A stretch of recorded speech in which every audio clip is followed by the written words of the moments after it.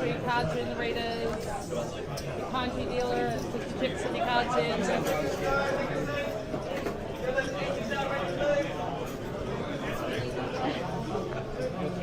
That should be a thing.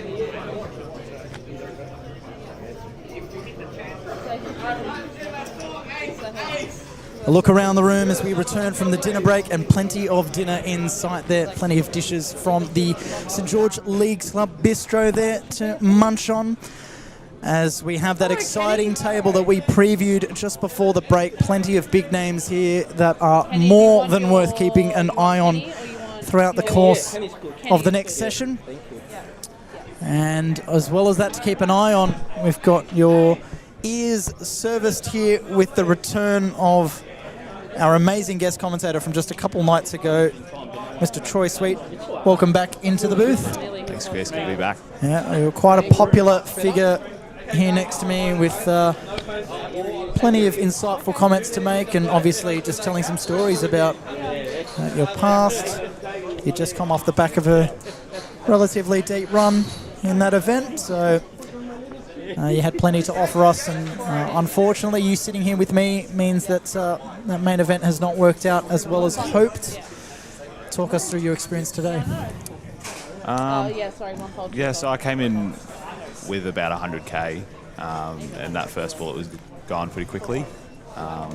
Hit the rebuy desk after about 20 minutes, and then won a flip. Won the first hands I played on the second one, and then lost a flip to bust. So, as is pretty standard in many poker tournaments. On the right side of it and on the wrong side of it today. So that's how it goes sometimes. And keen to see some big hands here on the feature table. Looks like I've got quite a few players that I'm familiar with, and should be some action, particularly out of seat 9 here with Mark Yazbeck. You said it, not me. Actually, no, I did say it a number of times. Now, unfortunately for the viewers at home, Mark Yazbeck only has the 4 big blinds left at his disposal. We had high hopes of seeing plenty more of him throughout the course of this tournament. Oh, we got action first. And he's all in straight away. Natural 9. Look, he's up against Berkey. I like Berkey. Yeah, we were referring to hands the other day, Berkey and I, as natural 9, natural 8 in Baccarat terms. Big Baccarat call. I like Berkey, but I'm happy for him to lose this one. I'll be cheering on the 6-3. Come on, what do we need? We need a 5. We need a 5 now. Come on, give us a 5. Oh, it would look like a 5. And we'll transition to the side camera as Mark Yazbeck graces us with his presence for just the one singular hand. Call us out for false advertising. We made him our poster boy for this stream table post-break. And Mr. Burke, why you got to do us like that? Why you got to ruin our dreams, break our hearts, and knock out our very entertaining seat 9? Oh, that's disappointing. Yeah. Would have liked to see Mark. Yeah, would have liked to see him spin up a little bit there and cause some carnage. Not to be. Absolutely. Carnage is his middle name sometimes, but plenty of other excellent players at this table. Like you said, plenty that you're familiar with, plenty that I'm familiar with, and plenty that the viewers at home will be familiar with, to say the very least. As action folds around to Zhen Zhao playing 70 bigs here, and when you got 70 bigs at your disposal and you see a suited hand like Jack 10 of spades, 4 races, 20,000. and perhaps a passive table, he might have. He's gone for 2.5 bigs. Yeah. Oh, he doesn't have any yellow. Yeah, 2.5 bigs. Yeah, and an interesting hand here for Ross Coveney. Also playing off quite a stack. He could elect to 3-bet this. Yeah. And he does. That's good. You can fold out some dominating hands. Absolutely. Hands like King Jack off and King Queen off. Pretty uncomfortable facing a 3-bet out of position. Yep. It's got a healthy size as well. Yeah. And you can also shut out people behind you. So I don't know if there are any shove stacks behind, but they've got to take a tighter shoving range if there's a open and a 3-bet in front of you. The shorter stack still has 15 big blinds at their disposal, so certainly not dire straits for them, and everyone else is sitting pretty with at least 29 bigs. So we're saying the average stack in this event has consistently hovered around the 50 big blind mark. So safe to say we won't be seeing a final table anytime soon, let alone a winner. I think we're lucky if we get down to 4 tables by tonight. We've still got the money period to go. Top 47 paid. We'll keep an eye on that. Could get pretty close during these next 2 levels. Yeah, these hour-long levels really working their magic. It's got so many chips relative to the big blind, and really means you have to be playing your A game post flop as well. Absolutely. Gavin Ogilvie there, no stranger to King's events. Clicks the 4s from the from the low jack, sorry. You get it through.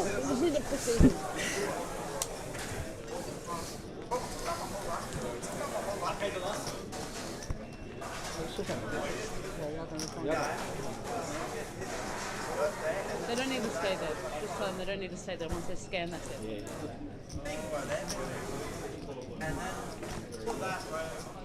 Kenny Wang there, no stranger to a deep No stranger to a deep run in a big event is Kenny Wang. Every main event, Kenny finds a way to make it to the last few tables. So there. This is a good one to run deep in as well. 178k up top or something like that. 100%, $178,500 going the way of our winner. 120k for second, I do believe. Don't mind a fold here with King 10 off. It's a reasonable hand when everyone's short because you've got good blockers, but when you're playing against a few stacks that are up near 50 big blinds. Yeah. See, well, you do put hands like ace-3 suited in tricky spots, but as it folds around, we'll see if he runs into any more trouble or if it just happens to be good timing here from Zhen. Yep, 120,000 on the dot going to second place. Yeah, I just asked him. Just walk away. Now, might get a shot. can't quite see Kenny's hand there. Yep, hidden behind the head, and this is actually going to get through for Zhen, and I think that's just a case of good timing that there were no other decent hands waking up, and the best that he was up against with Gavin. Ace-3 suited. That's a pretty good hand to play when you're relatively deep. Gavin there off 75 bigs. Wouldn't mind a 3-bet with the ace-3 suited. I was just talking to Michael Levy during the break. He was involved in plenty of hands in the previous session, won a few nice ones, and then something you can relate to, a one-outer he was up against. He had pocket aces up against pocket jacks. We saw that a jack was folded pre-flop, and of course there was a jack on the flop. Yeah. It was an interesting flop. It was king, queen, jack. So aces still had a few outs, 10 and ace. King on the turn meant that straight was no longer good with jacks boating up, but another king would have been a sick counterfeit. But Michael was saying that in the last hand he saw that he opened ace-8. I think it was offsuit, maybe it was suited, ace-8 suited. He got 3-bet by the ace-5 suited, and obviously he didn't know that. And he sees a 3-bet with his ace-8 pending action and elected to put it in the bin. Then he saw the stream and saw he was up against ace-5 and regretted it. But I just said, look, it's one of the few hands that you can... The big jam. Obviously doesn't want to see a flop. Yes. Yeah, so have to play with ace-king high. Fair enough. Very strong hand though. That's definitely one you want action with. Yeah, especially ace-king suited and in position. But yeah, I was saying to Michael that facing a 3-bet from ace-5 suited there is probably the only hand he can feel comfortable putting his opponent on in order to peel off, and it's dicey with everything else, so don't beat yourself up too much, Michael. Been playing so well to this point. He's now on another table, and hopefully he finds a deep run and makes his way back by the time we reach the final table stream. And speaking of jacks, the hand we were just speaking about, Popsy picks him up. Popsy picks him up indeed. He's playing off 33 bigs. 21. It's in a largish 2.5 sizing, yeah, 2.5x. Ace, king, and jacks are hands people generally put in the bigger sizing because they're tough to play if you don't get a good flop for them. Yes, exactly. Ace, king is pretty obvious what isn't a good flop when you don't make top pair, and then jacks when any overcards come out can be pretty difficult to play. So people kind of they feel incentivized to just win a pre-flop. Yep. But you do. It becomes easier to then. Yeah, to, like, it's a pub game prerequisite. You sit down at a pub game and a player raises 5 or 6x. You're like, okay, you've got jacks. Yeah. And so the top players can definitely kind of sniff that out. So again, Michael Fraser not going to love that king on the flop, especially. Actually, not especially, but I was going to say he's not going to love a king high flop. But when you're up against the big blind, it's hard to give them credit to have too many kings. But at the same time, when he goes for that bigger opening size, we're also going to be defending a tighter and stronger range. You narrow your big blinds. He's probably not going to be defending hands like 7-5 offsuit and say 6-4 offsuit beats him now, but he's not going to be defending those, which are hands you beat when you see bet the flop. Shows the jack, sees the bad news. Ross scoops in a pot. He's going to become the second chip leader on this table by a pip, by a singular 1K chip, separating him and Zhen Zhao. Again, thank you to our viewers for tuning in. It is the main event, day 2, here at the King's Room Sydney Million Series here at the St George Leagues Club in Cogra. I'm Chris Waddy, your anchor, and beside me is Troy Sweet. Having his second stint in the commentary box. He was in here for about 3 hours the other night. Don't expect that of him this time around. I'm sure busy Probably man. not happening tonight. Lots of things to do. Maybe another event that might catch your fancy. No interest in the PLO 4-5 bomb pod? Nah, I think I fired 2 in the Big O the other night, and that's enough PLO for me for a little while. Yeah, I believe that their the bomb pot trigger is any black ace on a flop. Yeah. The next hand then becomes a bomb pot. Can we make it any Broadway card and it's a bomb pot? Could be a bomb pot over here. Can't imagine the players would complain about that. At first I thought it was any ace. I said, any ace on the flop, next hand's a bomb pot. If there's 2 aces on the flop, it should be double board bomb pot. Yeah, or an and orbit if of there's them. 3 aces on the flop, that's when the mariachi band walks in, there's balloons and doves, and the full party begins. So imagine that. And 2 pretty looking hands. Yeah, yes indeed. And ace 7, loving that flop. It's kind of an awkward spot for Yong when he opens 2.5 bigs. And if he did get jammed on, his hand's got so much equity versus almost anything, and he's almost getting the pot odds to call off. But then you got queen high, so he's kind of put himself in a tough spot if he did get jammed on pre. Luckily he didn't. He got to see a flop which was not in his favour, so he check folds. You might be wondering at home why it said 5% as his outs, even though he could hit any jack to make a straight. This system takes into account folded hands, and there was only 1 available jack in the deck to be reached. So very, very slim odds of hitting that gut shot. Obviously he doesn't know that. And jack of spades wasn't going to help him either. Yes, precisely. Any score? Yeah, just run the replay now. Well, no, it's 14-4. Fuzzy. 4 all. Well, I didn't understand because England used to be Great Britain. When did they change that? Remember it was Great Britain. Didn't they? England used to be Great Britain. So how long has that changed? For England now. If there's no Great Britain.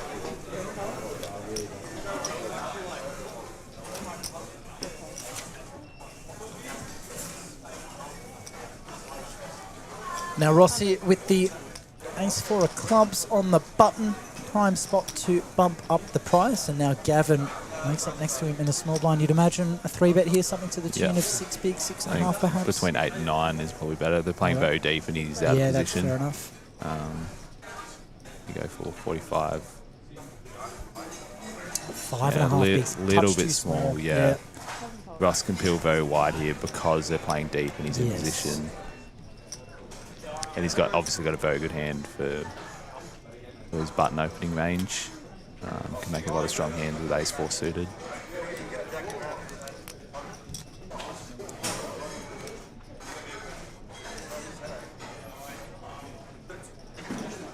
It's also a hand he could potentially 4-bet.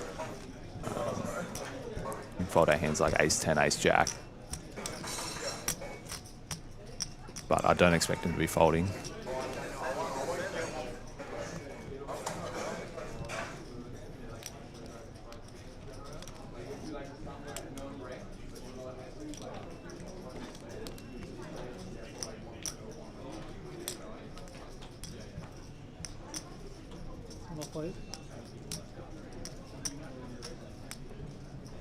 Five raises to 105. Now, Ross coming in with a 4-bet.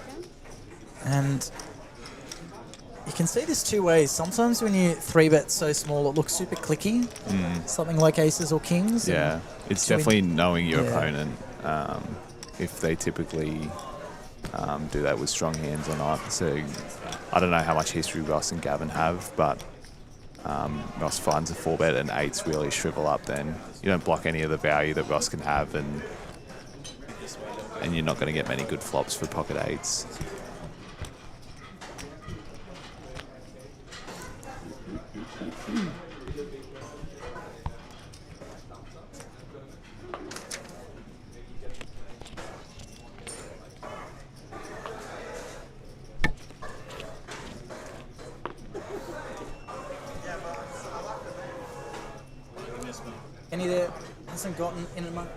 Kenny there hasn't gotten in and amongst the action so much so far, and has deuces under the gun, which is never easy when it's full ring or thereabouts, and happy to let it go.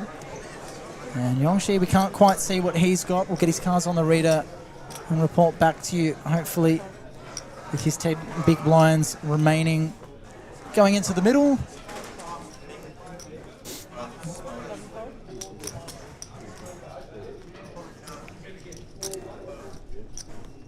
Popsy definitely got a calling hand here. We can't see Yong's hand. We'll probably find out in a moment, but 10 bigs, last to act. He's got what's a pretty comfortable call. Okay, he's got a dominating hand. Yeah, there's 2 deuces already folded as we saw. Yeah, that's so true as well. there's the case deuce my on the gosh. flop and nut heart draw. Oh, wow-wee. Well, blockers aren't a thing. Okay, there's another one outer. Thank you. Yes, Short of indeed, but the 2 deuce became irrelevant with all those hearts out there. So, welcome to our viewers tuning in here to the King's Room at Sydney Million Series main event day 2 stream.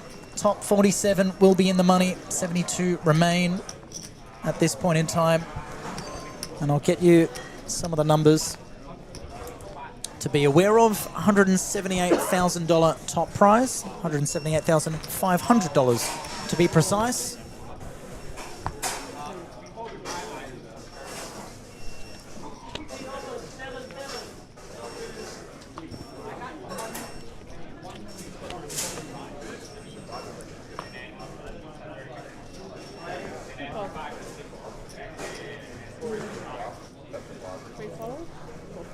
So top 47 paid, min cash is $4,000. A friendly 2x the $2,000 buy-in. If you make final table, top 9, you'll earn yourself $18,900. And the blinds are currently 4,000, 8,000, with an 8,000 big blind ante. No toys in the table. 7 raises to 40,000.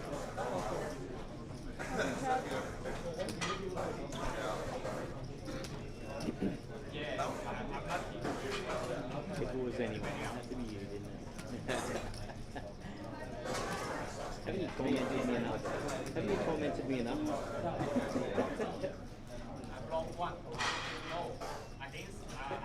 Can you just take the eye right off me? Can you turn it the other way? Can you turn it the other way?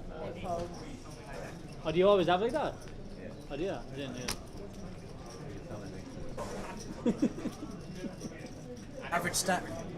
Average stack is currently just shy of 48 big blinds, so it's still incredibly healthy. Will you be going back up? And again, a few big blinds, a few big stacks in there to Bro. bump that up a little bit. One of them was on our table earlier, high key, and now we've got an interesting hand brewing here. Gavin opens up the fives.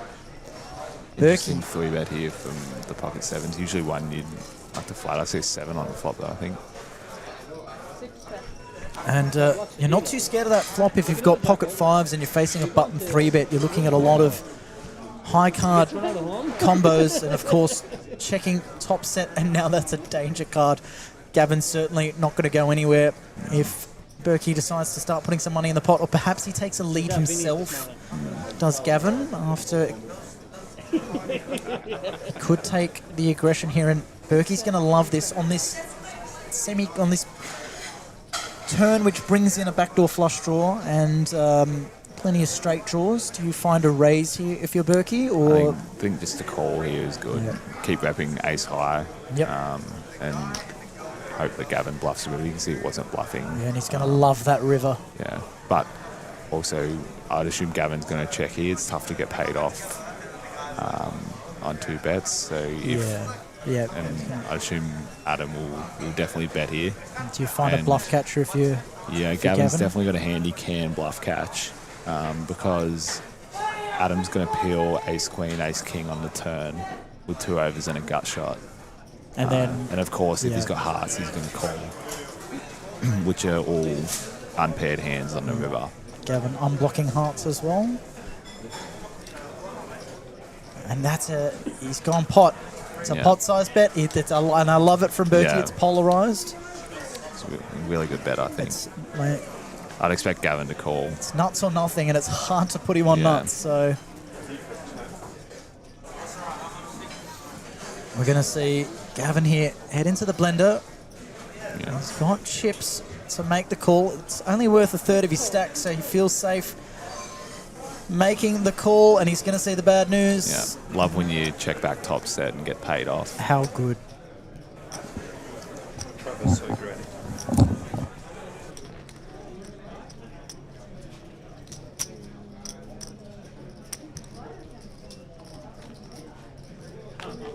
You take your time, hang up your jackets, just take this hand out. Just don't play this hand, yeah?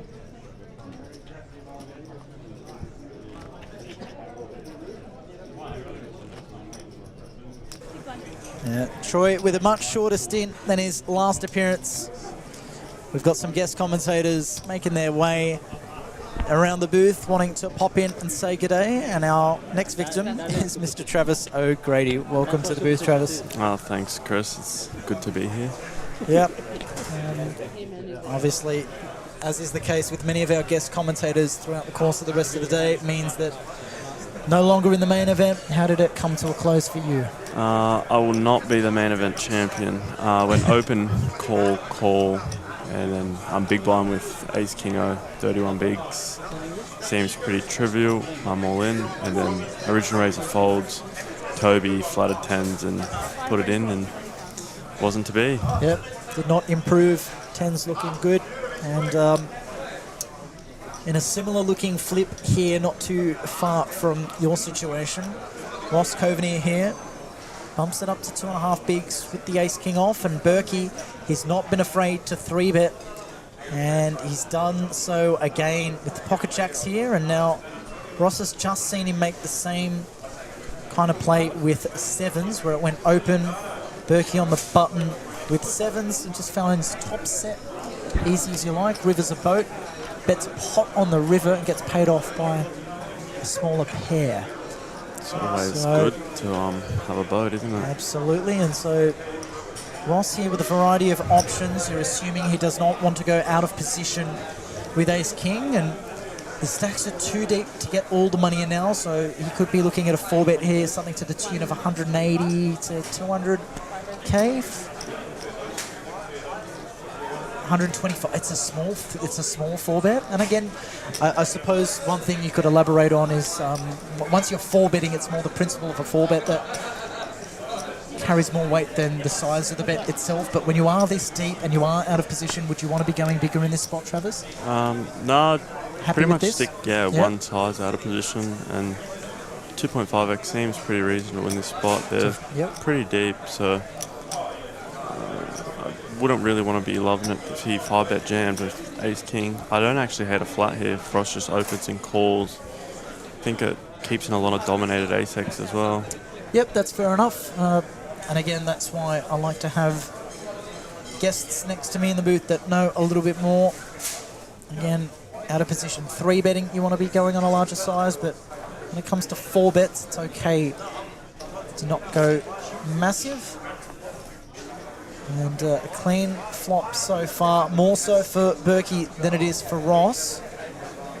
But Ross isn't going to be too deterred. He's, like you said, still dominating a lot of other ace-high hands. Some ace-10 suited that takes this line, a lot of ace-jack and ace-queen suited that does the same.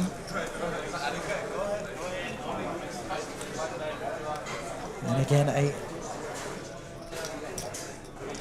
fair flop bet from Ross. Still the aggressor in the hand after he was the one that led with the 4-bet pre-flop. Be leading interested flop. to see if Ross continues on this turn and turns his hand obviously into a bluff. I've played against Ross quite a few times, and he's definitely capable of putting you in the blender, that's for sure. That's 145. 145, I believe that to be the count, yeah. And again, I've been so used to seeing these amounts worth a couple of big blinds in some of the streams we've had in previous days, but at this stage of the main event in such an excellent structure, it is a big bet. That is 18 big blinds. That's a playable stack at this point in time.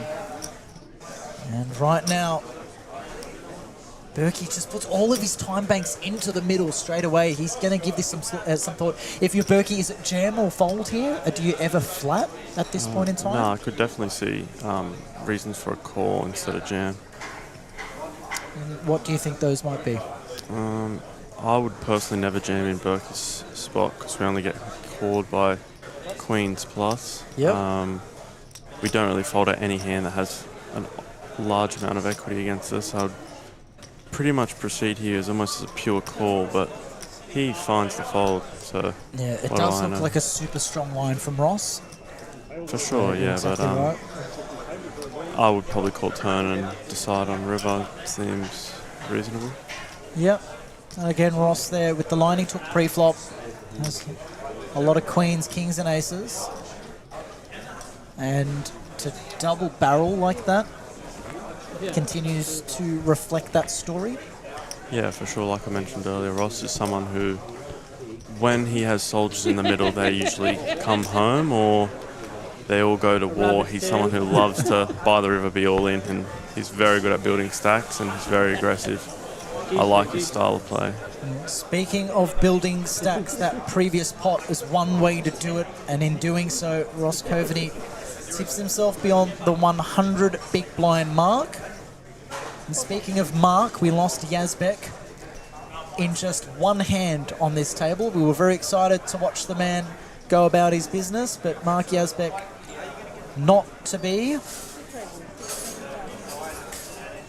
But instead, taking his seat where he was not too long ago is a very popular figure amongst the Australian poker scene. I tried pronouncing his surname earlier, trying to do justice to his European heritage. We'll just call him Chad. Chad is in seat 9. He is on the table. And it looks like he's got a fair stack in front of him, and we'll find out exactly how much soon as he is entered into our RFID setup. Thanks to the amazing Matty Marshall behind the scenes. And now we have Gavin. Gavin's just been in the wars for the last few hands. Every time he's opened, he's been 3-bet. Every time he tries to get involved in a pot, he's just been bullied out of it. Berkey there, after losing the previous hand, gets a little bit back, and he's still in a strong position, still third in the counts on this table, more than 50 bigs.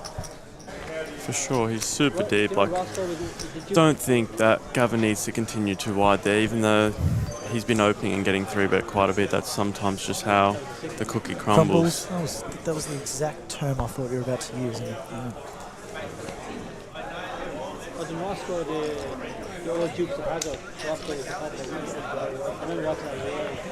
Trav, you had no interest in the 𝗣𝗬𝗢𝗨𝗧𝗦 bomb pot? To be honest, no, not really. So it's been grinding the whole series and I've enjoyed it. It's been a good series, but I think after the main and just busting the 450, I think commentary will be the last you see of me at Kings for this series. Oh, we're glad to have your presence. Glad you wanted to make a little stopover. It's not over yet. Sounds like I'm rounding you up, but staying here for as little or as long as you like. Certainly, it is very welcome after I was stuck in here for the majority of the first session riding solo. Well, it looks like Chad's first hand at the table is going to be an interesting one. I don't see him folding this in any way versus Popsy's open jam here. So absolutely. So there's that stack. I said it looked like he had a sizable count, and it's to the tune of 80 big blinds. Good for second chip lead on this table currently, and Michael Fraser is in trouble. Do you have an issue with the raw rip with the A70 for 16 bigs, or you think it's all right just to try and get one through? Fraser is definitely not afraid. He's in there, so it's always coming 7. That's what they say. It's always coming 7. That's what our commentator Trav says. It's a few hearts, neither play with hearts. Opportunities, maybe. Opportunities, or a 6 ball. 6 or a 7 needed, not to be. For Pops, unfortunately, and you lose Michael looks like Fraser. Chad's going to get healthier. Well, Chad now, you can see that next to his stack, 99 big blinds. Pretty good. For sure. No stranger to a deep run. He's definitely not, and I think he's going to definitely be a force to be reckoned with on this table, that's for sure. Absolutely. Be good to see Chad in his own winner's photo. You know what he's like. He's always in everyone else's. Popular figure, he is a friend to many. Very, very likeable person, for Chad. Good reason. Yeah, he's always up for a chat. Love talking footy with him. Still don't know if he supports the Raiders or the Bulldogs. If he could make up his mind, anyone and let me know, that has two teams isn't really a footy fan, are they? To be honest with you. Had a couple of good clashes throughout the NRL season, the Raiders and the Dogs, so whoever he chooses, he'd find some fulfillment. He alternates jerseys and hats every so often, doesn't he? He loves it. For now, his focus is on one thing, and that's running deep in this tournament, and it's good to have a player like him at the table. Picks up Queen 9 suited, gets some chips in the middle. Back to 8-handed play, and Kenny Wang clears the road. Comes around to the blinds now. Zhen Zhao. The 6-4 suited, and off a deep stack, you don't mind maybe peeling a flop here every so often, but he's giving it some thought. I would probably just sit this one out, but yeah, you never know. He might be in there. No, I think he makes a fold. That's definitely appropriate. Well, against Chad's opening range, you might click a little cheeky 3-bet in there every now and then with the 6-4 suited and see how we go. Ross defends, seems pretty good hand to defend. And it looks like it's just going to go check, C-bet, fold. Yep, not a great board for Chad's hand, but a decent flop for his range, and it, like you said, will go check, bet, fold. Those cards can't be folded quick enough from Ross. So go straight. Love to see it. Played on a few tables today where you would have thought it was a stream table the way everyone wanted their TV time. Oh, wow. I'm a very big advocate for quick folding, quick betting. You'd love the shot clocks then. Of course, take your time when you need it, but yeah, there's no need if you're, for example there, Ross, there's no need for any tanking. We all know he's folding. It was pretty Get quick. it in the muck. I won't put any pressure on him now. I feel like 2 seconds is fine. No, enough. for sure. That's That what I was was quick, highlighting yeah. is that Ross folded quickly. Yeah, Didn't drag anything You out. see a few players that give their hand a little funeral before that. Yeah, for sure. And Berkey here under the gun with 9s, no stranger to getting involved in a pot so far on this table. And he has a look around the room as we'll see a raise. And the sizings have varied heavily so far. Some have gone to clean 2x, as we see here. Others have gone the 2.1, the 2.2. High key was on our table earlier, and he was mixing it up anywhere between 2.8 to 3 to 3.5. He's fantastic. He makes the game so much better when you're on his table. Everyone's having fun, High having a key. laugh. Yeah, he's He great. seemed locked in. He was a little less vocal than he has been in the past. Played with him a few times at APO and just fantastic experience. And even here, like, he's just one of those guys that makes it fun for everyone, which is what poker's all about. At the end of the day, everyone's here having fun. Absolutely good flop for the ace-5 of spades, but as we can see here, no one's got it. So it'll be a case of whoever bets takes this down, I think. I would have liked to seen a probably small bet from Berkey there, but checks back and Gavin takes the lead on the turn. Absolutely, but same goes. Any bet wins this pot with the 4 spades out there. Yeah, if Berkey stabs small here, I reckon Gav might get a little sticky with his turn top pair, but he just checks and looks like 7 we're on the headed to river. showdown, yeah. Expect Gav to win a lot now. He's going to be happy to show down the 9s, I think. And It's unlucky for just Gavin. check. Unlucky Oh, for even a small Berkey bet. that Gavin spikes a 10, because again on those monotone boards you do want to be mixing in a lot of checks or super small bets, so perhaps it might have worked out the same way for Berkey, but I would be hard pressed to see him find a call here, even if he's correct in saying that Gavin doesn't have a flush. Just going to see the bad news as Wow, a 10 that's a gets super flipped thin over. value bet by Gav there. Yeah, it's so small that I like it a lot. I don't mind it from Berkey. Sorry, I don't mind it from Gavin. Yeah, for sure. If he's going to get called by worse hands, for sure, That's a every good chip's sizing. crucial. Yep. That's the way it goes. So Trav done for the series pretty much. Tomorrow just the 2 events. Obviously this final table or the final stages of this main event, and then a 250 tomorrow night, and then it's back to business for you. Yeah, I think that's me done for the series, unfortunately. I'm losing series for myself, which is never fun, but Part of the game. yeah, exactly. Just keep showing up and... Is Dad still kicking? Yeah, he's still in the main last I checked. He had a decent stack, so hopefully he keeps it going. Yeah, got a piece in him at all? I don't. Lifetime piece. Lifetime piece. It's just, I tell that to him all the food, time. shelter, a roof over your head. Everything else that comes with it. But Yep. nah, obviously there's no one I'd rather see win than my old man, myself included. Like, Yep. always very happy when he wins or anything like that. That APO win, the 350 buy-in Yeah, the with Diamond Cup. the Diamond Cup. It's crazy buy-in, crazy value. I've seen some crazy value here as well, but it was 110k up top, I think, for that Something one. like that, yeah, from a 350 buy-in, just ridiculous. Pretty insane. So, your dad won that one back in, I think it was April, and that was a fun rail and winner photo, of course. There's Yeah, for sure. I think poker tournaments are sometimes tough watches on the rail, but Yeah. I did enjoy that one actually. There was Yeah. a few drinks flowing, so Yep. made it fly by. Once again, I'm Chris Waddy, your anchor for this stream coverage. Just 2 days left, this one included. Tomorrow, it all comes down to the closing stages of this main event. And beside me, I've got Travis O'Grady, his dad, Michael, still in this tournament, not on this feature table, but we've seen Michael on the feature table a couple of times, and obviously would have heard this 1,000 times. Your dad's a character. Yeah, for sure. Pleasure to have at the table. A lot of people wouldn't expect this, but he's actually the quiet one in my family. Wow. My mum definitely is a character. She's you'd have a hard time getting her to stop talking underwater, I reckon. But no, so shout out mum. She's obviously great. Very fortunate, but yeah, that's everyone always asks me, oh, your mum must be a trooper if she puts up with your old man. I go, It's the other way around, yeah. You don't even know the part of it. She talks more than him. But how light does she 3-bet on the stone bubble in a tournament, though? Not too many tournaments for Mrs. Leonie O'Grady, unfortunately. Yeah. Absolutely. So, Gavin here, getting involved in plenty of hands. Like this 3-bet a lot from Gav. Yeah. I think he's picked up that gen maybe. is a little out of line, and I think this is a good hand to 3-bet versus a late position open.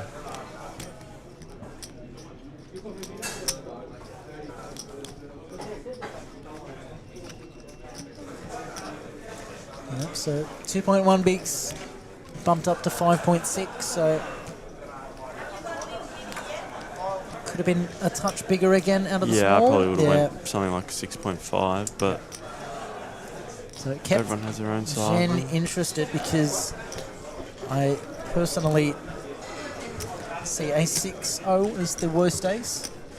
Yeah, the for ace sure. I least like to play, but I don't hate seeing that one just straight into the bin. But when it's that small and you're in position, it's worth perhaps considering, and Jen decided to go with it, but not a friendly flop for him at all, and good enough for Gavin to spike a pair and scoop in some extra chips. So Gavin there to 50 bigs. Look at these deep stacks. 50 bigs for Gavin, 50 for Berkey, 102 for Chad, 98 for Ross, 66 for Jen. And then when you're talking about the short stacks being 18, 24, and 26 bigs, that's how you know it's a great structure. And it's the day two today felt unbelievable. The 60-minute levels, very, very good structure, super deep. And but when I busted, the average stack was still about 60 bigs, so tremendous tournament. Absolutely. So still another 20 minutes before these blinds go up. Felt like an age this level. Still 4,000, 8,000.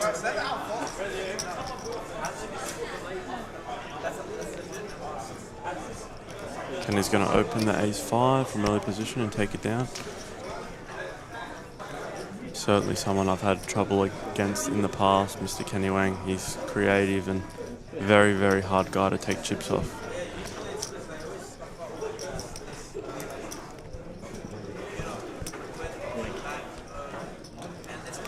I can tell you right now, average stack currently sits at 52 big blinds with still 20 minutes left in the level. So as far as structures go, we've said it 1,000 times. I'll say it again. This is great.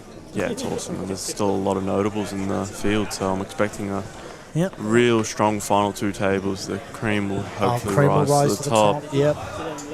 Yes, indeed. And as I said, 66 players remain. I'll give you some of the recent knockouts. So Mark Yazbeck, we saw first hand after the break, out in 77th place. Kurt Hill, 76th. Adi Dahari in 75th place. Ling Lu, unfortunately, has hit the rail in 74th.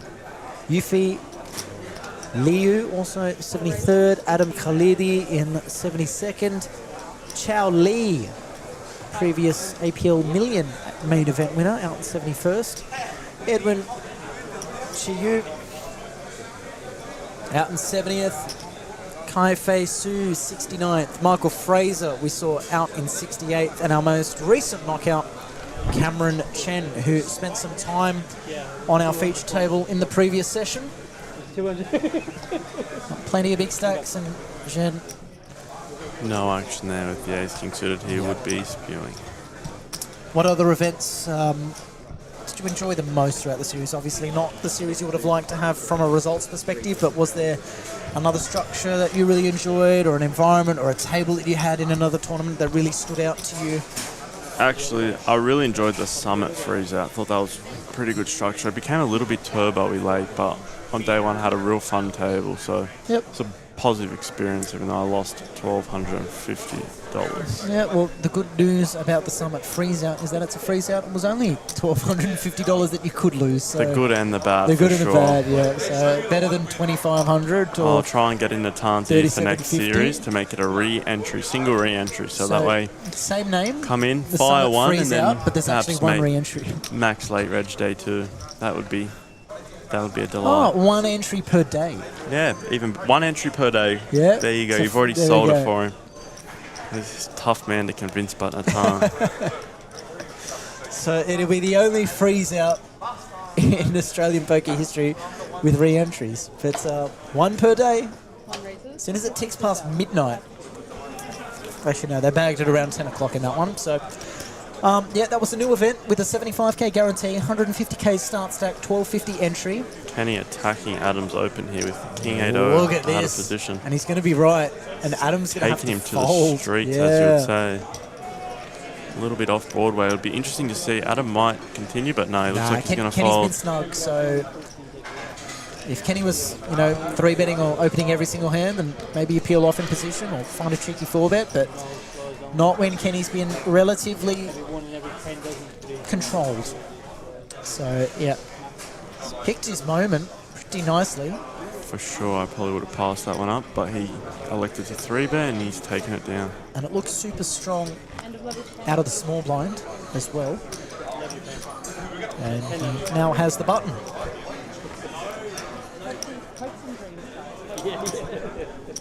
Some thick 4-way off. In every hand, in every day.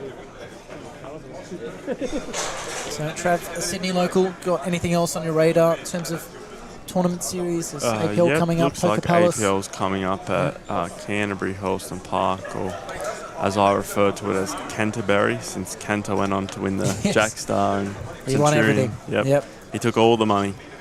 Lovely guy, Cantor, and he's someone I really respect because whenever he's having a downswing or something like that, I don't think I've heard. Complain? Yeah. Wow. Yep. Which is few and far Ooh. between in the poker community. Got a for hand sure.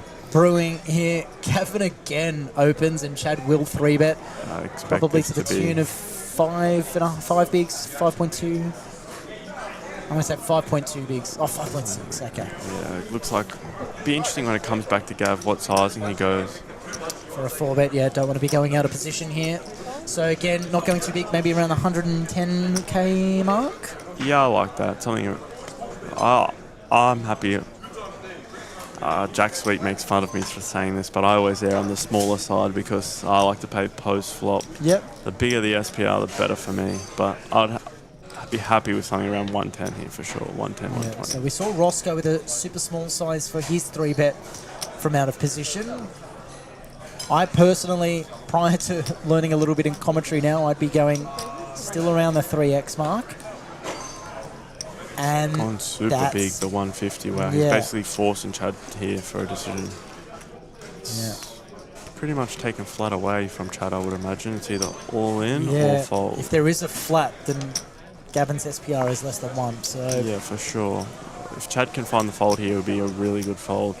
It's definitely not an easy one, but he's good enough. But again, you can't blame him if he wants to. Look at him go. Mr. Chad. Very, very good. Very good fold. And I think he probably got away because of Gavin's sizing. Gavin went super big, so basically forced Chad to say all in or all out, and Chad got away.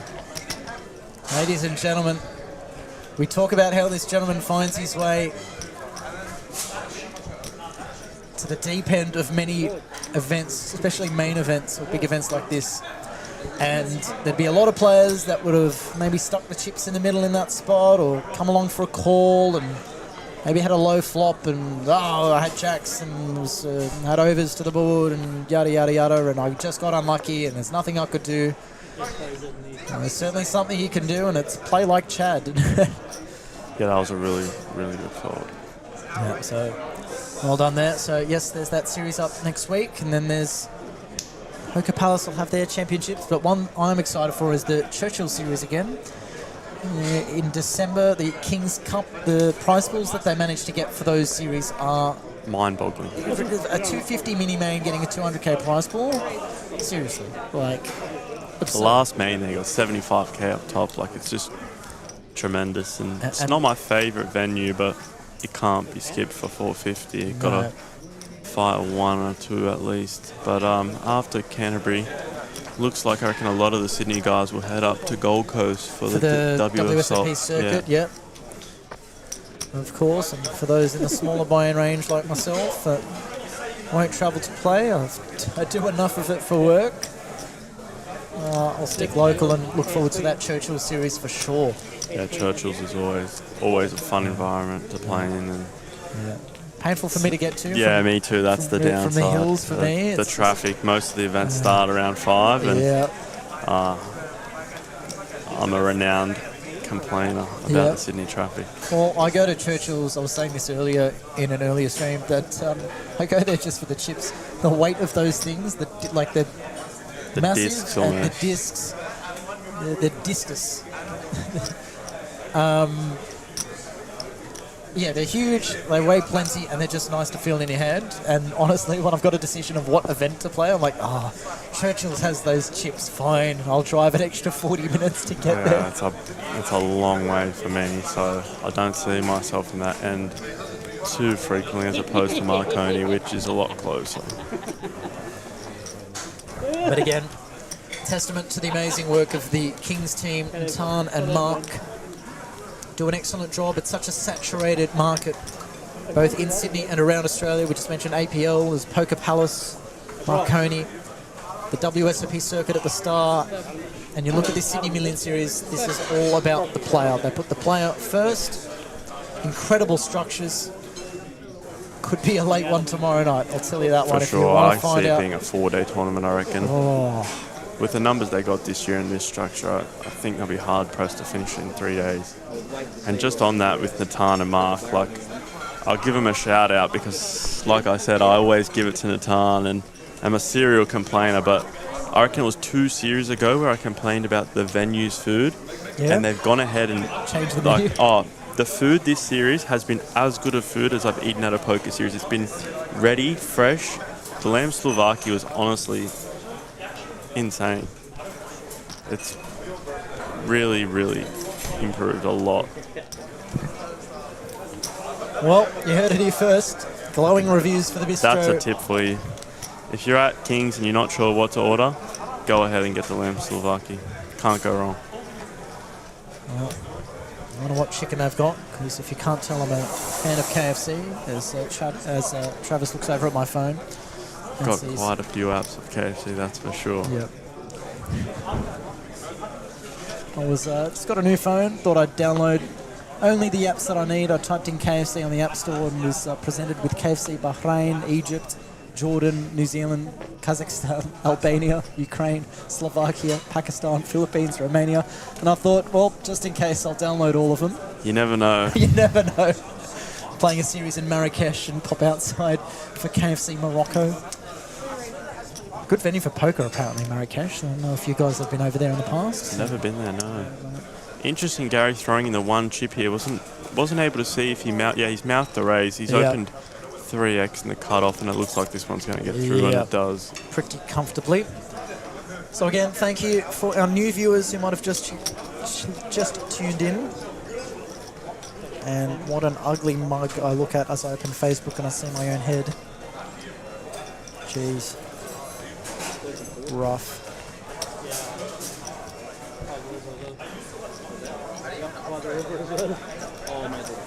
There's a typo on my name. Jamie, if you're listening, fix it up. Jamie, fix my name. Actually, no, he's done the phonetic pronunciation. How would you pronounce that surname there? Wadi. There we go. All right, I'll leave it at that. Perfectly spelt. All right, we return to focus on the action. Blinds will be going up pretty shortly. Confident Chad's going to open this one under the gun for sure. I'd like to see him really put the hammer down. He's got the stack, and I think he's got the table. I think if Chad puts the hammer down, he might build some real momentum on this table, and all of a sudden he's sitting around a mil, and he's just going to have a real deep run. A player of Chad's caliber is going to be looking to avoid those massive 4-bet, 5-bet pots pre-flop with hands like jacks, or just at the bottom end of the premium range, and trying to pick other spots where he can just chip away at his opponents and let a slow grind take the lead rather than putting it down to variance. But again, sometimes you lose a flip, just so happens to be the case. But here's a board where neither player is hit. Chad electing to slow down, which is fair enough. He does have a relatively strong range though when he opens under the gun, so I would have expected him to bet that flop at some frequency. It looks like he's going to fire here on the turn from just over 1/3. Ross finds a gutter, but Not many clean outs, as there's a double flush draw there. Ross so just gives it up, and that's fair enough. Chad's on his way to 800k.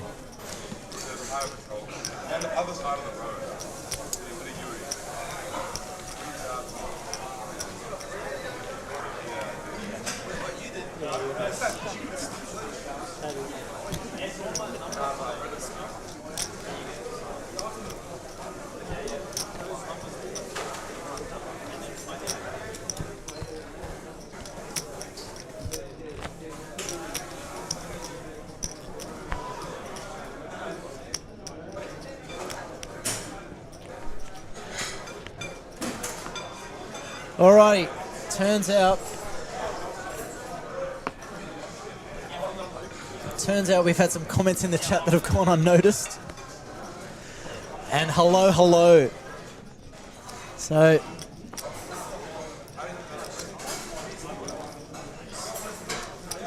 Jen's going to come in for the open with the A6 suited, I would imagine. So, getting some comments about our guest commentator here. Yeah. How's your tone and radio voice going? Put me on the Travis? robot mode.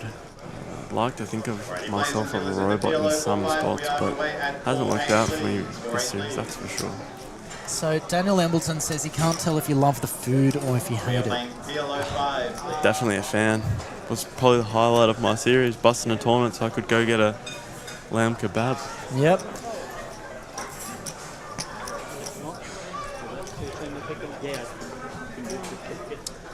Alright, so Ross comes in for a 3-bet here, cut off as hijack. Smaller sizing again.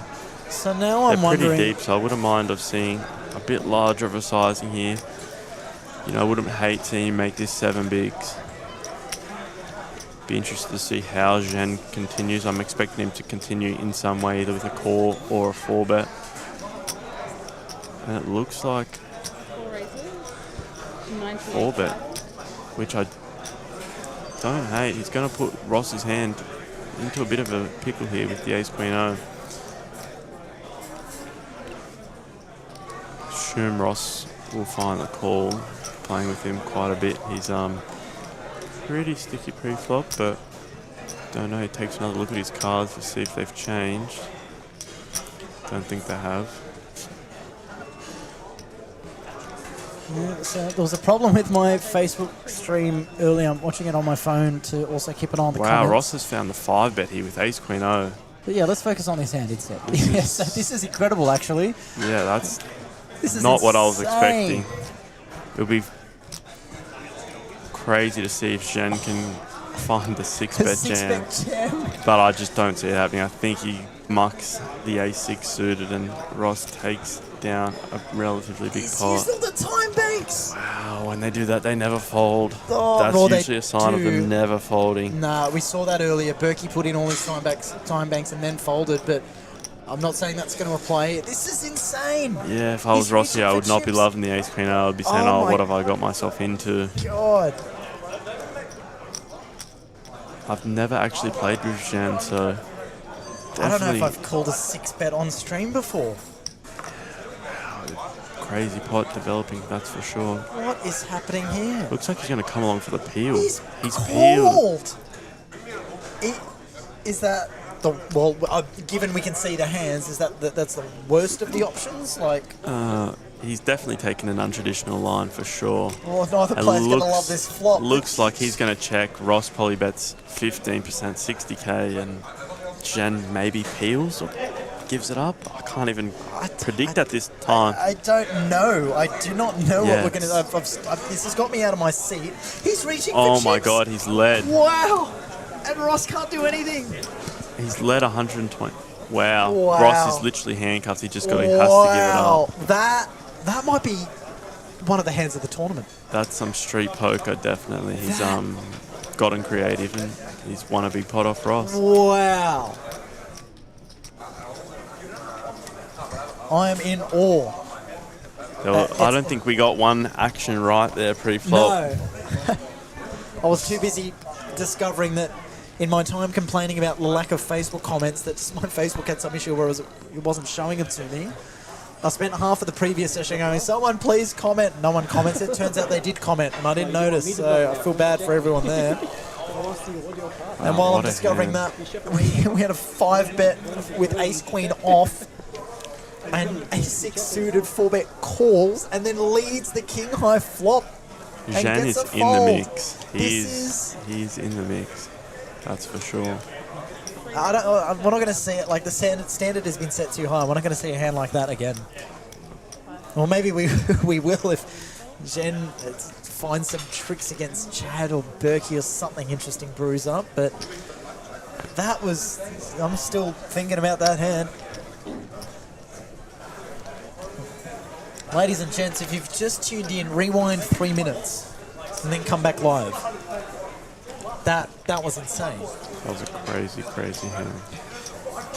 Do you ever in a million years, Trav, find yourself 4-bet calling off a non-all-in against the 5-bet jam with ace-6 suited? Probably not, no. It's definitely not in my wheelhouse. No.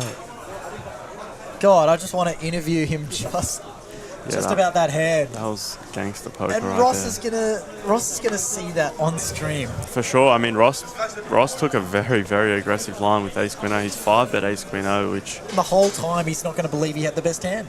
Yeah. He's not going to believe it. And I couldn't fold him for that. That was insane. And now he gets queens. Wow. Well, there's one of those queens going into the muck, and Chad there, the 10-7 suited, won't be coming along. Kenny Wang out of the small blind. Do you peel? Do you find a 3-bet here? I expect him to enter this pot in some capacity, whether it's call or 3-bet, but I'm not sure which way he'll elect, and he goes with the call, and I guess Yong will defend 9-8. No, he passes it up.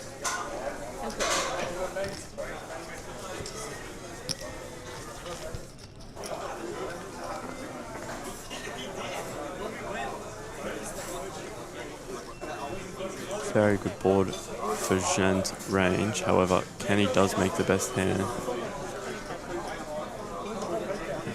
Be interesting to see how he proceeds. I'm assuming he'll just check call all the way to the river. Diamond here.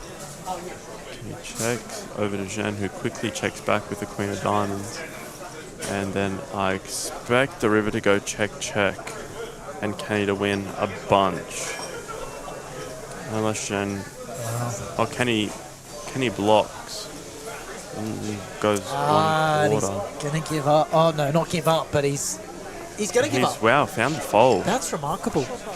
Wow, Jen is playing some impressive poker. He's zigging when needed and zagging when needed. Folding face up as well. Wants dominant to know that you've lost. Yeah, for sure. But I'm not a big face up kind of guy. You know, if it's a friend or someone you talk to quite a bit, I don't mind airballing one in their face when you bluff them. But in general, I like to keep my cards face down. Well, if there's any part of me, look, if I'm folding queens, but there's like 2% of me that thinks, I might be making a bad fold here, I'm never showing.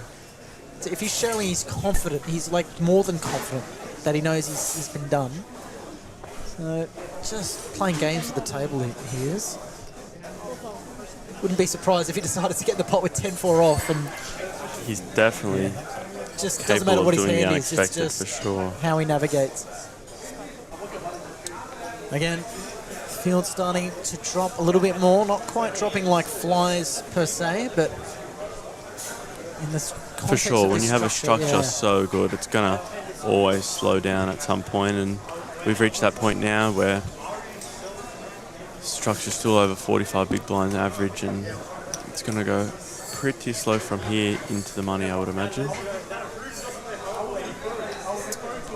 Mystery hand. Ooh. Yong's found the jam versus the min open, and let's guess haven't got his hand. I'll go ace queen O. I reckon he's got Berkey dominated. I'm going to say like A7 suited or something like that. Or fours? Well, I've played with Young once, and he seems on the tighter side, so I expect his rejamming range here to be quite strong. He seems pretty snug on the occasions that I played with him.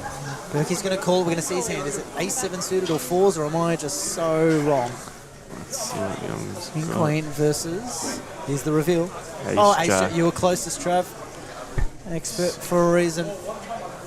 What do you want? Do you want the King Queen or the Ace Jack? Oh, jeez. I should have answered you prior, but what I would have said is that I'm never comfortable. Like, if I've got Ace 10 versus King Queen, I'd never win with Ace 10. I just never, ever win. Michelle. And I'm not one of those players who's like, I don't like jacks, they're never good for me. Or, I don't play deuces, I never hit the set. Like, but yeah, Ace 10 versus King Queen. I'm backing King Queen most of the time, and in this case it was Ace Jack versus King Queen.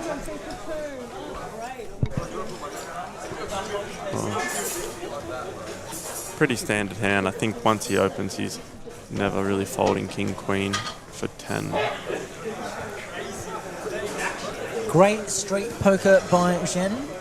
Connor, he obviously has 9-4-0. Yep. Clearly.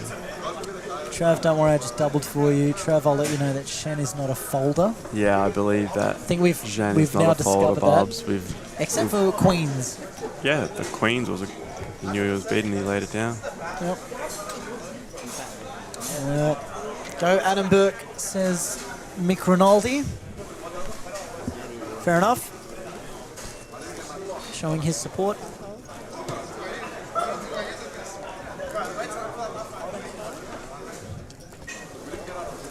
Oh, Michelle's joined the table. She's definitely more than capable, and always good to have a woman representing the feature table. Of course. She's definitely someone who makes poker fun. Oh, absolutely. She's a personality at the table. Great for sure. character, an excellent player, and an even better person. Oh, Kenny picks up the blades. Yeah. I think King Jack off is going to be easy enough for Chad to maybe put it in the muck this time. Once he sees Kenny come along with this 3-bet, which I imagine to be small, maybe 4 bigs. I'd like something tiny. 5.4, okay.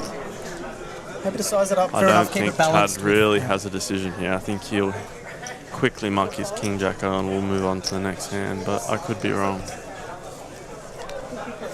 So had to make a couple of big folds already, Chad. Not least that Jacks versus Queens pre-flop. Let's it go correctly.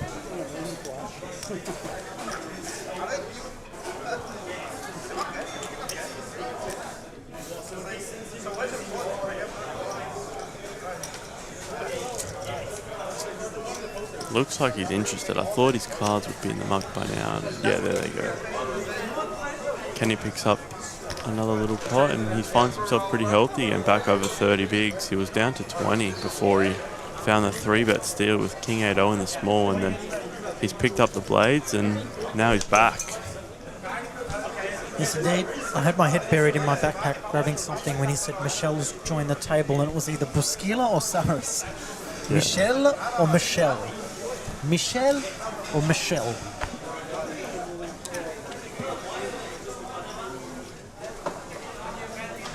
So here we go. We got some questions for Travis now, thanks to Mr. Daniel Embleton.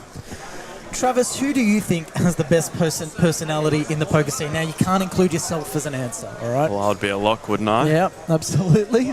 The best personality in the poker scene.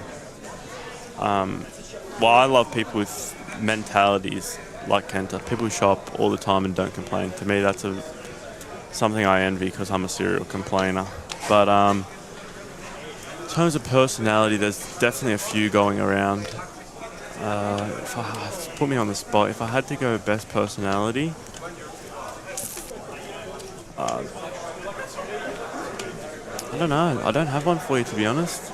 I can't think of Embo here. Yeah, there's a lot of different personality archetypes that I like. Like myself, I probably find myself on the quieter side at the table. Your dad would be considered a pretty strong personality. Yeah, guys he's like Majid Saab. For sure, a loud personality. Jared Thatcher's got an interesting personality about him. He does. Someone who I've pretty played a lot of yeah. cash with that I would say has a great personality and a great knack of getting people to come to the game. And I'm very grateful for him because we have the best time whenever we play cash together is Karam. Karam's so fun to be around, and he makes it honestly a great experience.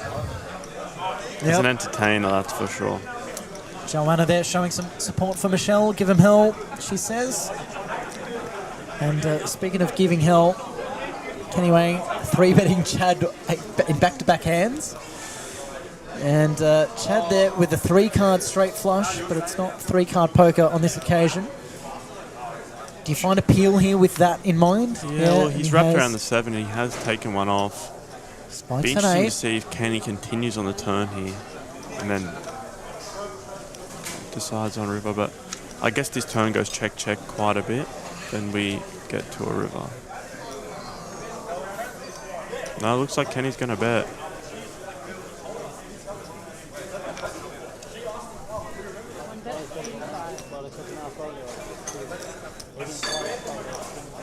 Chad here, we can see he's got the best of it. We can see that, but personally, I don't know if I'd finally continue here with the 9-8 of spades, even though we've made a pair on the turn. It's not the turn we would have hoped for. We would have Kenny's liked range is relatively strong, and when he doubles, we're going to be facing a 3-street attack quite frequently, and it's pretty hard to improve our hand, and that being said, it's going to be pretty hard to call down, so Chad does let it go, and although he had the best hand this time, I'm confident that's the best play long term. Yeah, it's all well and good when we can see the cards, but again, when Kenny takes that line, it's hard not to give him credit for a hand stronger than a pair of 8s. So fair analysis there from Trav O'Grady, and we'll see if we've got any more questions coming through in the chat. Ambo, who do you find the best? Oh, sorry, Ambo's asking you, Trav. Who do you find the best to battle with in poker? The best to battle with. Try to take ego out of it and never battle anyone. Yeah. That's never my goal. When I come, I'm like, oh, I'm going to own this guy or own that guy. More like I'm just going to come, play my range, and go home. Say you're a neutral viewer at home and you're seeing Travis O'Grady up against a certain player. What player makes it a great battle? Well, someone who I think if we're going to use the word battle, Amin is definitely a battler. He gets in the streets. He gets in the streets. Would have been nice to see him here this series, but absolutely. He's another player that I would not have been surprised to see if they had the ace-6 suited. That's Amin can put you in the bin, that's for sure. Yeah, that's the only other player that I can think of. I'll give a shout out to someone who just got back to Australia, Tom Amir. Oh yeah. He gets too much credit for having a good hand. I've watched Tom play. He rarely has a good hand. He gets after it. Yeah, loving these questions, Zembo. Keep them coming. Good to have some audience engagement. Yeah, Tom definitely gets after it. Very good player, Tom. I think he's really good.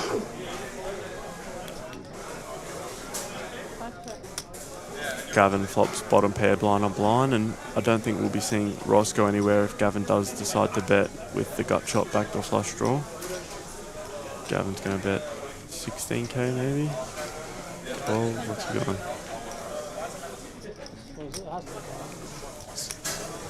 And 10,000. Be interesting to see if Ross check raises or if he continues with a call, but he's definitely continuing in one way or another. Ace Those of are Hearts. calling chips, and we go to a turn. Nice card to have there, the Ace of Hearts. Ross checks the turn, and Gavin has a decision if he wants to value his 4 against an ace highs and some 7x, some 6x, or if he wants to check and see a river. He checks, and off we go. And I think this is going to go check quite a lot with Gavin having the best of it. Ross checks over to Gavin. Gavin checks and wins, so I think that hand went pretty much how we expected post flop.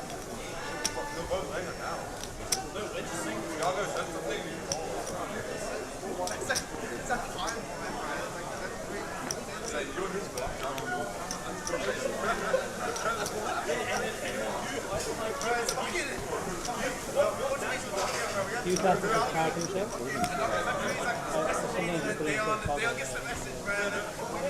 Because the train station is the car. All right, got some updated comments here. Tom never has it. Ali Aria saying, good luck, Michelle, Saras, Chad Averbach, and Adam Burke. All right, Embo's got another question for us. If you got to pick 3 celebrities to play poker with, Trav, who would your lineup be? Now, I suppose you could go one direction and say, I don't know, like 3 celebrities that would have absolutely no clue what they're doing. So Yeah, that was my first thought, is who has a lot of money that I can take. Yeah. But I'll give you 2 options. I'll go poker celebrities and then normal celebrities. So cool. I'd love to play with Brady, Tom Brady. I'm a massive NFL fan, and he's obviously the GOAT, so would love to be in a game with him. Yep. I think Tiger Woods would make the cut. Avid golfer, so got to have Tiger in there. Yep. No, Embo thinks he's the greatest of all time. I stay out of those sort of discussions when there's an argument to be made, but he's definitely in the conversation. And who would be the third? Can't think of the third one off the top of my head. Maybe Roger Federer, or go 3 sporting GOATs. I picked those 3 just for the opportunity to be in the same room as them, so Yeah, that's a it'd be fair fantastic. call. Now, let's come back to this hand just for a moment. So we got Cheryl finding the under the gun limp with the Queen Jack suited. Chad overlimps with 4s. Ross overlimps with King Queen, and then Gavin goes and a very small blind. Yeah, I can't even call it a squeeze. because it's extraordinarily just- small 3-bet, if And you I'm will, surprised or Michelle's open. folded for that price. I would expect Gav to have made it something around the 7 bigs. Yeah. Good fold from Michelle, seeing that she's dominated by Ross there with the King Queen, but you'll have to do a lot to get me to fold Queen Jack of Hearts. So Michelle clears the way. As Chad still with the best of it, but he's got a hell of a lot of outs to dodge. Yeah, very likely we see Gavin maybe see bet 1/3 here and take it down.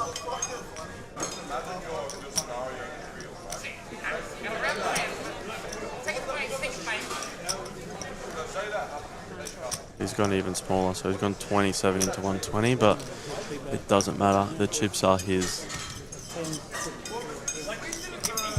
Gavin, when I came in here, he said he was having a bad run. He's up into 3rd on the table. He's starting to see some pots go his way.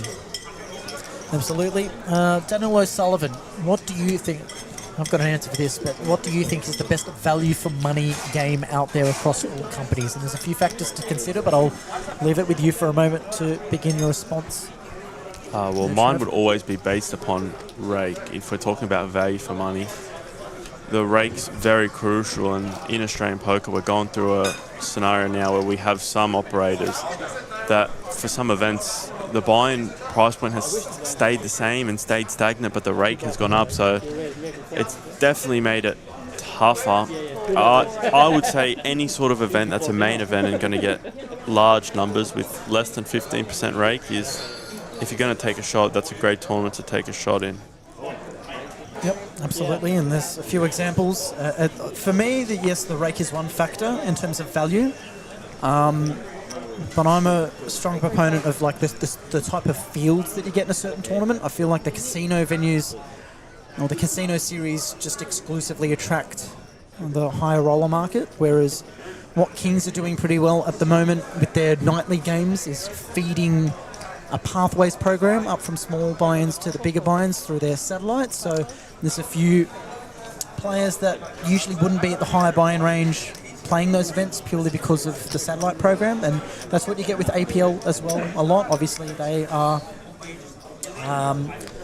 as someone they've copped a bit of criticism of late, but one thing that you'll get with them compared to a lot of other places is fields that have a lot higher of a percentage of pub game players. So when you look at that as a pro, as we look at it compared to like the Star and rake-free satellites, at the end of their main, the rake-free satellites were huge, where APL, when they run satellites, they take a commission.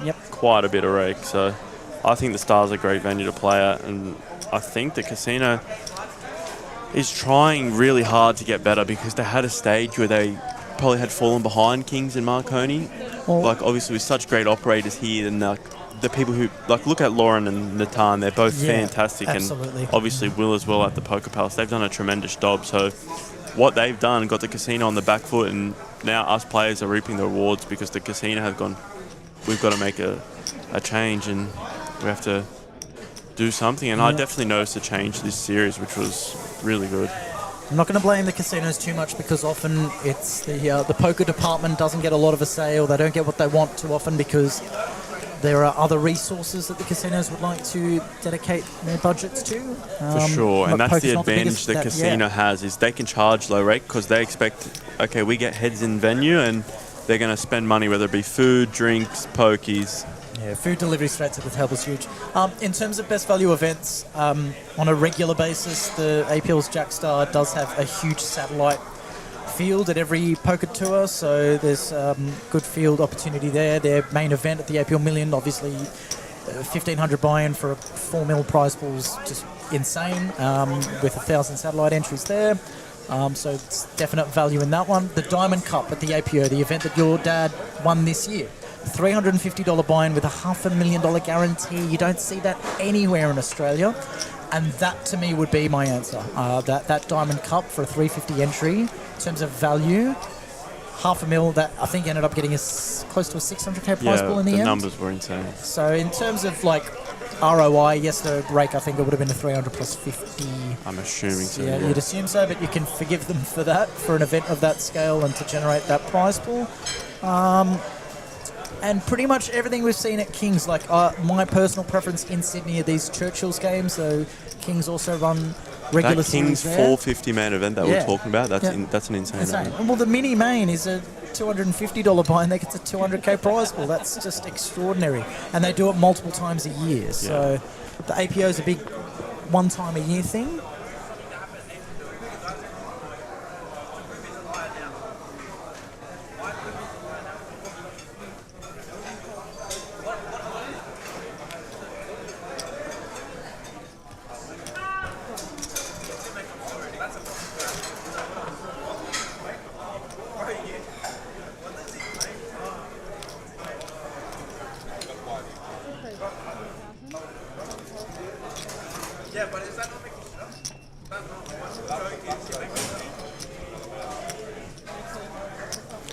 It's like we're heads up to a flop. Gavin's opened the cutoff and Chad has defended the big blind.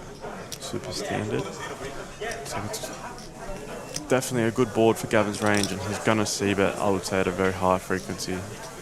Assuming he'll go 16 to 20k range. Yep. 20k. Be interesting to see it. Chad's definitely continuing. It's just whether or not he continues with a check raise, which it looks like he's got the chips for, or a check call, and he goes for the check raise. Gavin has a very, very difficult hand to continue with. I think he'll give this one up on the flop. And he does. So we see some aggression being rewarded there from Chad Auerbach as he climbs his way back over 620,000 chips. Hey guys, dealer upgrade. There we go. Amanda said it. She said dealer upgrade. I've been validated. Let's go. So, for those that don't know, I like to have a joke when I'm dealing at a table and someone taps me off. I say, congrats guys, you're all getting a dealer upgrade. Just a little joke. I know that I'm okay at dealing. Just a joke. It's not to imply anything about anyone. I just find it funny to say. Not many jokes of mine are funny, so fair enough if you don't agree. But I was commentating the other day when Amanda got tapped off, and I couldn't see who the dealer was. Their head was chopped off, and I said, we're about to find out if we're getting a dealer upgrade or a dealer downgrade. And the person that jumped in is someone that hadn't dealt the feature table yet. There was a consistent rotation of dealers, and I was like, Arkana, I love him. He's one of my favourites, but I didn't actually reveal whether it was a dealer upgrade or not, and I still won't. And then I copped it in the comments, saying that's rude to Amanda. And I'm saying, no, it's just a joke of mine, and I don't mean it. I love Amanda. She's very good. And then the comment was, don't dig a deeper hole, or just give up on it. I'm like, no, trust me, it's fine. I spoke to Amanda about it. She had a laugh, and then if you just heard her being tapped off, she just announced to the table, hey guys, dealer upgrade incoming. That is funny. So, Well played, Amanda. Yeah, thank you, Amanda. Feeling much better about myself right now, to be honest, because I did feel bad. I did apologise to Amanda, and then she made it very clear to me that I didn't need to apologise. She's up for a joke. So, looking back at some previous comments, thank you very much, Ramsey. That's very kind of you. You are awesome as well, and don't think I've caught you here yet. Haven't had the chance to see you. Jared, hope that answered your question. Very similar in style to Daniel's question about value for money. Definitely on a regular basis. That Kings at Churchill series is just absurd. $250 buy-in mini-main event that often gets a $200K prize pool or thereabouts, and that $450 main event, which is a better structure and gets $350K roughly in their prize pool there. Just outrageous structures for those small buy-ins, for those like myself that don't play your 1Ks, and even those players that do play the 1Ks, the value is there in those structures. The Colossus had incredible value, $750 buy-in with a 150K guarantee, if I'm not mistaken. No, 250K guarantee. So $750 buy-in. Which they smashed. They got 412,000. Yeah, they destroyed. And what's crazy I don't think that guarantee was ever in danger. Yeah, well, what's crazy about that 250K guarantee and that $412,000 prize pool is that's not even the record prize pool for that event. They've had 416K for it in the past. So nothing to be ashamed of, only getting 412,000, which is ridiculous. Be interested to see what Kenny likes to do here. He looks like he's got his thinking face on, and if he enters the hand, I expect it to be with a raise. Maybe he'll size up to around 70,000. I like this from Kenny. 63 is the bet. And Michelle's not going to be comfortable here with Ace-Jack. It's a tough spot facing a small blind 3-bet. It is pretty tough, but she is in position. I reckon Yeah. she'll continue this one, Michelle. And she's The giving Ace-Jack. Kenny the stare down. She'll have another look at her hand. Oh, she started talking, so maybe it's going in the mark. Will you show me? She asked you.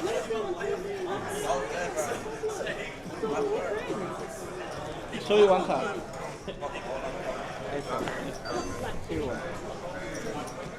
King blocks.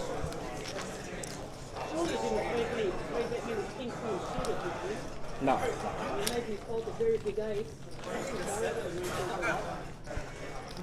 Oh, Michelle, she's not going to like seeing that on replay. It's an excellent play by Kenny, and you can't blame her. No one would feel too comfortable with Ace-Jack off in that position, facing a 3-bet. You can be behind against a lot of hands, not sitting too comfortably, even if it was King-Queen suited. We saw Ace-Jack versus King-Queen a moment ago, where King-Queen flops a king, and you're drawing pretty thin with 3 aces left in the deck. So not a bad fold, theoretically, there from Michelle. Just unfortunate that we can see the cards and saw that Kenny was getting a bit dicey there as we see Gavin just snap fold the King 8 suited. Yeah, surprising. I thought we would see Gav open that one, but didn't give it too much thought, and it was straight into the mark. Now, as you see there, top of your screen, Started spinning that, yeah. 59 players remain. I'll let you know some of the recent knockouts. Right now, the average stack is 467,000, and the blinds are 510. Gary limps in and gives Jen an option to get aggressive here with the ace high. Absolutely. I reckon we'll see the triangle out in front of Jen in any moment. Well, not before a bottle of water joins him first. Oh, good on him. Kenny Wang. He's not even going to jam, he's just going to go small. Yep. I thought Jen might go That's it's for half all his of it, stack, but yeah. yeah, it's essentially an effective- all-in. Yeah. And Gary doesn't really have a decision here. His cards are headed for the mark.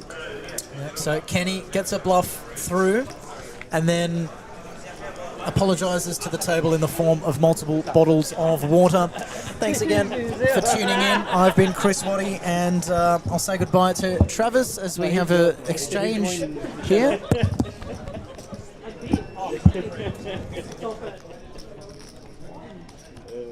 Just before we get our new guest in the box, I'll run you through these numbers. So 59 remain. I was about to pull out a calculator to tell you the average stack, but when the blind's at 5,000, 10,000, and average stack is 467, I'm going to have a guess and say that the average stack is 46.7 big blinds. So that it is.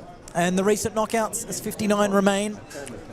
Ben Russell out in 60th. Sam Capra had to go in 61st. Yongshi 62nd. And Uno Arca out in 63rd.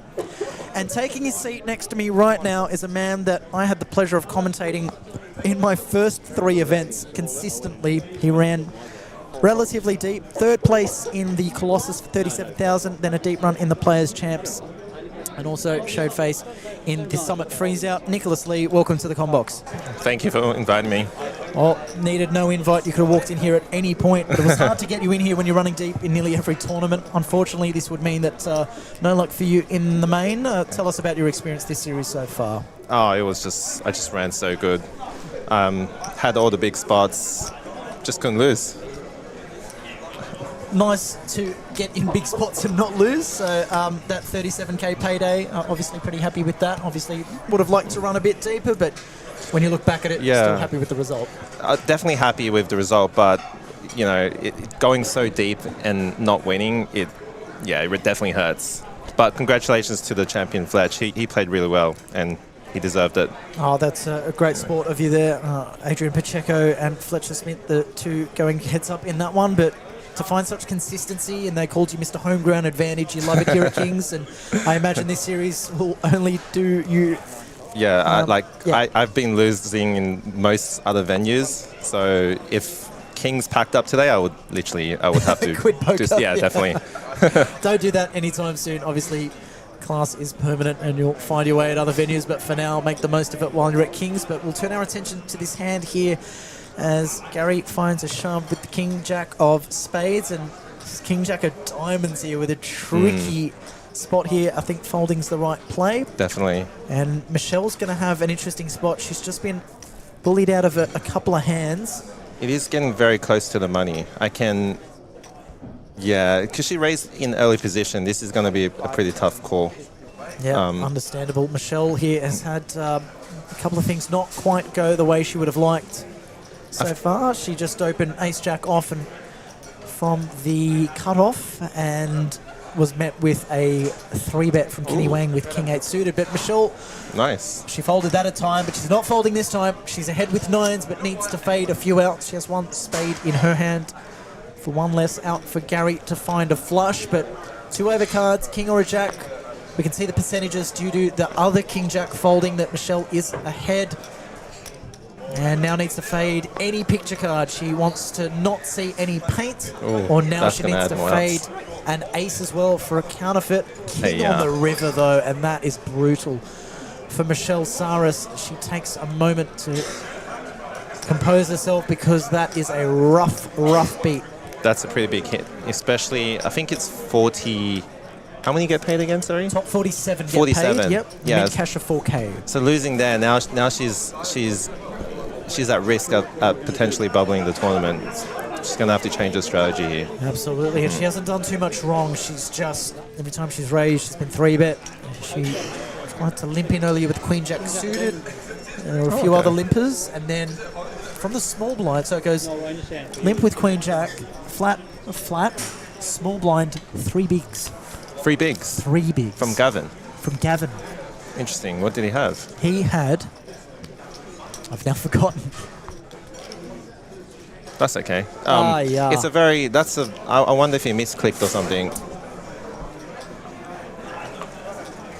I feel like it might have been Ace King. I have forgotten. Now you've piqued my interest. I will rewind, but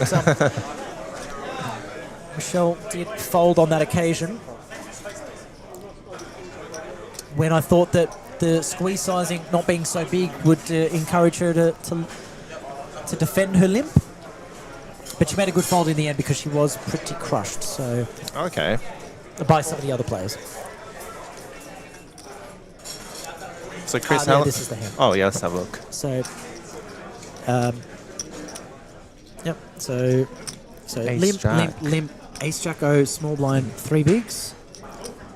Then Perk there with Queen Jack as well. Interesting. King Queen there. So sorry guys, rewinding the stream to the 1 hour 20 mark where that hand in question took place. That's a very odd bet size from Gavin. Yeah, it was an interesting hand all round. I've not seen a limp yet, and then it goes limp, over limp, over limp, and then small blind squeeze to quite a small sizing. That type of strategy actually can work when you're playing like 4 big blinds, and you're just opening up the action for you to be re-ISO'd. Yep. That's like the only time you would ever do it like that. But yeah, very weird. Okay, so got to rewind through some of these comments. I've got to go out and then back in to see them refresh. Ramsey, sorry I couldn't catch you either. That's fair enough. We'll wish you luck for the next time you play, and hopefully I'll catch you soon. Daniel, Trav, I just want to let you know, thank you for busting the tourney to commentate this tourney. I appreciate you a lot, you beautiful man. Yeah, Ramsey, no, 20 bigs on day 2 is usually plenty, but sometimes doesn't go your way. And some support for Chad as well. So Nicholas, we'll get back to the action here. So no luck in the main, no interest in that PLO event. Do you play much PLO? Yeah, I don't play much PLO actually. Yep. I'd actually really want to learn how to play tournaments like PLO. Yeah, well, I don't think there's too much studying needed for the bomb pot side of things. Sometimes you just gotta run with it for a bit of fun. I've played cash games bomb pot PLO. Quite difficult actually, but very fun. Usually it's like 2 boards. Double board bomb pots are usually the case at cash games, but for this tournament, keeping it simple, 1 board might be enough. They're saying every time there's a black ace on the flop, it's a bomb pot. I said if there's 2 black aces, got to do double board. Oh, really? Maybe, no, well, they're not going to do that, but I'm maybe suggesting that for next year. Another suggestion we had just earlier, Travis was talking quite highly of the Summit freeze-out. Of that event, he liked the structure of it. He just wishes there was a re-entry. I go, that does defeat the purpose of a freeze-out. And then we tossed up the idea of 1 re-entry per day, considering it's a 2-day freeze-out. Okay, so, I'm excited to see what next year's schedule looks like then. I'm sure there'll be a lot of good improvements. It'll be a pretty similar, like the thing is those improvements, like whatever improvements there are, they're not overly needed. This has been a fantastic series so far. A lot of positive player feedback. A healthy structure for everything that we've seen, and some fun events mixed in as well. So Natan and Mark have done an excellent job in providing something for everyone. As we turn our attention back to this hand, and Michelle with the best of it. Always good to have the check mark, especially after losing a few hands. So Gavin here, he's kind of got a really bad hand to bluff with, because he basically is holding cards that he wants Michelle to have to fold. But he can't also win when he checks back. So he can bluff this hand because he can still get better spades to fold. So for example, if Michelle has like some king queen suited, even like ace highs that called the flop with the gut shot, he probably needs to bluff them out. Absolutely, great to have your insight here. Look forward to seeing some tricky spots, seeing how you'd play them. Sure, I'd love to give my thoughts on it. Yeah, about sizings. We saw some interesting sizings in certain spots. So I mentioned Gavin going the 3x over a few lips, being quite small. We saw a crazy hand earlier. This one I'm going to show you for sure. So we had a very rare 5-bet pot, and you won't guess the hands that were involved. I think I might actually have heard this one. Yeah. Does it involve Chad? No. Oh, okay. It was these two. It was Ross Coveney and Jen. Okay. Interesting. 5-bet pots are always going to be very interesting. Trying to figure out how long ago it was. There we go. So I'll show you. So pre-flop, Jen raises to 2.2 bigs. Ross Coveney 3 bets. So this is hijack versus cutoff. Sure, yeah. So hijack opens to 2.2 bigs. Cutoff 5.6 big 3-bet. Jen 4 bets to 12 bigs. Ross with ace queen O makes it 25 bigs with a 5-bet. Jen calls. Wow. Out of position with the ace-6 suited, then leads the flop on 5 king 3 1 spade. Okay. And Ross folds. Wow. That was that is some street poker for sure. That was how it was described. Yes. I'm not a big fan of Ross re-raising to the 5-bet with the ace queen there. Usually you just call or you fold, and you call because you still beat some of the bluffs that a Zen will have basically. And when Ross 5-bets, he's not actually going to fold anything better because ace king plus is always just going to go all in. So there's actually no point in putting in the fifth bet, especially in position. Yep, fair enough. So that look, it was a hand that was pretty unorthodox. Yeah, in but that was almost every way. But that was yeah. really cool to find the donk on the flop from zone. Can backfire so easily as well, but just it was a hand that blew my mind. And there was only one other player I could think of that would pull off a move like that, and I spoke about it with Travis. It was, have you played much with 𝗣𝗦𝗬𝗢𝗧𝗦? Yeah, I have. Yeah. Well, actually, only a little bit, but I've heard how aggressive he is. Yeah. He's not scared to put some players in the blender. That's generally a good trait to have. Even though you're being a bit too aggressive, like having that aggressive nature is always good for competition. Well, he's got the runs on the board to show for it. He's had some enormous cashes in live tournaments, and I know he's not a stranger to the cash game scene either, and he's a great bloke. 𝗣𝗦𝗬𝗢𝗧𝗦, I'll tell you that from experience. One of the nicest people I know on the poker scene. So, and there was a lot of support for yourself in every time you were running deep on the stream. We had a lot of supports. Go Nick, go Nicholas Lee. So, I was honestly, I was so shocked at how much support I got. Like, people were coming up and saying congratulations that I've never met before. It feels weird because generally I'm quite a private person, and for me to be put into the spotlight here, I'm definitely not used to it. Yeah, but I have to say it has been a fun ride. Yeah.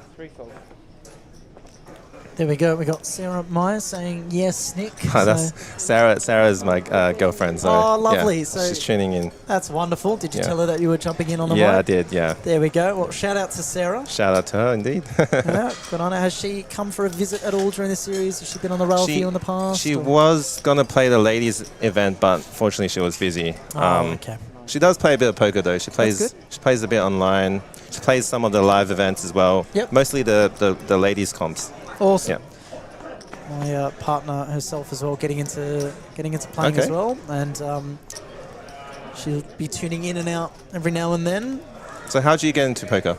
My dad every Monday night would go to his local pub game when I was a kid growing up. So I'd be 5 years old, and back when there was Monday night footy on the TV, I'd watch it alone because Dad had his poker night every Monday.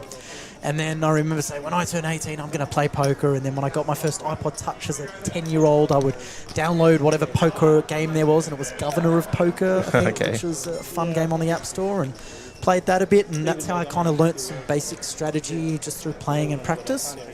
And I'll pause that for a moment to pay attention to this hand. Don't imagine Chad's going to be going too far with 5 high on the river, as Kenny scoops in a little pot.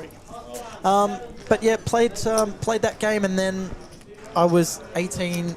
I turned 18 in the middle of year 12, and then graduated and didn't think about poker, and all of a sudden some mates reached out to me and said, hey, we're playing at the local RSL, the free roll, you should come down. And I don't remember ever mentioning to them anything about me having a background in poker. They just kind of asked if I'd come along. I'm like, oh, I know what I'm doing at poker. So played a home game or two and beat everyone there, and then I was the first out of our mates to win a free roll. So I had this little chip on my shoulder as like one of the better players, and then they caught up to me very quickly, and I found a love for the back end of things, so helping the TD wipe a table or sort a deck or deal the final table if I busted beforehand. And pretty quickly it was clear that I enjoyed that side of things, and I was approached to become a TD with APL, and that was 2019, and still with them. Every now and then I'll cover a shift in my Hills District area at Castle Hill RSL or the Hills Bowling Club or something like that. I live in Para, so it's not too far. Oh yeah, absolutely. So and then I've on the side for the 10 years leading up to that, I was also a photographer. So when a poker tour came to Castle RSL, which was my local venue at the time, I saw Landon Blackhall. Many of you will know him. He was the poker media extraordinaire for a long time in the industry. Still someone that I respect so much, and I owe it to him for my start to where I am now. Do you still play much poker then? I still play every now and then. Just my local games, maybe a $30-40 freeze out or something like that. And then when I can get to like the Churchill series, the 250 mini main, the 450 main, they appeal to me. It's a bit of a shock take, but hoping to build up the role a little bit. I learn a lot from the players around me. If you've seen those yellow bucket hat guys, I'm part of that group. So so they're my boys from the Hills District. They're all a bunch of those guys. They all those weren't the initial guys I started out with, but they are cream of the crop. A lot of those guys are just brilliant players, and I have a lot of respect for them. Rob Liu, probably one of the boys that has one of the better resumes, just cashed for 200k in the WPT main tour stop at the Star Sydney, so 4th place that for 200 grand. Yeah, I saw that. That was an incredible run. Yeah, congratulations to him. Played so well, and so yeah, in amongst TDing and doing the photography, the opportunity arose where the two worlds collided, and I could do photography of poker, run social media, and been doing that for the last 3-4 years now, and travel with APL predominantly doing their tours, and did a bit for Kings a year ago, and they've asked me to come in and commentate. So I play when I can, and I love playing, but just through these little experiences and watching this and listening to players like yourself, I learn a lot. I pick up a lot. That's good. Just haven't had the chance to show it too much. But let's come back to this.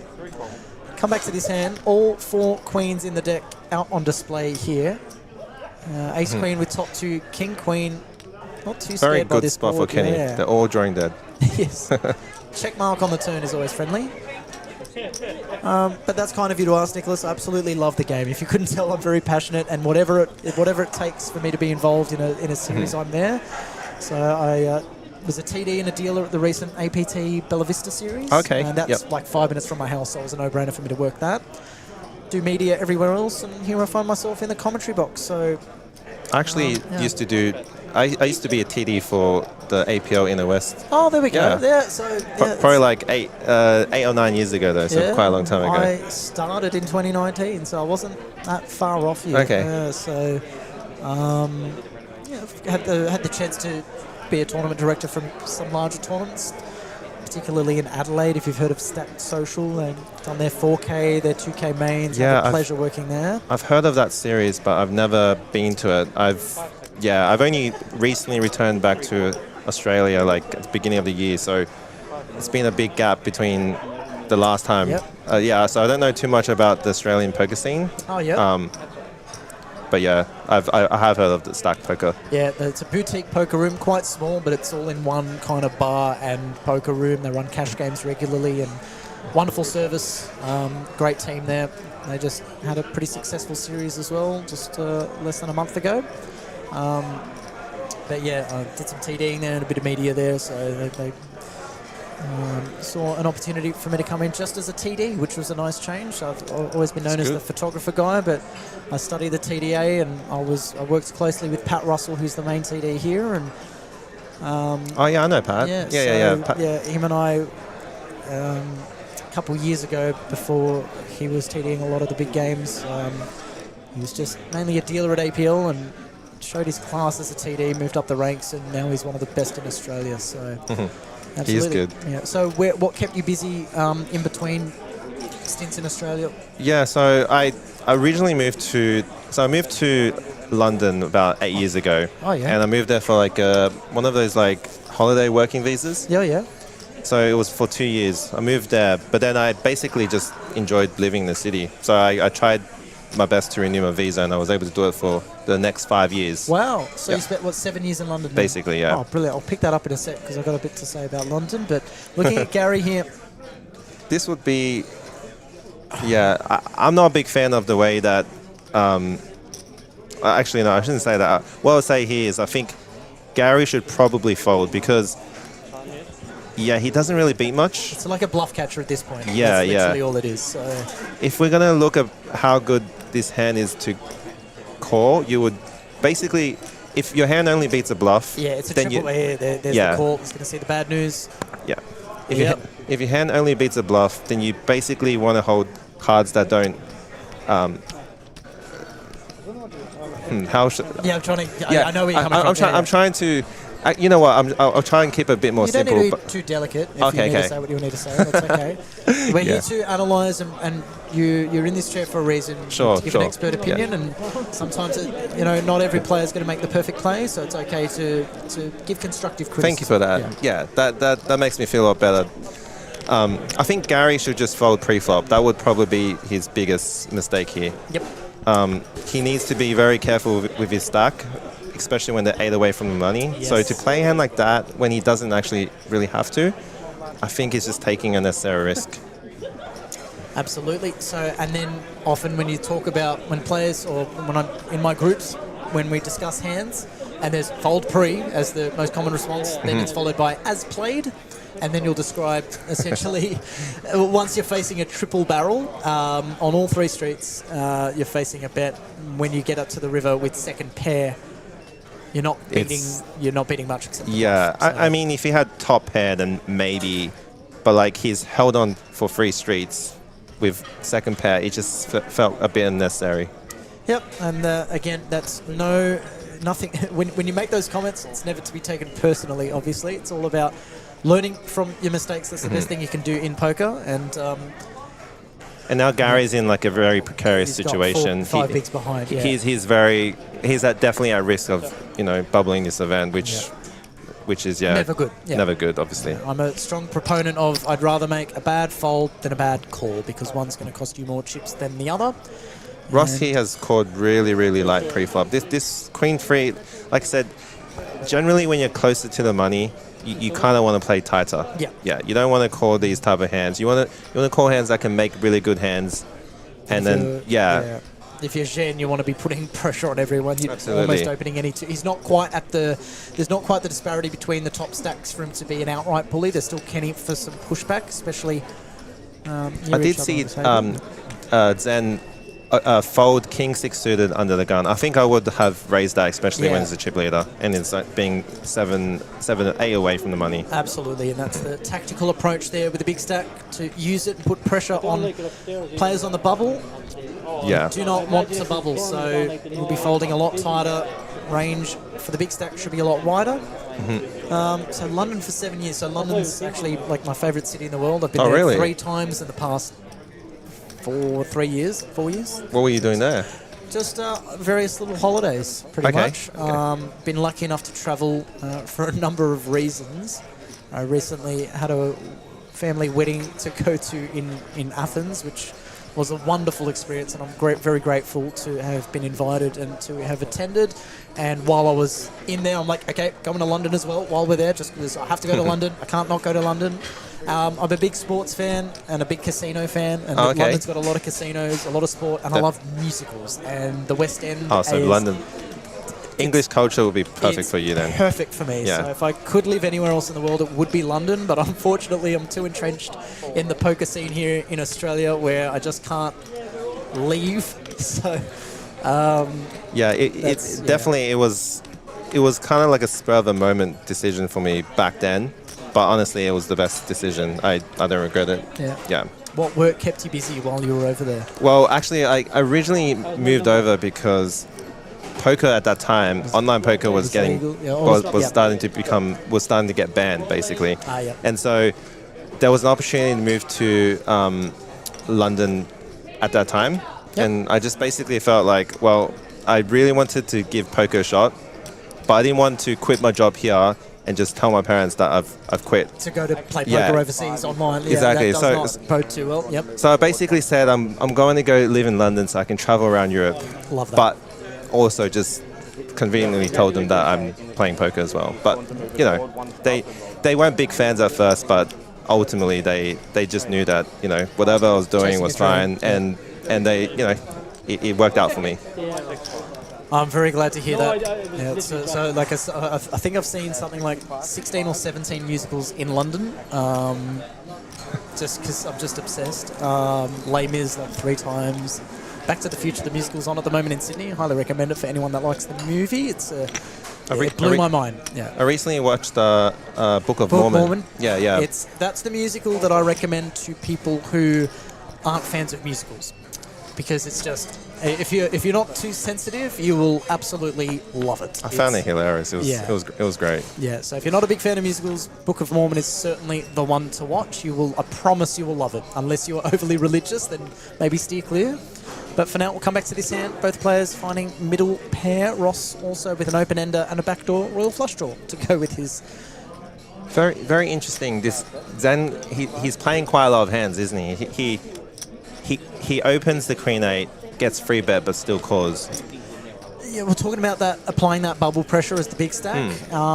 Maybe you'd like to see a 4-bet instead, perhaps, Yeah, if you want to take that aggressive route? I think he's not applying the pressure in the right way. If he's going to apply pressure, he should play it more aggressively. Yeah, I understand maybe perhaps wanting to see a flop in position, and we can't blame him because we can obviously see the cards. I would probably just have folded the queen eight. I wouldn't mind raising, but then when you get 3-bet, I think you have to fold here. Yep, fair enough. And now Ross there finds a straight. I think Ross here should probably check. I know he has a straight, but this turn card is actually very bad for his range. This is a card where if Ross had like ace king or anything that is a pair, he's going to be checking a lot.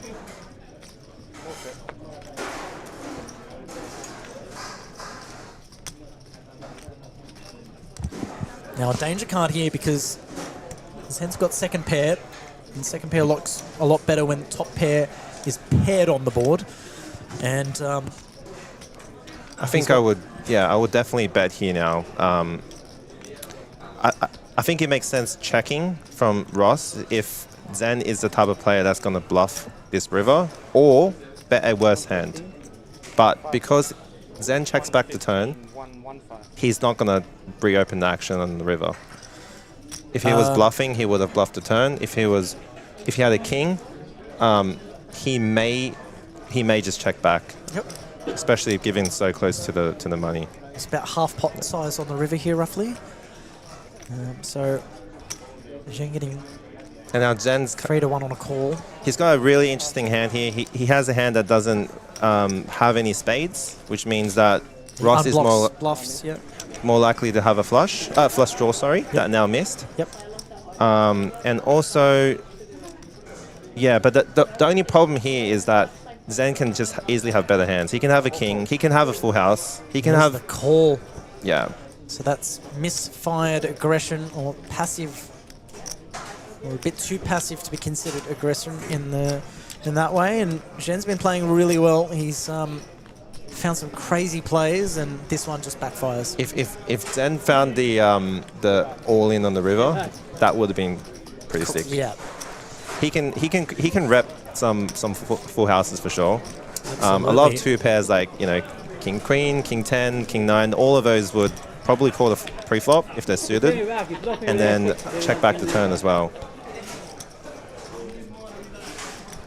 Great insight. Once again, I'm Chris Waddy, your anchor and host for this live stream coverage of the main event, day 2, and throughout most of the series here. And I have the pleasure of being joined by Nicholas Lee, a man that has made multiple deep runs in this series, let alone in his total career here at the King's Room and all around Australia.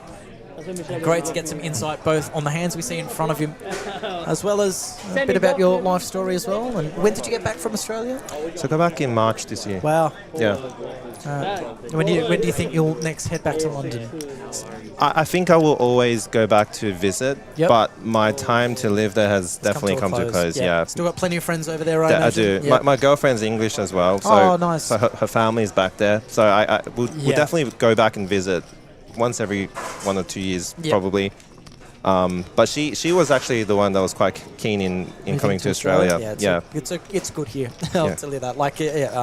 As much as I'd love to live in London, it would never be a permanent thing. It'd be for a couple of years at most, and don't think that will ever eventuate. Just too much going on here for me to pack up and leave. I'll visit as much as possible as well. And maybe a month or 2 if I ever have the opportunity. But again, a recap of this event as we approach a break soon, and as we near the money. We are just 7 spots away from reaching the cash here. Top 47 get paid, $4,000 the min cash, and we can see there 54 remaining. So Gary there down the bottom of the chip stacks. Second short stack is Gavin Ogilvie, so with 35 bigs. So to be the second short stack and still have 35 bigs. That's still really deep. Still absolutely no alarm bells ringing whatsoever.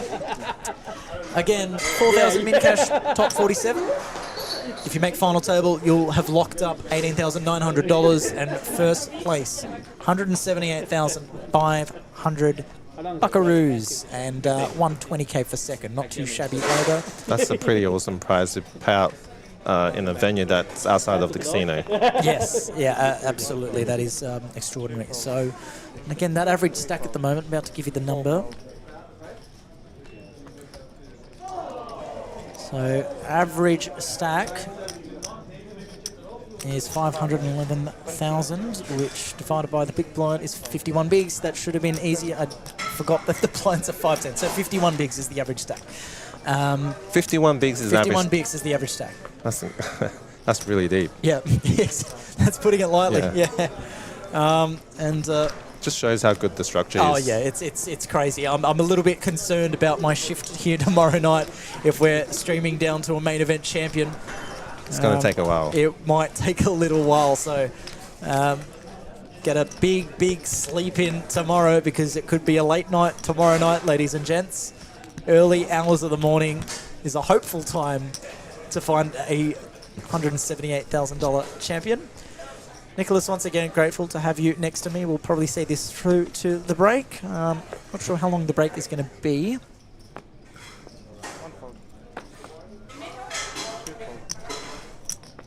Just be a 15-minute break, which means that... oh, here, Zen's folded King 6 suited again. Yeah, it's suited. The last time it was off suit, this time suited, so even more of a reason to get involved. And now Ross takes the cue with King 8 suited. Yeah, this is a good raise. Yep. Again, not quite. Like, considering the hit he just took, still got a healthy stack, tells Ross. Michelle has a good hand here, but I think she should still fold. Yep, she does that.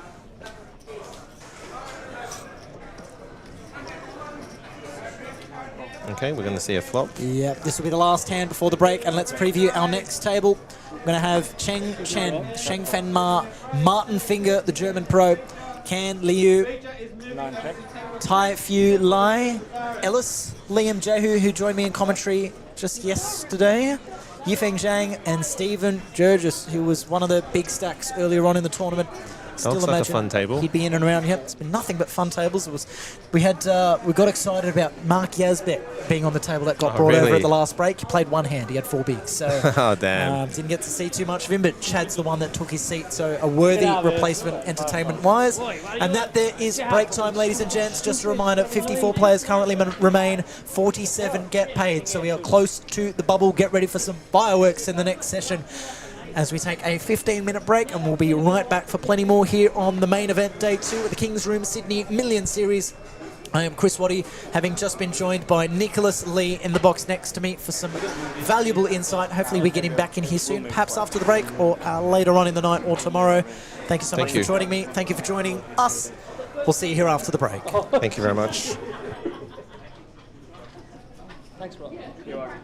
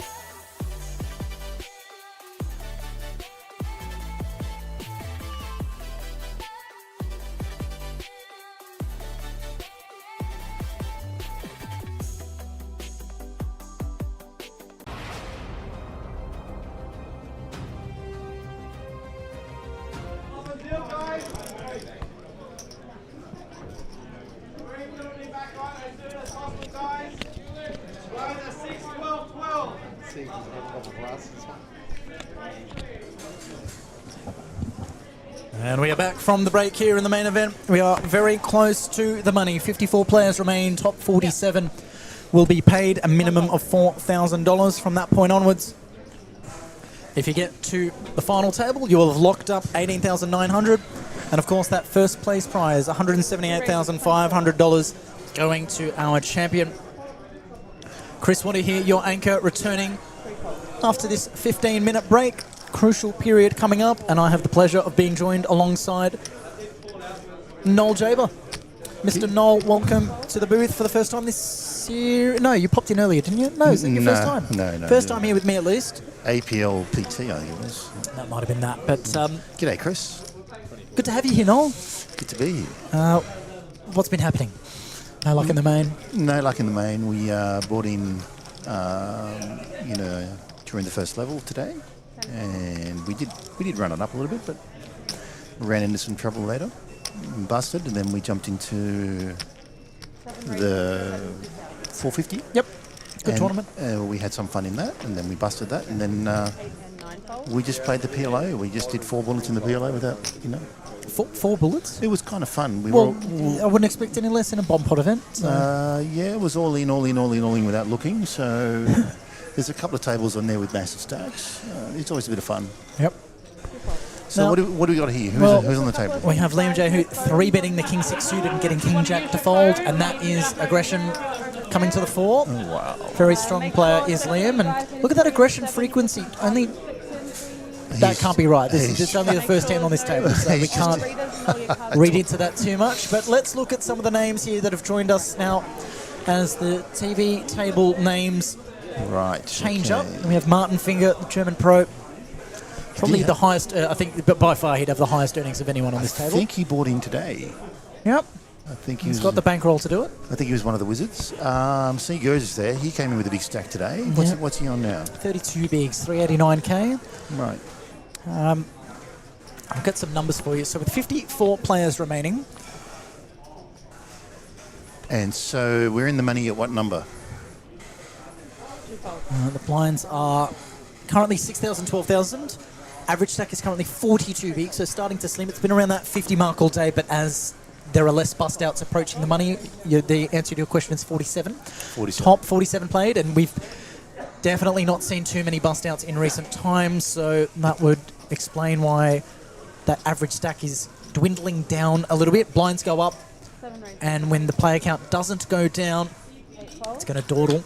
It's a very deep structure, and yeah, there's not many short stacks out there from the look of So it. Liam, no doubt, he's not the biggest of the stacks here, but he's going to take it upon himself to apply near bubble pressure, and he's going to use the fear of everyone else not wanting to bubble or bust near the bubble to his advantage by opening a lot of hands. And look at that, he soars to the chip lead on the table. So we're discussing this with Nicholas Lee next to me before the break. We had a couple of the chip leaders there, 𝗣𝗓𝗬𝗢𝗨𝗧𝗦, I think it was, who had the chip lead, and he was folding hands like King 6 and King 6 suited from under the gun, which is ordinary in any other point in a tournament. But when you're the chip leader and you've got a passive table and you've got a table that isn't keen on busting too close to the money, that's where you just got to be opening a lot of hands. You want to be applying bubble pressure. It's where the big stacks get bigger on the bubble,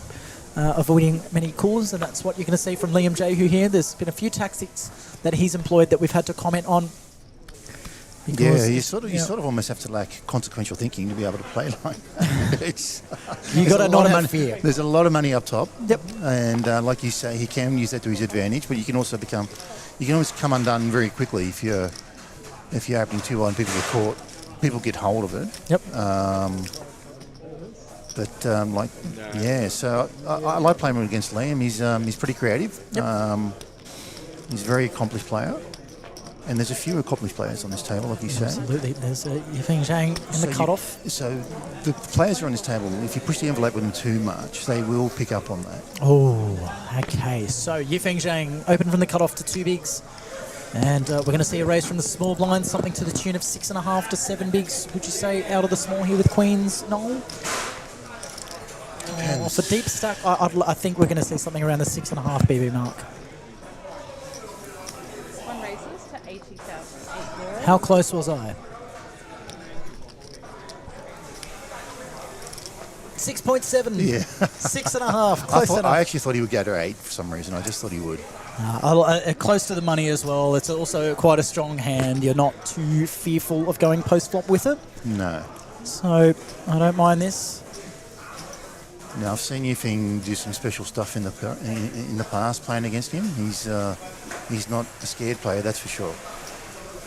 And does come along. He's going to see a flop in position with the ace-queen offsuit, but it'd be terrible if we seen a queen-king flop or something. or an ace-queen flop would be disastrous. Not to be. 1 heart in the mix for both of these players. Just Cheng with the queen of hearts on the 2-heart flop. Not going to make too much of a difference, and it's pretty clean for Cheng. I think Chen would be very comfortable with this flop.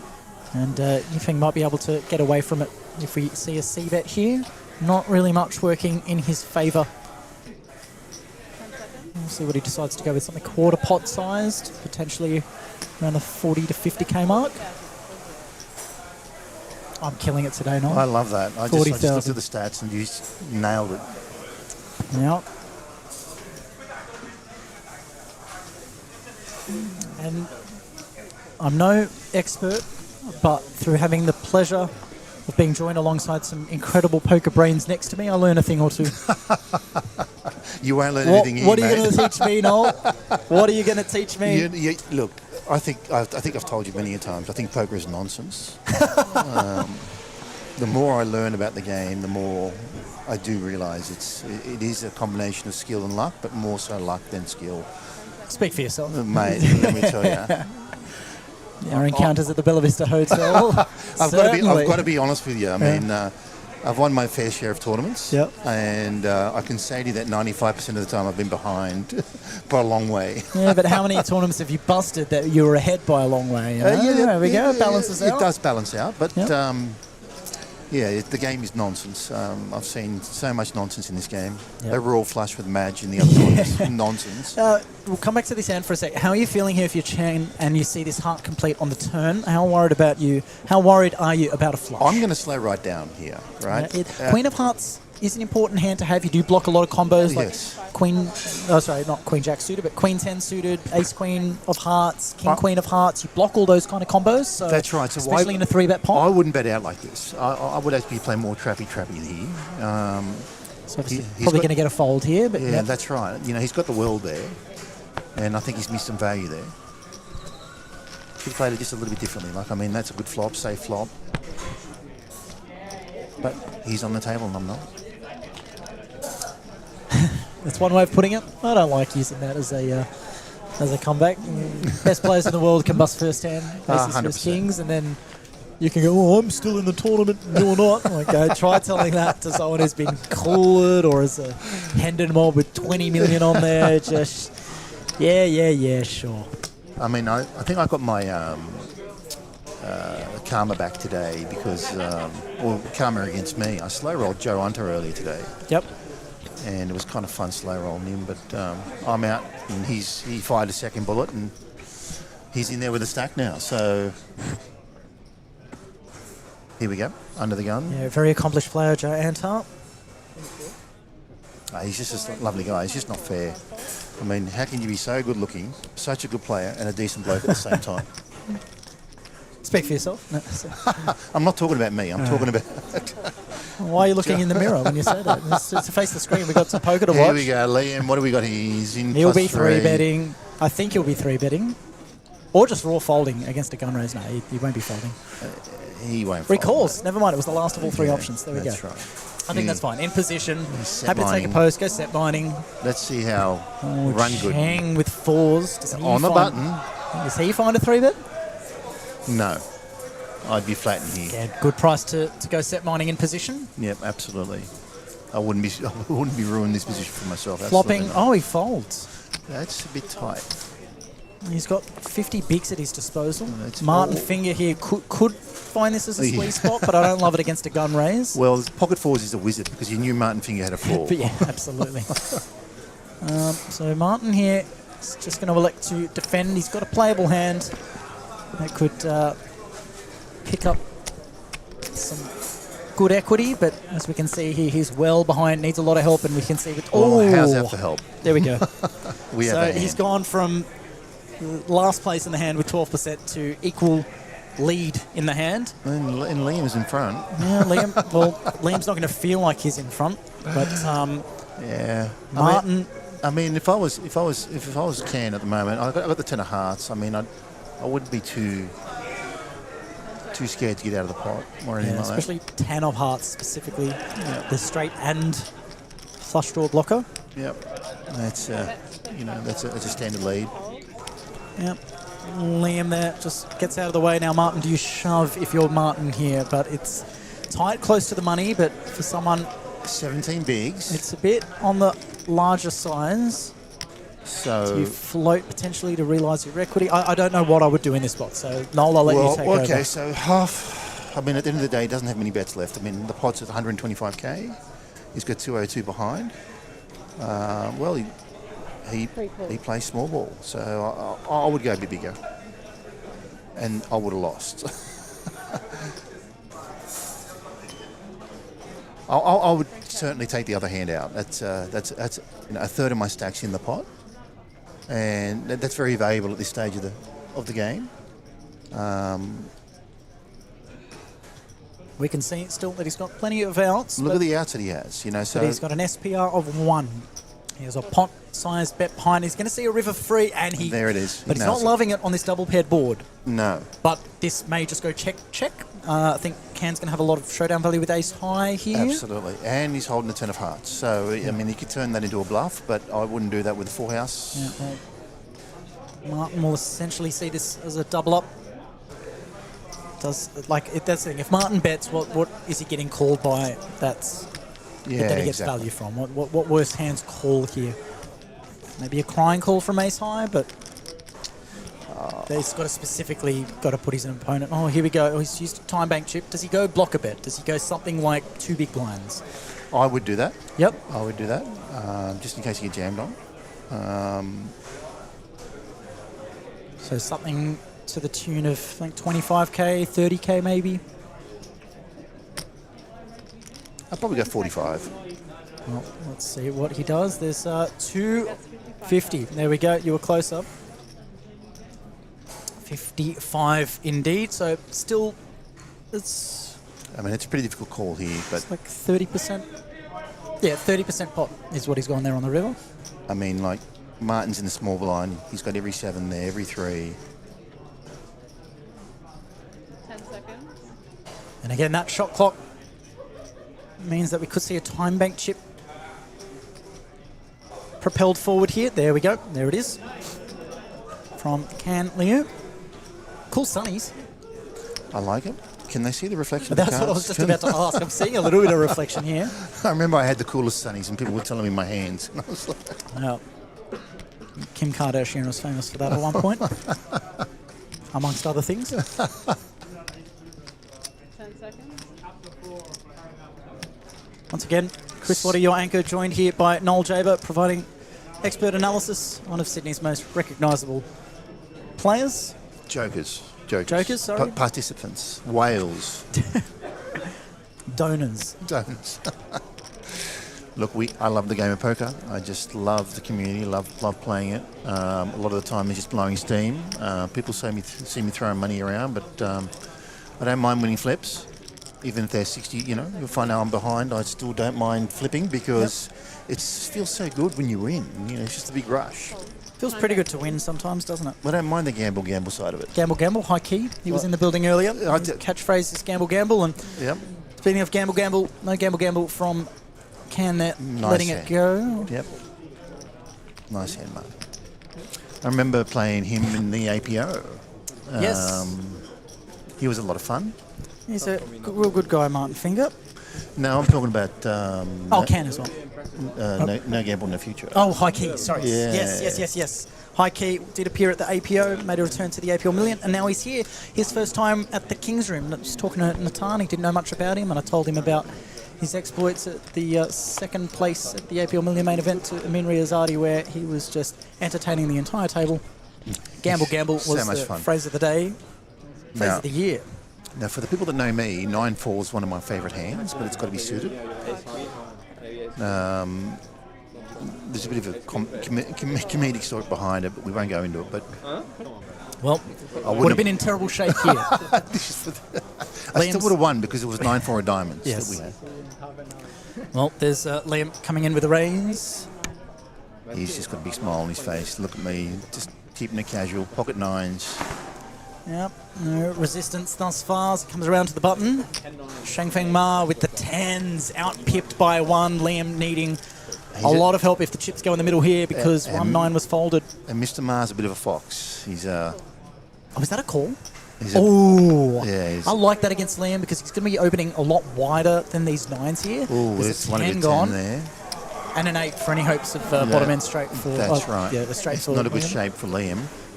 Yep, so both players with one of their outs missing. That's Obviously, right. that bodes better for Shengfeng. And like you said, the 8's out as well. So Lesser chance of a straight and a flop that neither player will enjoy, and depends on who wants to be more aggressive here. Liam, love the that. pre-flop aggressor, might just continue here with a lead, and Shengfeng's already. Oh no, he's checked. Okay. yeah, it's not. This hand's over. Does Shengfeng just take the betting lead here? Yeah. Mr. Ma's he's in position. He's a bit of a fox. I've played him quite a bit. Oh, he checks back. Well, nothing changes on the turn there. Maybe Liam with a delayed C-bet here. After that check back, he might be feeling a little bit better about his hand. When you play poker, Chris, when someone always says, "Can you move your hand up to have a look at your stack?" It's so strong. But no, Usually. for me, it's the reverse. You say to me, Can I just see? "Can I see your stack?" I'm jamming on you. I noticed a leak in my game where I would only ever do that if I had ultra nuts. Oh, really? Or if I had a super strong hand. because I wouldn't, like, why would I need to know? Otherwise, I didn't have that part of my game developed yet. Right. So now I'm balancing that in. But we'll turn our attention back here as Liam has checked. Shangfen's put a little teaser bet out there to the tune of 20k, 1.7 bigs, and looks a little suspicious. Yeah. Again, just the flat on the button. Kind of hands you can be up against here. Hard to determine. Liam, I wonder if Liam will take the lead on the river just for the... That'd be fun. King on the river. Because he knows now that Mr. Ma doesn't have a king. Harder card to bluff on, I think. So he does check. Harder to represent a king when there's two out there, and you've checked all three streets now. Yeah. And checks back, and we're going to see showdown here. Liam will show first, and Shangfen will show his 10s. And Liam might be... I'd like to speak to Liam about his decision to check flop. Obviously, we can see the cards and say, oh, if Liam bet the flop, then Shangfen's going to struggle. But you're right. I mean, you do need to question that because he's got more kings. Yeah, he has the pre-flop raiser and a flat on the button. You've got to ask the question, right? Because if you don't ask the question, you're not going to get the answer that Absolutely, you want. that's a fair call. And Liam, I have no doubt he will give me a great explanation for his play. No, he's a very accomplished player. He's got a tremendous understanding of the game, far beyond where I lie. Well, yeah, but I mean, Mr. Ma was on the button as well, so that's pretty wide. Yep. You do have to ask a question from button. Yep. And he didn't. Maybe Liam saved some money there by not having been 3-bet, because don't think he'd be giving too much credit to a button 3-bet when he's got a pair in his hand, especially 9. So maybe he's a net. I'll tell you now, with supreme confidence, that Liam Jehu is not a net. Oh my God, he folded 7 deuce. Okay, he's a net. Never mind. It was suited. I love Liam. Yeah, he's one of my good mates. I like him. Yeah, quite an accomplished player. Now, Chang with the 10-9 suited, a hand that I'd have to be dragged away from. You love it, huh? I love my 10-9 suited. Look at that, clubs. How good do they look? Pretty nice. Nice green colour. So connected. Yeah. Well, in the hijack here, obviously never too comfortable against an under-the-gun raise. So under-the-gun raise by Ellis with ace-8 off. It's pretty wide. You can see there now 53 players remaining as of the top of your screen, top right, 53 out of 460. Now, you know how you love your 9-10? Yep. This is my favourite hand right here. Jack of hearts. So, in one of the big tournaments that I played, this is the only Spread your cards out for me. 2 cards that I gamble with for the whole series, and it was Jack Queen of Hearts, because I truly believe if you lose with these 2 cards, you shouldn't play poker. Well, we're about to find out if Shangfen Ma should Here play we poker. go. Oh my goodness. Well, Martin's still got 27 bigs, so far more playable now than his sub 20 before. So it's not just Still a third of his stack in the pot. Such an awkward sizing. Do you go something like 9 bigs?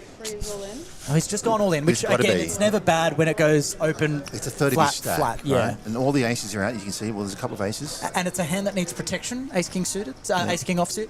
So never a bad decision to jam it in that spot. And I'm not one to be commenting on how Martin finger plays. But this goes back to what I was saying about Jack Queen. It's really dominated in all in jams. Yep. Right. It just connects so well. Yep.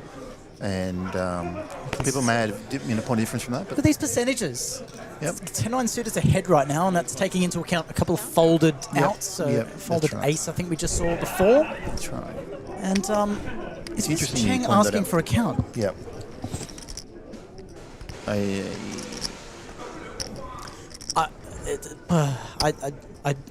I'd love to see some action. I'd love to see some calls, but I simply do not see it coming. I think it's just a big stack saying, hey, I'm going to scare you a little bit. I'm going to scare you because how dare you Jam on when a I big try stack. to see a flop with 10-9 suited. Yeah. Exactly right. So I'd be angry too. I don't think that I wouldn't be angry, but it's just saying, hey, don't try it too often because I'm here. Maybe think about it next time, buddy. Yeah, exactly. You German pros with your 14 million US in Hender Mob earnings. I think. Let's find out. Who's that? Martin Finger. Yeah. Is it 14 million? Something One and stupid. two fold, yeah. But with a Hender Mob. Yep. Sorry, only 8 million. Well, this is the gripe that I have, That's right? 30 million with in Hender Australia. Mob. Can you just look into what I'm You? about to say here. Yeah. Like, do some homework for me. Yeah, yep. Not right now with this, not with players, but if you won when the dollar was parity. Oh, yeah, it's so varied. It's hard Like, to know. like Yeah. dollar for dollar. Yeah, Back then, Back in 2012, I think it was. right? You win $1 million. Yep. It automatically comes up as your best score is $1 million. Yep. But in today's world, you win $1 million. It's only $600,000 Yeah. as your best score. Equivalent. So that's a bit of a gripe because I came in late and all these early players. True. This is where with the variance, I'd say, we argue back and forth. You may have won back when the dinosaurs ruled the earth. How long have you been playing, Noel? Not long. How long? Seriously, I started, not seriously, I was playing, I'm a rec player, I'm a recreational player, and... Pro-am, some would say. Well, the difference between a rec and a reg and a pro is makeup. And Makeup or markup? Markup, Markup? makeup. Markup? Right, so makeup. So How much markup do you obviously, charge? obviously the pros, they're all backed. Yep. And when they lose, they have to make up to their backers, right? So the closest thing I get to make up is my wife's... Yep. Right. So Foundation, blush, mascara. lipsticks, that's the closest thing I get to it. So I'm a reg player, and I started playing really more consistently in 2018. Wow. But prior to that, like around 2005 onwards, I may do a home game once every year. Something happened in 05 that might have triggered an interest in poker around the country, perhaps? Well, I was actually playing PokerStars online. I can't remember the year when PokerStars was around. And I was one of those kids that had 5 screens up. Yeah. And lost a lot of money. And I just put it on the credit card thinking it was just numbers. Yeah. Right. And really fell in trouble with it early. And, but somehow I found out that poker was actually live in Australia. I mean, Rudy Hill RSL, APL. Yes. And I started playing with the guys there, and it was a lot of fun. And the banter really got me. Best place to start those RSL local games, pub games, $30, $40 buy-ins, free rolls for me with the place. The best. You started playing consistently in 2018. I started playing in 2018. So there you go. I started playing at Marconi as well, a bit more, and when I levelled up from APL, and back then there was a few good players that I consider good players that would, and Hannah's one of them. I actually played a heads up in a main event. That was my first main event. Oh yeah. And it was wonderful. She beat me. Oh yeah. But that was my first experience. And how far you've come? And I fell in love with it. Brilliant.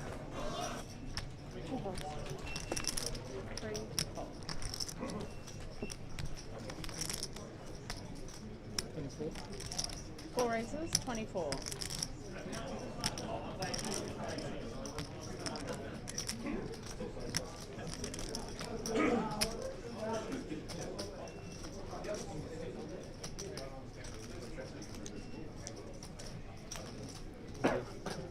Five is all in.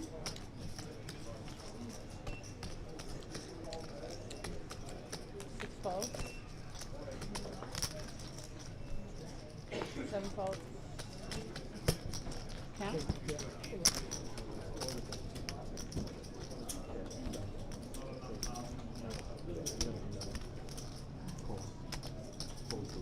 $111.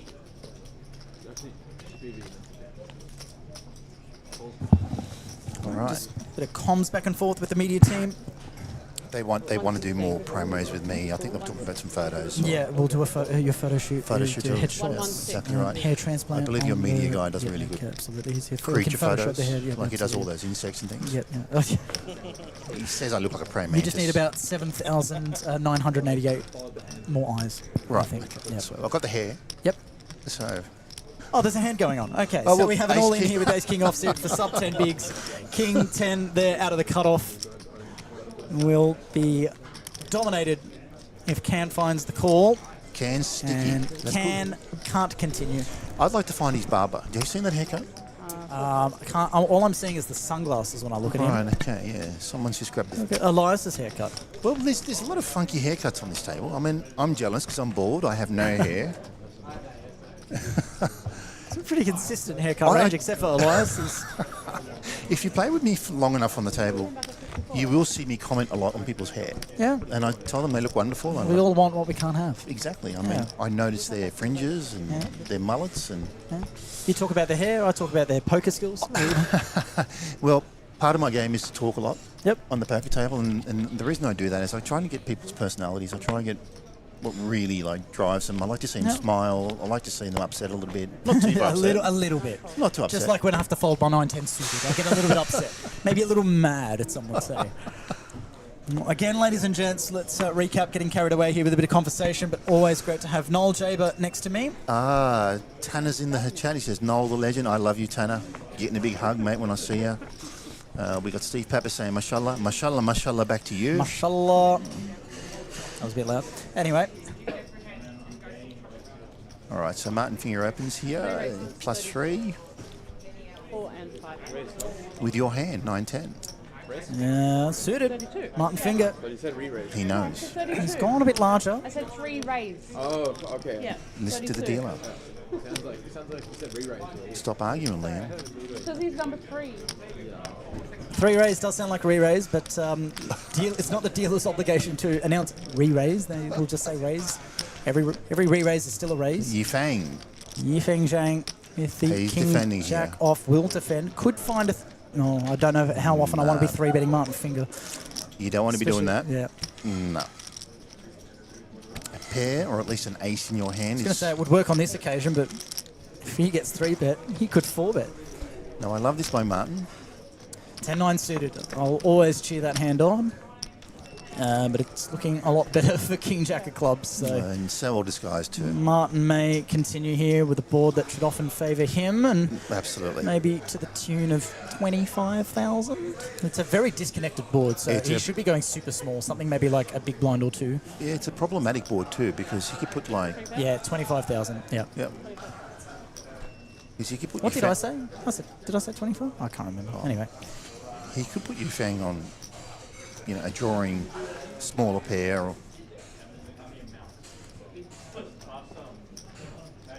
so we wonder if Martin will actually continue with his story here. This is interesting to see what Martin does from Oh, here. I did say 25,000. I'm getting my predictions right, Noel. Maybe you're my lucky charm. Here we go. So he's got 2 pair now. Martin with a gut shot. Wow. Martin's too clever here. He'll work it out. Who is this? Celebrity. 10 seconds.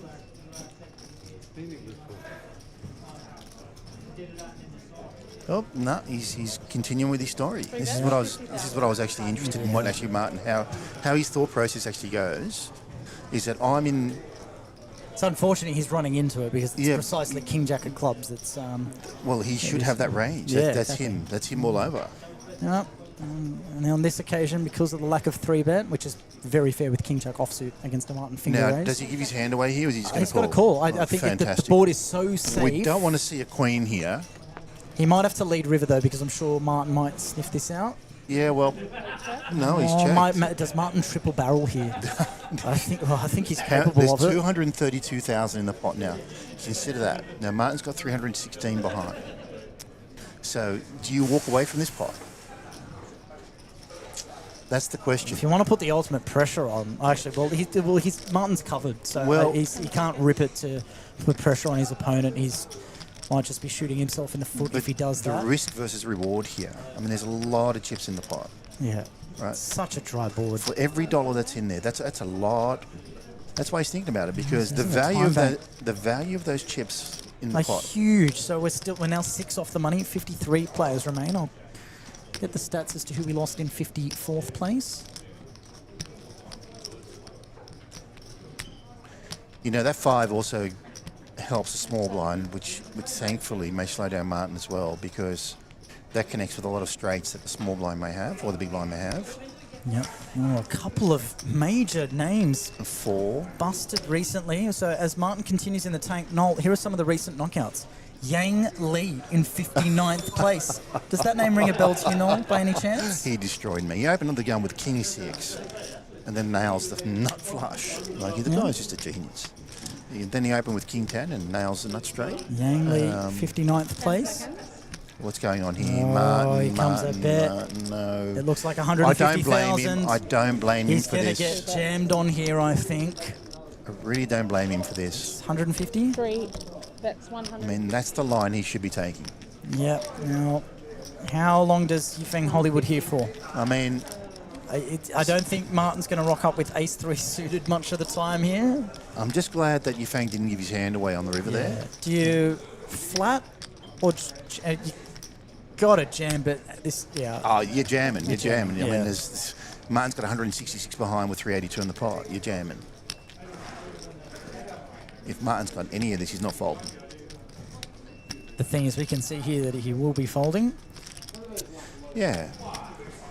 But, you know. If this is a jam, I'd like, what hands are you scared of here? You're scared of the kings, jacks, which you block, ace-3 suited, which just you block all, hard to give credit for. You block all top sets there. That's, exactly. That's the thing, right? There's the all-in. And it's And snap fold for Martin. snap fold. Sorry, Martin. Yeah.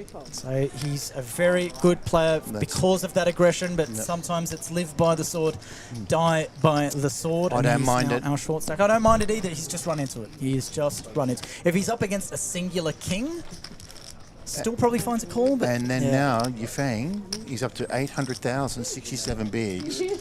That is piles. That hand. No. Look who's jumping into the dealer chair. Who's that? It's Natan. Oh, Jesus. They'll let anybody in here. Wow. Well, ladies and gentlemen, Mr. Kings himself. I think they're trying to bust some people. That's what it should. I mean, we know that it's taken a long time to get to the cash, but this is just brutal. Well, now 52 remains, so we've lost 53rd place. I'll get a name for you there. All right, so Yang Li out in 59th. Loi Abdo, 58th.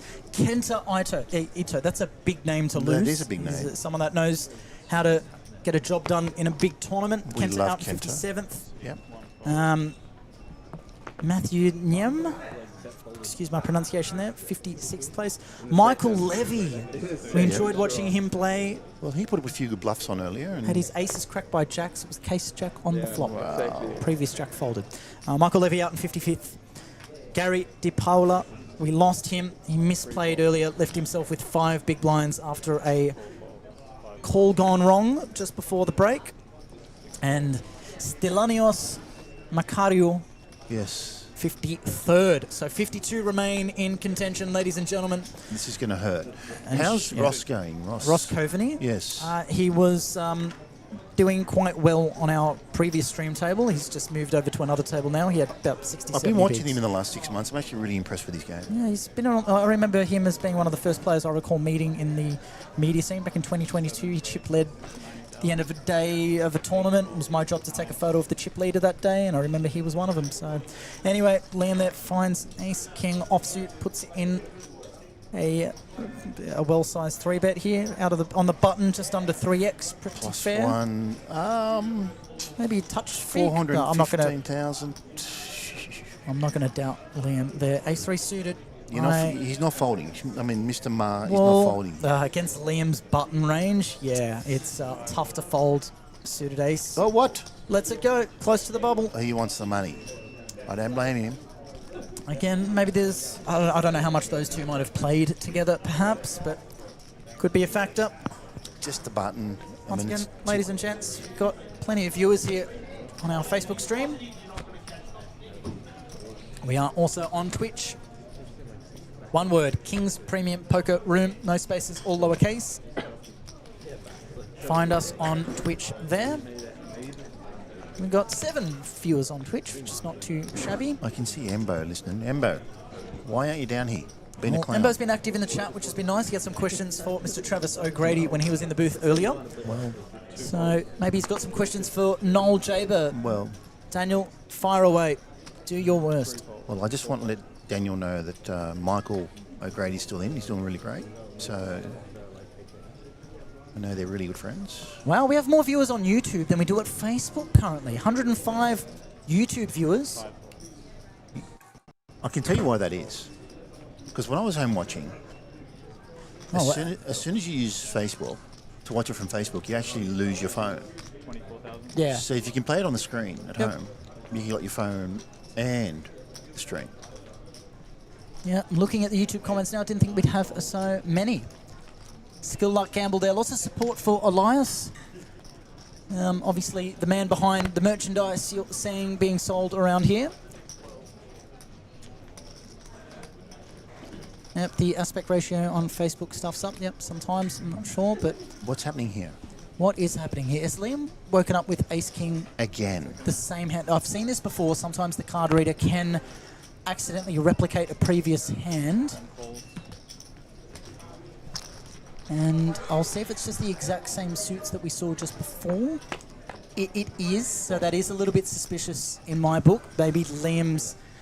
Either Liam's woken up with the exact same two cards that he had the previous hand, or there's some sort of card reader error here. And actually don't... No, it's likely anything's possible in poker. It could be a royal flush 2 hands in a row. It's always possible, but... we'll see how Liam proceeds here. If this is, in fact, his hand, he's got the ace of clubs. There's 2 clubs on this board. He won't be too scared what decides to check. 10 of clubs on the turn. Now we're really about to find out if Liam does indeed have the ace of clubs and the king of spades as he turns some additional equity with outs to both the nut flush as well as the nut straight. You're making a lot of assumptions there, young Chris. It's rare to see the exact same hand twice in a row, but again, it is possible. Checks it over to Liam. And also, Cheng with a straight draw himself up and down as well. Any king, any 8 will hand him a straight. 7 bets, 35,000. There's a bet from Liam. And I don't imagine Cheng's going to go anywhere for this price. Would you imagine, Noel? Not with a straight draw? No. Not loving it with the 3 clubs out there, but again, Yeah. your hand is... It's one of those hands you hit Yeah. and you still don't know where you're at. Yeah. Oh, he slides it into the muck. I'll be interested to ask Liam if that was, in fact, his hand. That makes sense. Regardless, it makes sense. The line makes sense, so... Yeah. So 50. So Martin Finger is the short stack with one other.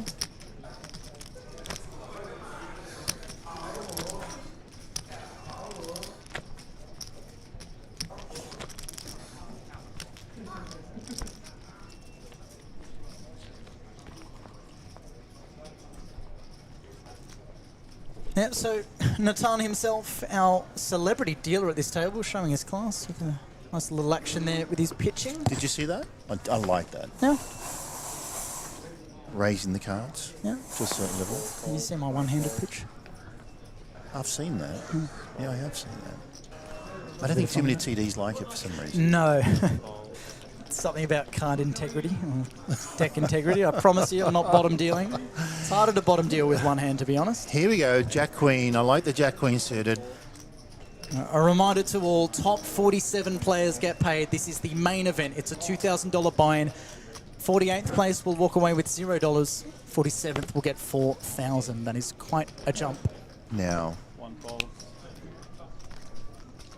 King 9 folds. And big blind.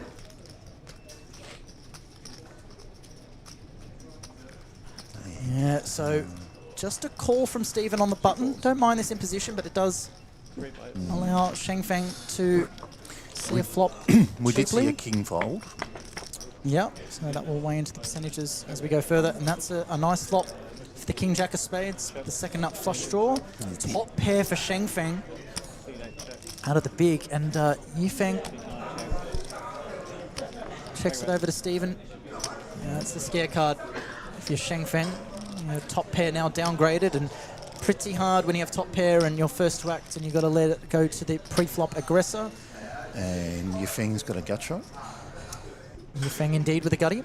But we've seen a 9 fold out, King 9 fold. Yeah, and because of that, he's got no outs. Maybe the last remaining 9 was a spade, perhaps. So yeah, 0%. Stephen looking to hit a spade. And in his view, Yifeng at the moment, he's got 2 overs. Don't imagine he's going anywhere. 31 bigs, plenty to peel a river card with. No need to get too crazy, I suppose. I don't think. Do you ever find a raise here if you're Stephen on the button, or happy to just put the chips in? Is that a raise from Yifeng? Yeah, it's just wow. You know. Wow. Now, imagine Stephen here not feeling comfortable at all, given there's a bet and then a raise before he is to act. I'd imagine his flush draw would still be pretty live, but just trying to imagine what hands he might be up against, potentially some 2 pairs, some sets that could be involved, which could mean that his 2 overcards hold less value. He's going to pop in a time bank chip. Yeah, so he was better off racing on the flop than... Well, check through on the flop, didn't it? So yeah, that's the point. maybe having a stab on the button, because you can be doing that with a wide variety of hands, let alone something with as much equity as the second nut flush draw. Then Yifeng wouldn't have done what he's did. Yeah, slides his cards into the muck. A hand that carried plenty of equity. Now, I don't see Shengfeng coming along here. That second pair is looking not so great against the... It goes back to the same thing we were talking about before. You've got to ask the question. Yep. And Stephen didn't ask the question on the button there. Yep. He had 2 spades. He had all the right to ask the question. Yep. And he let Yifeng in with 2 overcards and a gut shot. And... we can see there only 1 live 9 left, and that is the 9 of spades. That's why Yifeng's was drawing dead initially against Stephen. Is that? Okay, that's a time bank chip. This would be an incredible call from Shengfeng. Yeah, because he had top pair on the flop, nothing happened. He checked all the way through. So he's thinking 10 and 10 only. Is that possible? This is why position is so important in poker. There's nothing nutted here at the moment. Wow, he's made the call. Yep. Wow. It's hard to make a pair in poker. Yep. And there's a spade. Completes for Stephen. And just completely... Yeah, I'd be disappointed in myself if I played that jacking a spade. 2 spades is a hand that potentially could be raising on that turn, so you're not loving it when it completes there if you're Shengfeng. So if you did think he had the best hand, maybe against a draw of sorts, which was the case. It is a draw that Yifeng had, but you know, it goes back to if you asked the question earlier with that King Jack of Spade on the button, how much more are you making now? Yeah. Like when you're printing it. Well, Yifeng can't really check back here because he just gives up on the pot. He's got to have a stab, you'd imagine. So we'll be seeing a bet. It might be large, could be 200, could be pot-sized, or he's got 300 behind. So do we see an overbet jam? Like, I don't know what to expect. Oh, sorry. Shengfeng's got 300, so we could see an effective jam. Just to put lots of pressure if you're Yifeng. I think you may see a 75. There's a lot of chips. He's counting out close to 300. Chips. They are bluffing chips. That's a pot-sized bet. That is 240, I think. That's polarising. It's either he's got it or he doesn't.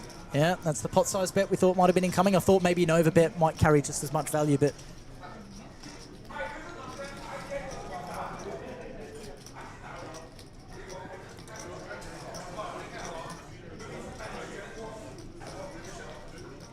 Ooh, the count has updated near the top of your screen. 50 players remain. Shengfeng's going to use all the time chips he has here. You know, the funny thing is, the thing that actually works against Yifeng at the moment is that spade coming through is a good bluff card. Yeah, a good, yeah. Right, so he's thinking at the moment, hold on, I had the 8 on the flop. Checked it. Checked it through. He's getting no value from his spades, which Stephen should have done.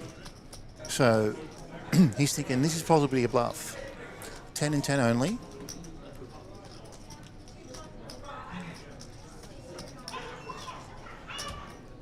I just don't think he'll make the call, but it's a lot of chips. It might be easier to call considering the size. It's because it's not stringy value with raw 10 or something like that. The 2 factors is a bet sizing and also the 3 coming through. Yeah. They're very good card. You know, it's a very good card to bluff. He knows he's got 2 overs. I like rooting for the underdog. I like not calling him an underdog, but just more like I love seeing a hero call pay off. Oh, it's going to be a fold. No, it's just too much money up the top, hard. and Yifeng knows that. I mean, it's almost putting his whole stack in. Yeah. So Well, like, credit to him for thinking about it for so long, because we can see that it would not have been an easy call to make, but to give it that much consideration, And I'm impressed. have a look at that. 78 bigs. How valuable is that stack?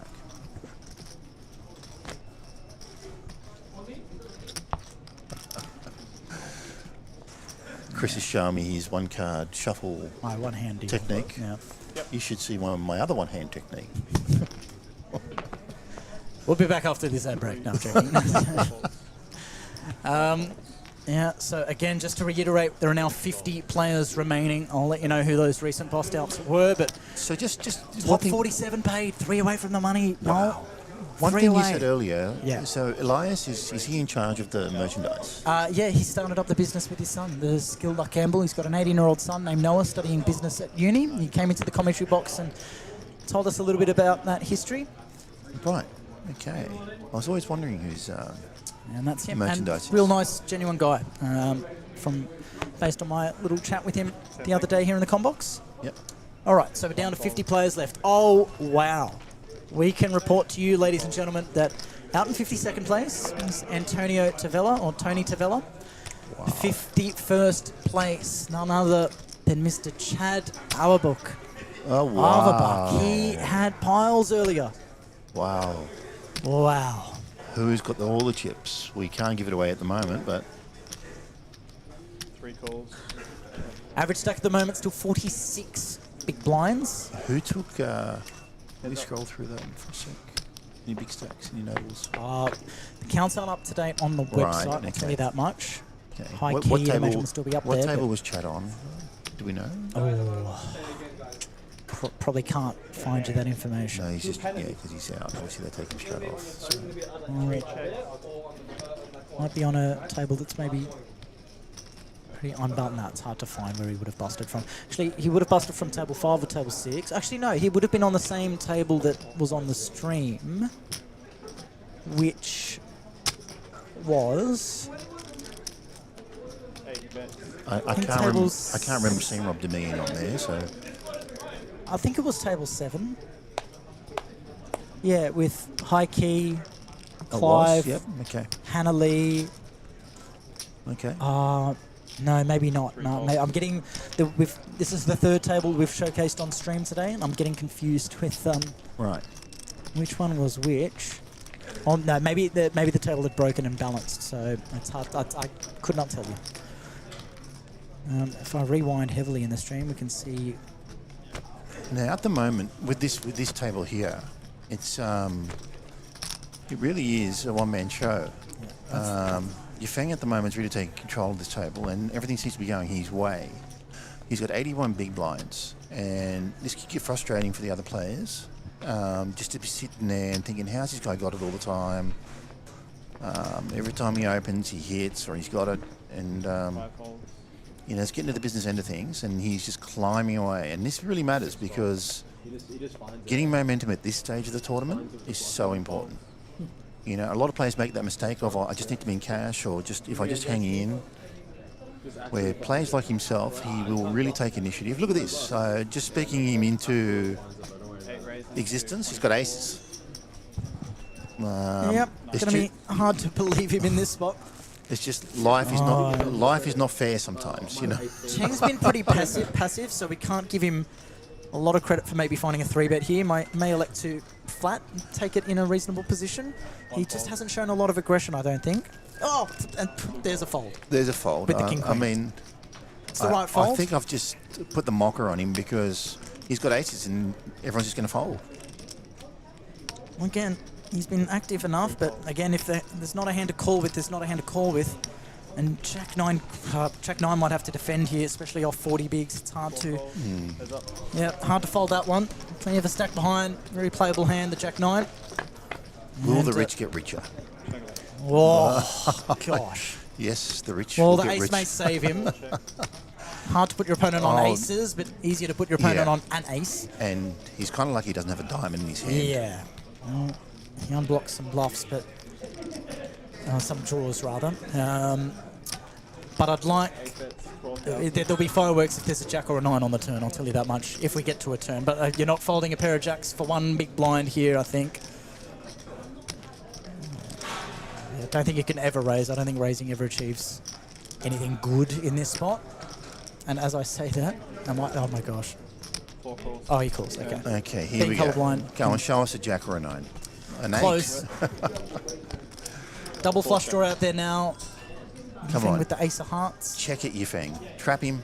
Check it. Let your opponent catch up. Now, double flush draw out there. I don't mind another bet here. Yeah. Maybe some 9-10 that floats a little bit. Can pay you off a little bit more. It's just a set of aces. Yeah, I still like bet here. Double flush draw, some hands that there will call. There you go. Okay. I trust you, Noel. There you go. But the guy, unfortunately, didn't river. catch up, you know. I mean, he's, you know, You just want to a get bet to now is showdown, reasonable, obviously, to try and get as much value as you can out of the aces, because if you're checking the turn, it's possible you don't have an ace, and you would just see betting through.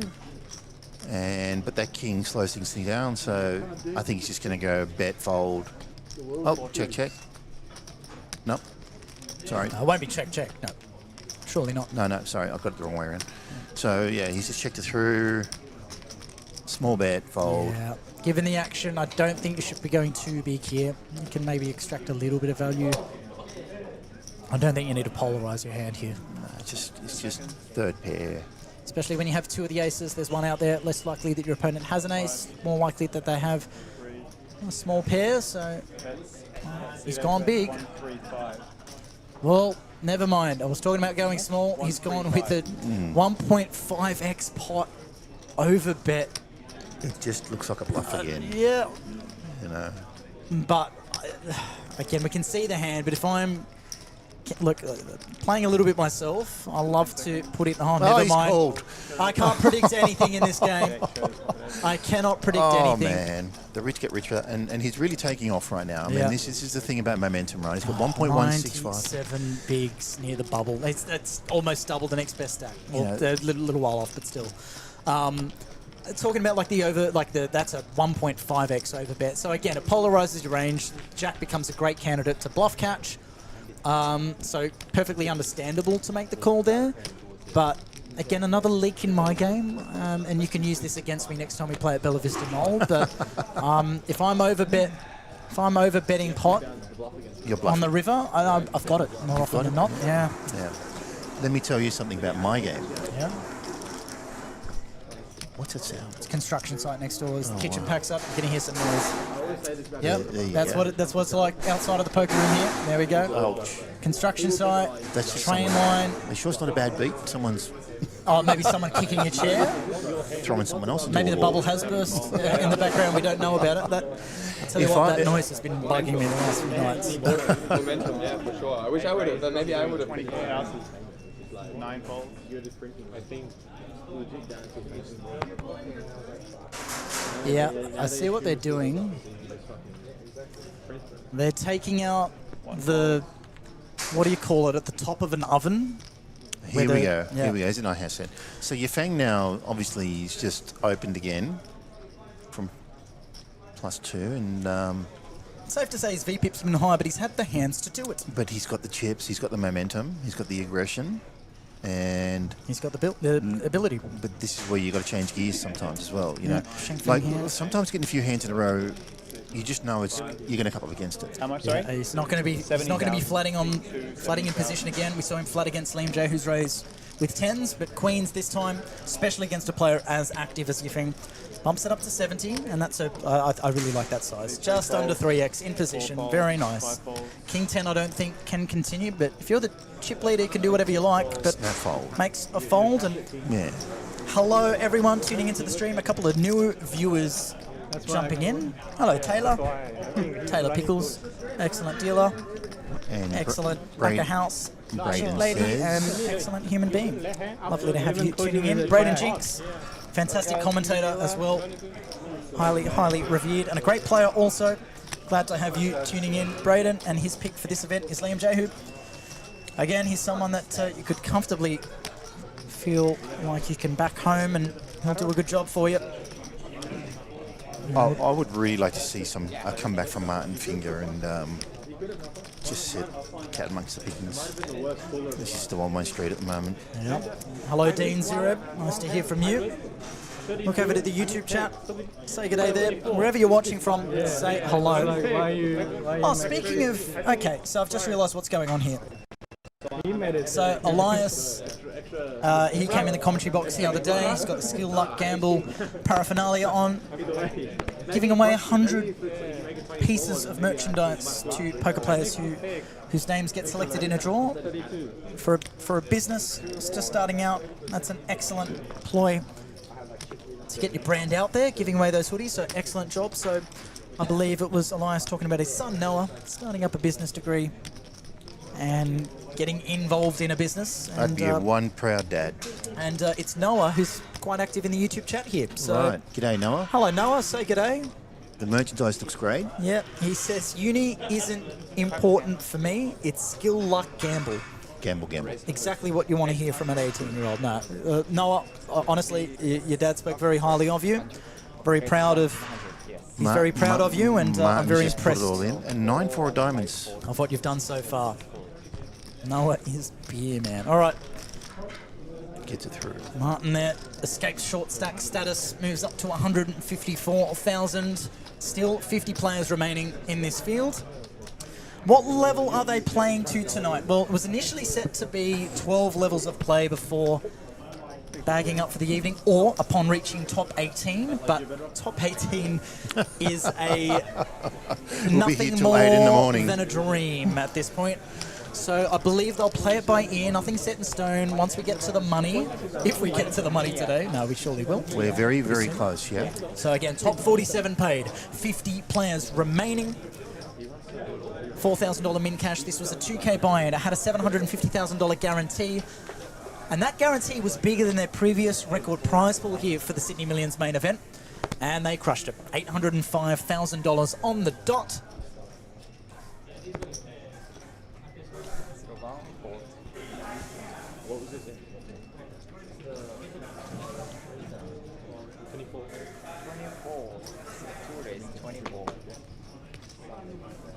So again, 3 eliminations required. Once we reach 48 players, I assume we'll be in the hand-for-hand stage, unless... No, there won't be a reason to enter hand-for-hand any earlier because of those shot clocks in play, so doubt there'll be any unnecessary tanking. That's a very good point. Yeah, well, you'll see... Well, Liam J, who won't be incentivized to do this as much now that he's actually got chips, but Jesus. if he was short stack, you'd be seeing the full 30 seconds be... Actually, he's doing it now. Oh, no, he's already got the... I remember at the He's in the APO, big the APO, he just did my head in. Well, he only used up half of his shot clock, so again, he's incentivized to play quicker to get through more hands because he's got the chips and wants to capitalise on this bubble period. So you won't see him slowing down the action too much like we've seen him or Josh Baraba do in previous events close to the bubble. You know, these guys, run through these sims as well. You know what I mean? They know their sports. Yep. They know exactly what to do. And I've seen 3... You just heard the blinds go up there, sorry, in the background. Blinds are now 8,000, 16,000 with the 16,000 big blind ante. But because the dealer had started shuffling prior to that announcement, that'll be the next hand. So final hand of 6 off. Sorry, Noel, go on. No, that's okay. I was just saying I've seen a few accomplished players, around the bubble time, really slow it down and make the money, and then they just run really well. And I've seen a couple of them really come in the top 3 of some major tournaments. So, like I said, they do practice these spots very well.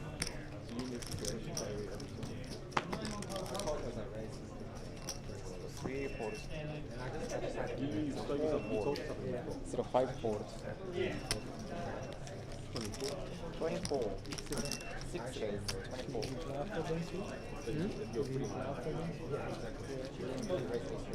I brought.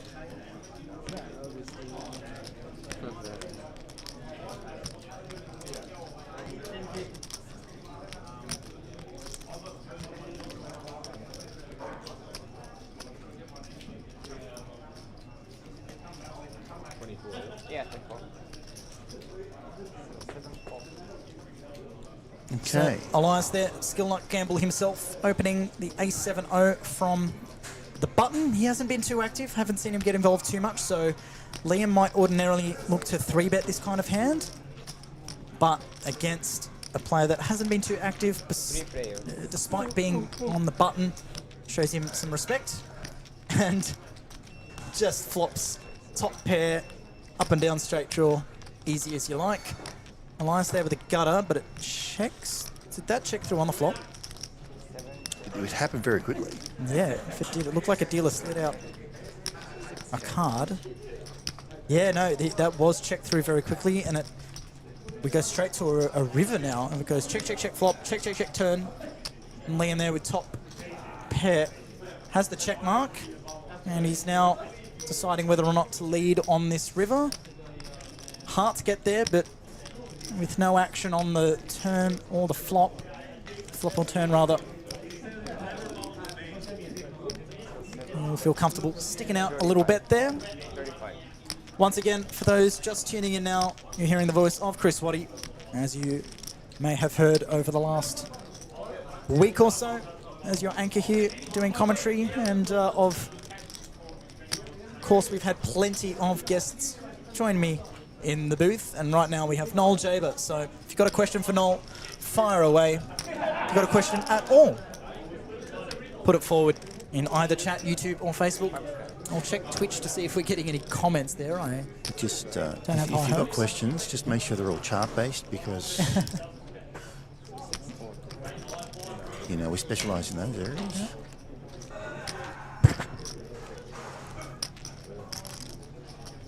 Noah says thank you, guys. Yep, so the reason why the chips aren't being updated is because there's just simply too many players in the field, and when the players get a break, it is also the only chance for the dealers to get a break. So there's very few, well, there's plenty of TDs going around, but not plenty to count 50 stacks in a short amount of time. So do forgive us for that. As the field compresses, you will see some updates.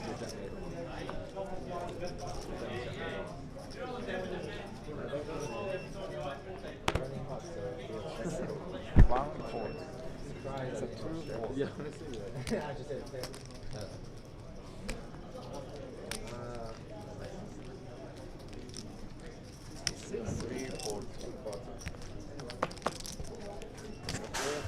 Again, what do I think about Noah's hustle? I think it's excellent.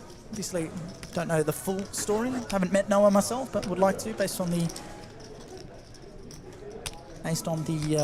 impression his dad gave. Sounds like a good young man with a good head on his shoulders. And a fellow Lebanese. As I am.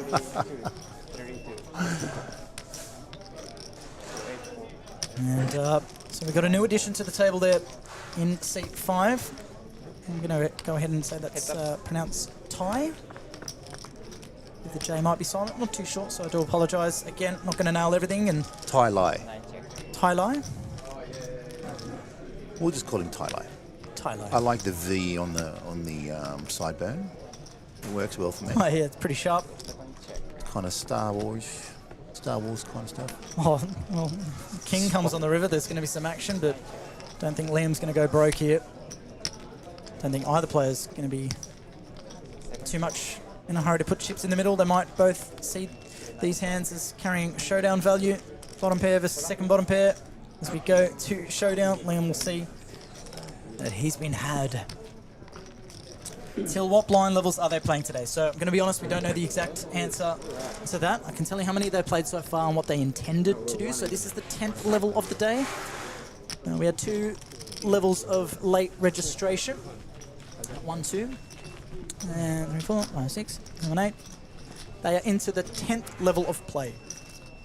And they're 1 hour levels. 1 hour levels. So there was the intent to play till the end of level 12. So at the end of this hour-long level, so the blinds have just gone up. So approximately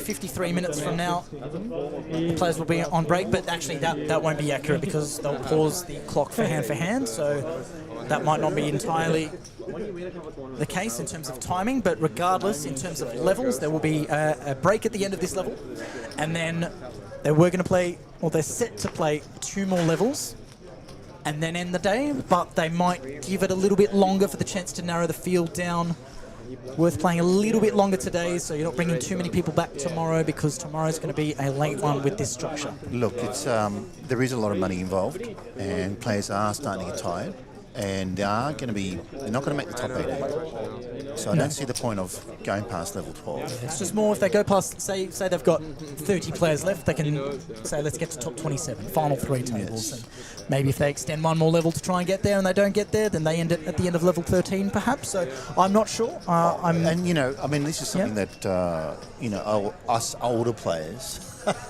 got an early bedtime. have a gripe with, because we do lose concentration. We do get tired. Yeah. You know, after 10 hours, it's a long day. Can't relate. I'm not old, Dong. So Well, I'll get there one day. 51. I mean, when I do tell people that, they always say, geez, I mean, you do look 38, 40. I honestly was thinking 33, 34, but Yeah, it's the haircut that gives it away. yeah, exactly. Yeah. Your lifespan so far has been as short as your hair. Born yesterday. But were you yeah, not? the point is, it's like Phil Hellmuth talked about it in WSOP, you know, having a break in one of those days. Yeah, so you're talking about Phil Hellmuth whinging about something that's rare for him. Well, I went to a dress-up party the other night. Did you dress as Phil Hellmuth? Yes. Because we wouldn't have to change anything. No, it was a natural thing. I just walked in and everyone went, "Hey, there's Phil." I didn't even have to. Can I get an autograph? Oh, ladies and gentlemen, I've taken the mask off. It's Phil Hellmuth next to me. Wow, what are the odds? You know, in 51 years, And I'm Phil Ivey. I never ever dressed up for anything at all. And Oh my goodness, no. here it is here. Look at that. We'll have to give that to Jamie to put that up on the screen so we can see. Phil Hellmuth. Yeah. And it was actually, people looked up to me. I was walking around, a bit of a Conor McGregor walk, Yeah. swinging the arms. Yeah, I'm just replicating the Conor McGregor walk here in the booth. We are talking a lot of crap because the day is long. We're still a little bit off the money, and there's just not much happening at the moment. Here we go. We got Tai Lai with ace 10 off. We haven't seen much of him, but obviously he just joined the table. I don't know much about him. I've never seen him before. He may be a St. George player. Is he a regular here? Have you seen him before? Tai Lai can't sound familiar. If I'd seen that name before, I would have tried to learn the pronunciation Yeah. before. I don't mind the Jack 9 of spades here. I mean, of hijack. Oh, nor does Liam. Imagine. Well, the problem is you've got an open off 8 bigs, so you can't imagine.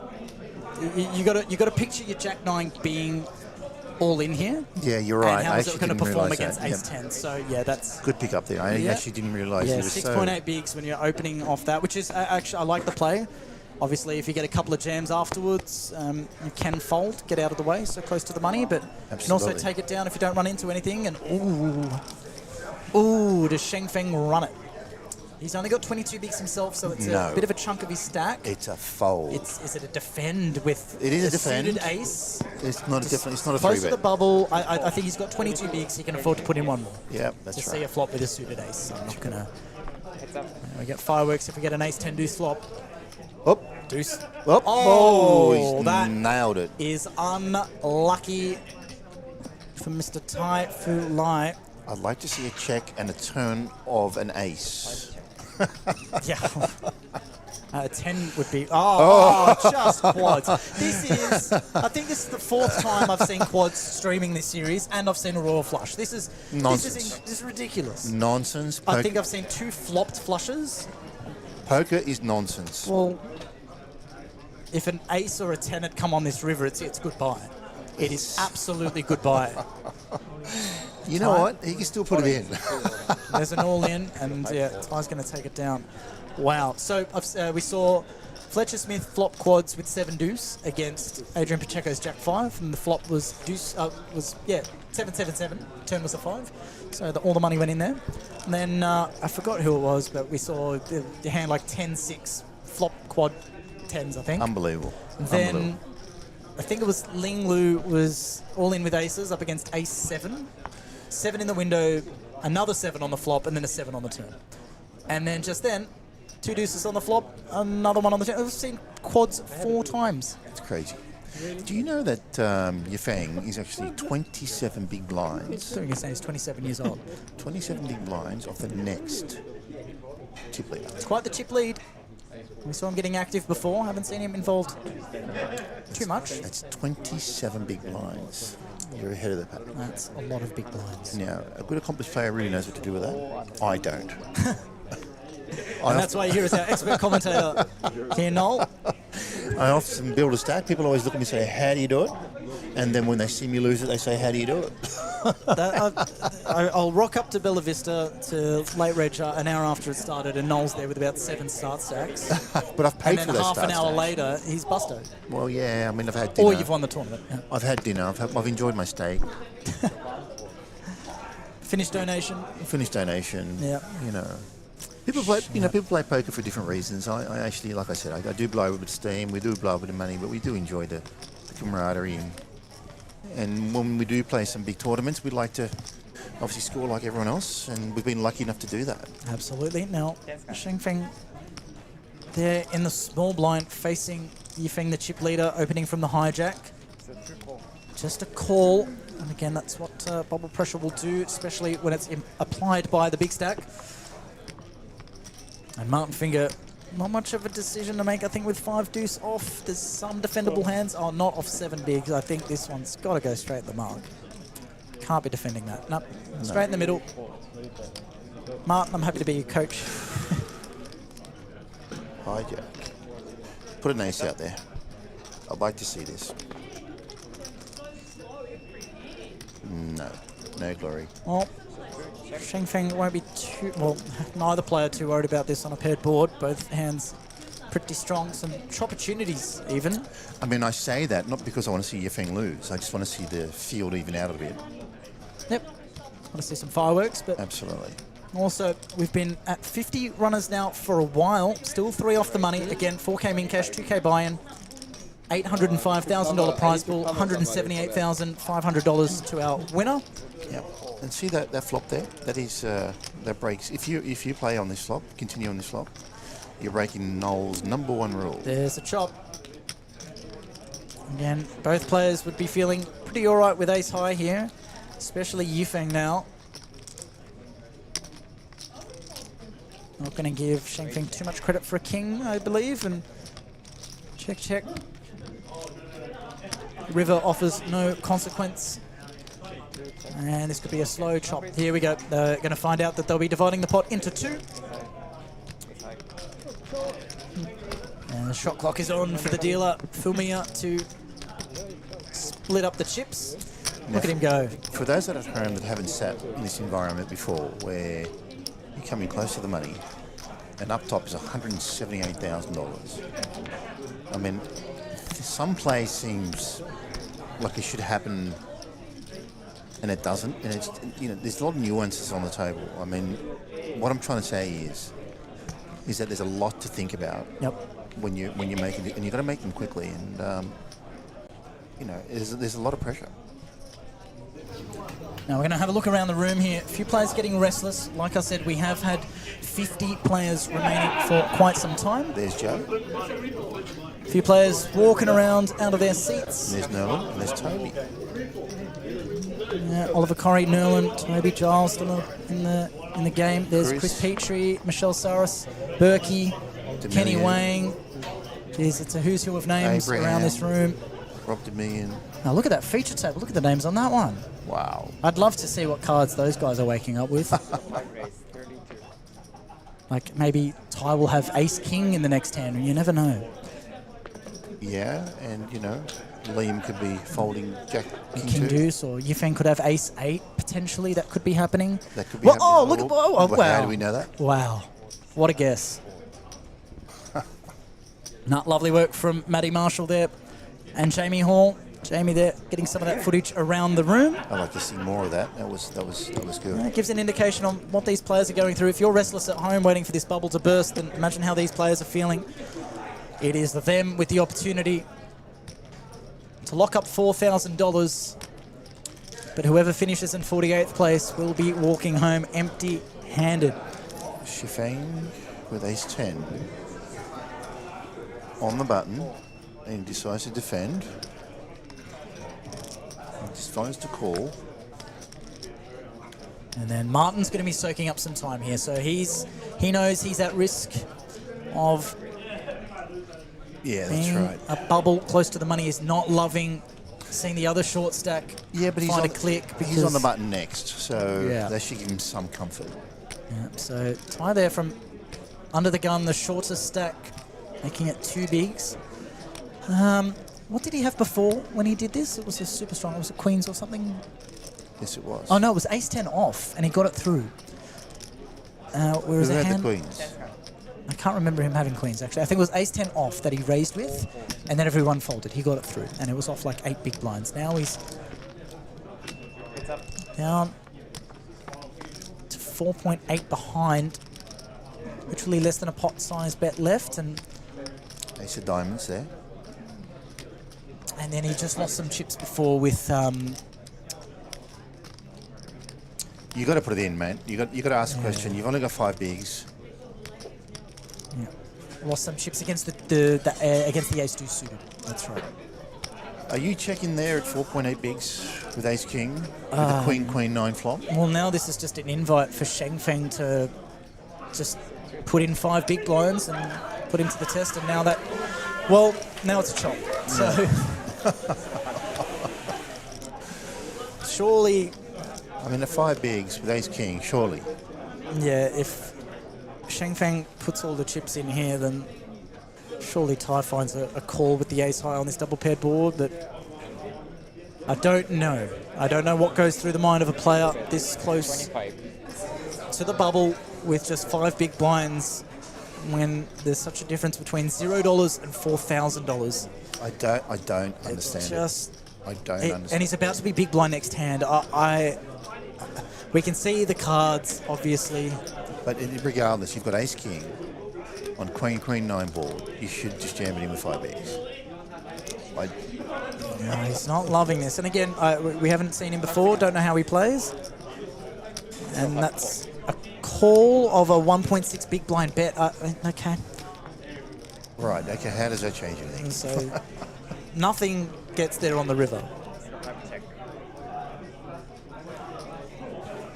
And Sheng Feng, I'm not going to pretend to know what's going through any of these players' minds, and all. It's not crazy. It's just Well, I don't know what to say. Look, it's a little bit hard for me to watch, to be honest. He's about to be in for a big blind and a big blind ante. And he He's folded. folded. This is maybe he wanted to get through a satellite. I don't understand. Maybe the min cash is really important. Again, like it's $2,000. $4,000 is a lot of money. You know, so hard to be critical. It's just hard to watch. But yeah, just like paired boards. I don't know. Are very good. Ask the chat. Am I being too hard? I don't know. Yeah, would love to find out what we think of that one. Yeah.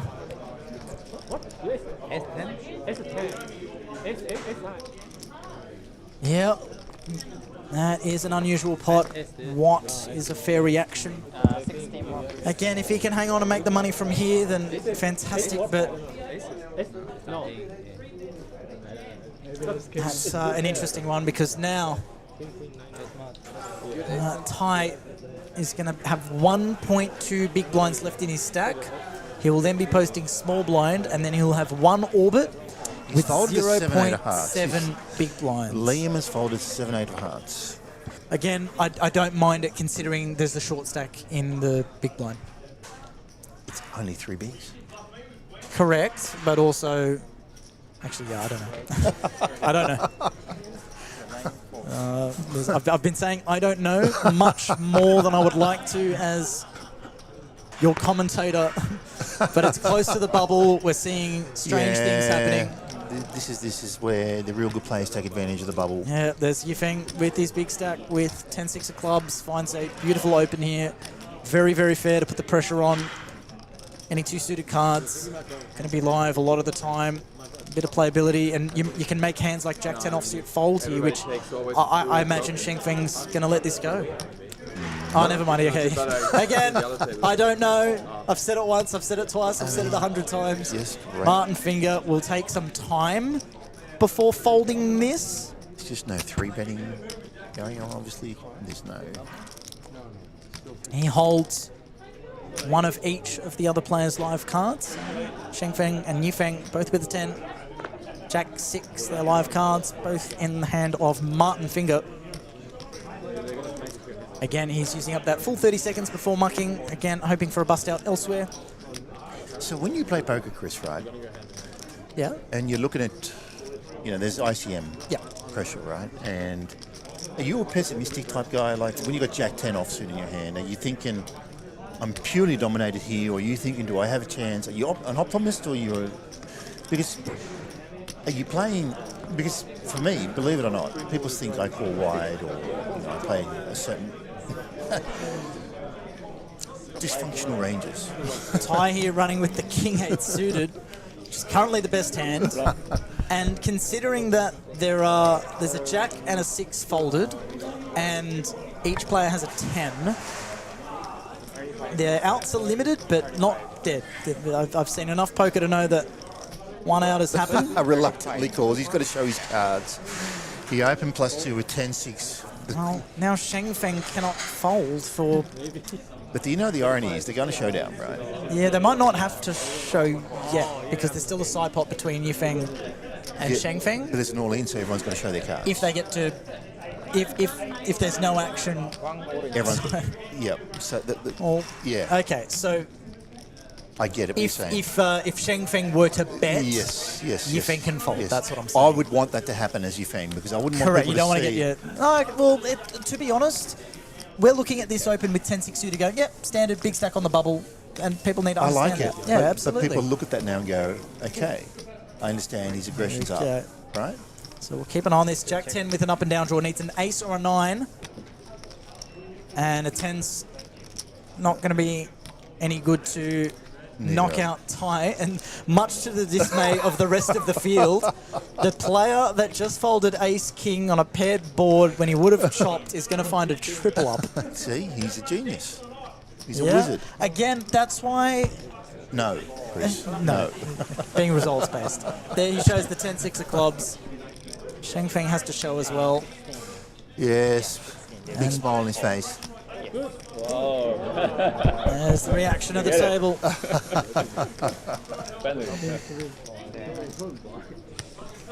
Well, there we go. And just like that, he's overtaken Martin Finger. He paid his ante, he paid his big blind. He had 1.2 big blinds behind. And finds better than a triple up. This game is nonsense.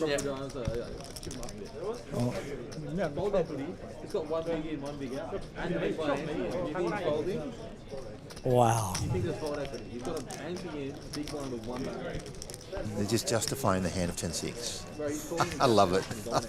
They're doing a deep analysis of saying, hey, it's just one extra big. You're not folding. You got no fold equity. Liam's giving him the whole spiel. Checking the YouTube comments again. Just we are in a different room, so it's a little bit harder connectivity-wise to get a camera on us, and probably better for the viewers to not see the heads of both myself and Noel. Hey, people love seeing his head, mate. And yours too. Yeah. Yep.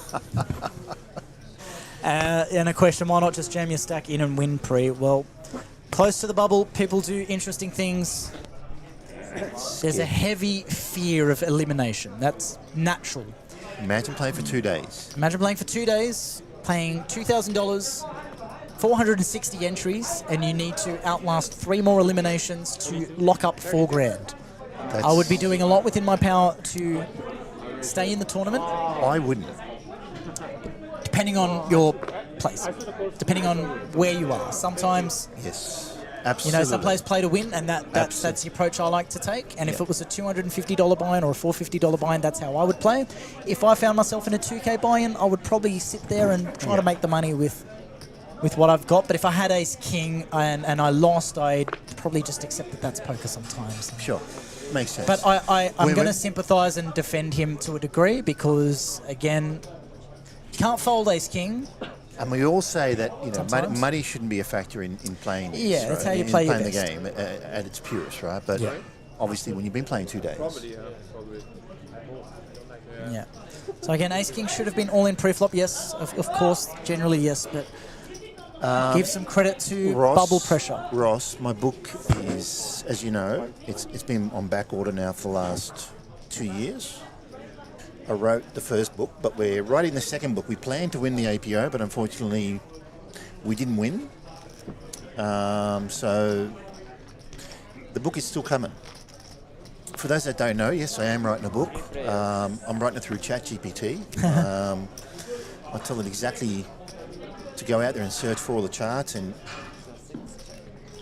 I ask it Righty to... dealers, finish up the hand you're currently on and hold, please. Announcement in the background. There you go. The hand you're currently on and We hold. might be going hand for hand. We'll just listen to Pat in a moment to figure out what the directions are going to be for the players left in the tournament as we approach the bubble. That was very serious. It sounded like a shuttle launch. Yeah. Ladies and gentlemen, please hold up. Stand by and full countdown. Absolutely. It was like, this is serious. What's happening here? Well, Oh, yeah. we have some flop action. Liam with top pair. Yep, we see the back of the head. Be going anywhere. So Liam's open gun, Sheng Feng's called. Liam's balanced in a check here, which I like because it has invited Sheng Feng to lead out. Well, Liam's watching at the moment, so he knows something's up. There's a Oh, hand. Liam's tuning in to watch his own play here. There's something happening. There is. Let's see a turn card. Another 4, doesn't change too much. Double flush draw now. Liam has made the decision to allow Sheng Feng to be the aggressor in this pot, so if he leads another street,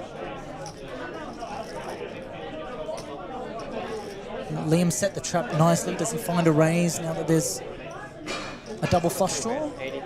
Oh, it's a large bet, just shy of half pot. I'm going to be leaning more towards a call here, would you say, Noel? Or He's watching, so maybe he folded and wanted to see what... that's true. Usually we don't like to give away any future information. And to be honest, Noel and I don't have much. We are locked away here near the bistro outside the poker room. Liam does come along. We'll see what this river is, if it completes a flush or if there's an ace that pulls off. Club, a club, ten. Can I get all a all 9 spectators maybe. who are not currently changes involved in the things. tournament out of the playing Well, area, please? oh, We'll King go through just- this process. So he's just... He loses to aces. So he's just taking the piss really by watching this because, like, Maybe he just wants to. mate, you got 3 pairs, Liam. What, I mean, He checks, so imagine if Sheng Feng bets here, he sees what he has, or if he checks here, he sees what he has. So Liam's made things interesting here by tuning into the stream right during this hand, made us question what was going to happen. There but you go, Liam. just takes it down he easy as just you wanted like. to watch his screen time. He just wanted to watch himself on the stage. Maybe he wanted to evaluate how he played the hand. Should I have checked the flop? Was I right to give Sheng Feng the chance to take the betting lead? And it worked out in this scenario. I don't think he was getting much value otherwise. So. I think Liam, you and I will talk about this hand later. There's a bit of study to go there. There's a few leaks that we can fix. I mean, the guy could have had it before. Could have.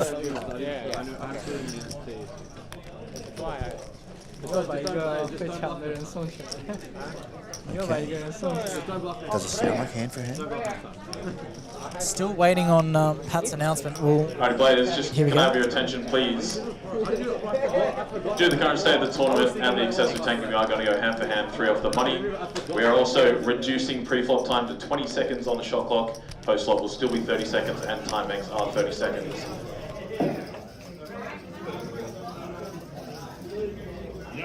Alright, players, just can I have your attention, please? Due to the current state of the tournament and the excessive tanking, we are going to go hand to hand, 3 off the money. We are also reducing pre-flop time to 20 seconds on the shot clock. Post-flop will still be 30 seconds, and time banks are 30 seconds. If there's an all-in call, players and dealers, please keep it face down. Please do not reveal the cards until we tell you to. We'll take 2 minutes off the clock for every hand we play. We'll be playing a total of 17 hands of this blind level, and then we'll take the break. Players, please stay seated as much as possible during this time. It does help us run this bubble. Please do not communicate about hands or action or stack sizes between tables. We will penalise you for that. That's your one and only warning about it. If you're not involved in the tournament, guys, please stay out of the tournament area or we'll just remove you from the room altogether. Other than that, guys, any questions? First hand, please, dealers. Please do hand number 1.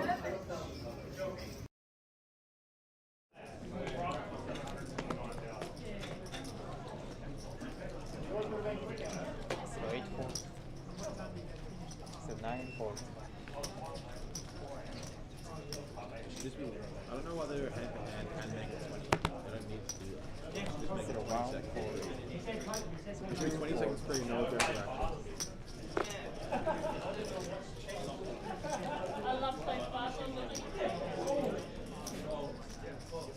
Just to recap, ladies and gentlemen, I think that was all there and clear to see. Was all there and clear to see. Tournament director Patrick Russell announcing that we are going hand for hand 3 places away from the money. And he's explained the reason for that being excessive tanking, which again didn't think was too much of an issue with the shot clocks in place, but with players maybe using up the entire 30 seconds, it is getting excessive. So it has been reduced to 20 seconds for a shot clock pre-flop, still 30 seconds post-flop. And right now, Martin Finger has gone with a virtual all-in with pocket 6s, and Liam there not quite. No, folds the Jack 7 off. We can see here he would have been flipping, so if you could see the cards, he might have run with it, but happy to let go of the Jack 7 off. You don't want to double up a player like Martin Finger too easily, do you know? Not at all, not at all. He's certainly a very well-respected player. Just a reminder, players, if you do use a time extension pre-flop, you will get 30 seconds for that time extension, not 20. So a regular decision is 20 seconds, and you will get 30 seconds if you use a time extension pre-flop. Dealers, hand number 2, please. So that was going to be my next question. I did assume that if players used a time extension chip pre-flop, they would get the 30 seconds rather than 20. That would only be fair if you do have a genuine pre-flop decision facing multiple raises, perhaps, then you should be reduced to 20 seconds for the time banks. That's you don't want to be using your time banks. You don't want to be using your time banks just willy-nilly. Yeah. Absolutely. So Shangfeng there with the 22 big blinds left in his stack. Kings. Finds the old Cowboys. Not a bad time to have kings. Not on the bubble. Not a bad time this close to the money. There's one king. Oh, no! This is a disaster. See, this is what nightmares are made of. Oh jeez. Well, wow. This is 2 days of play, and you're on the bubble. 85. And this is what happens. Yeah, there's a 3-bet. You'd imagine a 4-bet. It's just the ultimate caller, and it's often how you see many bubbles burst. It's aces versus kings. It's virtually inescapable. If we manage to see anything other than an all-in call here pre-flop, I'll be astonished. It's just... I'll honestly be astonished. I mean... Are you going to see your flop as kings? I mean, at the end of the day, you know, they say kings attract an ace. Yeah, he's out of position as well. Like, I really don't see him just flatting here. He's announced all in. Aces will snap, but the hand... So the reason why they're not showing their cards straight away is because we are hand for hand. So cards are not to be revealed until action is over on all other tables. So we're not sure how long we could be waiting here, but you can see on your screens, ladies and gents, that Shangfeng Ma won't be at risk. $178,000 up top. Your kings on the bubble. And there's a king folded pre-flop, which is just even... It's just a nightmare. This is stuff that... You know, when I go to bed at night and I'm thinking, how am I going to win a big tournament one time in my life? I visualise myself getting aces in these spots, you know, or kings or something. Yeah.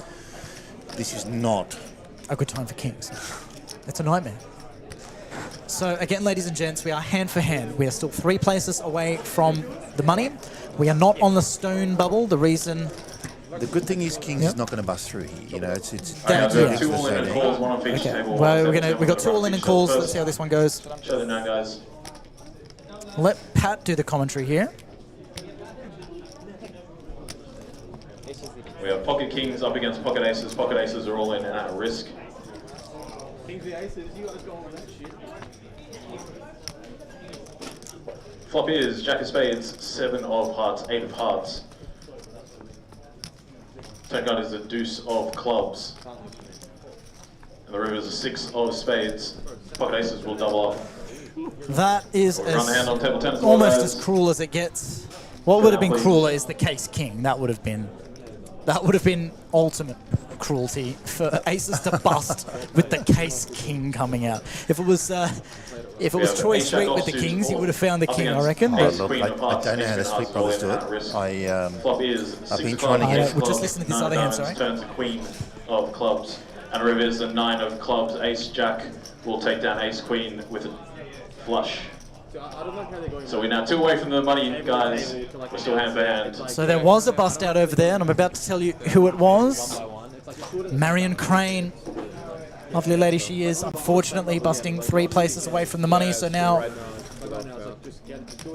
49 left. Let's have a look at that bust out. There's Marion, they're all in with the ace queen up against ace jack. That's unfortunate. We have an ace jack offsuit all up against ace queen of hearts. Ace queen of hearts is all in at risk. Flop is 6 of clubs, ace of clubs. It's going to play, guys. Don't get the next hand started. Give please. She hit the queen. We'll take down ace queen. Wow, 4-card flush run out. That is disastrous. She can only laugh as you see there her reaction, Marion Crane. Again, 2 days of playing, you hit 2 pair, and the flush does you. A 4-card flush at that. It's nonsense. And you hit your queen on the turn. Chris, it's nonsense. It's 178,000 on top. You play that hand over and over in your head and say, what did I do wrong to get a 4-card flush against me? Yeah. This is the thing that people talk about all the time, these bad beats. They walk around just moping. How would you feel? Brutally bruised. It's just something you don't overcome for a long time. It's a cruel game. Poker is a cruel game. I was talking to a couple of guys today at lunch, please. and they still remember hands from 2018 Yeah. in big tournaments. Yep. And I'll tell you every aspect of it. So Liam here with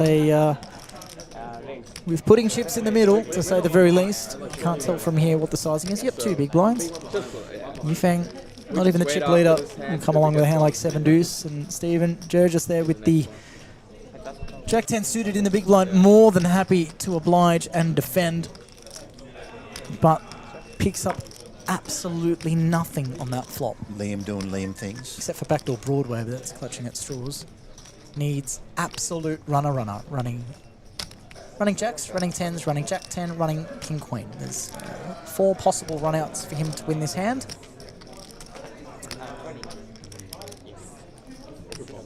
And will not get to realise any of them as a simple 3-bet from Liam J, who gets the job done. Tai Lai is now thinking.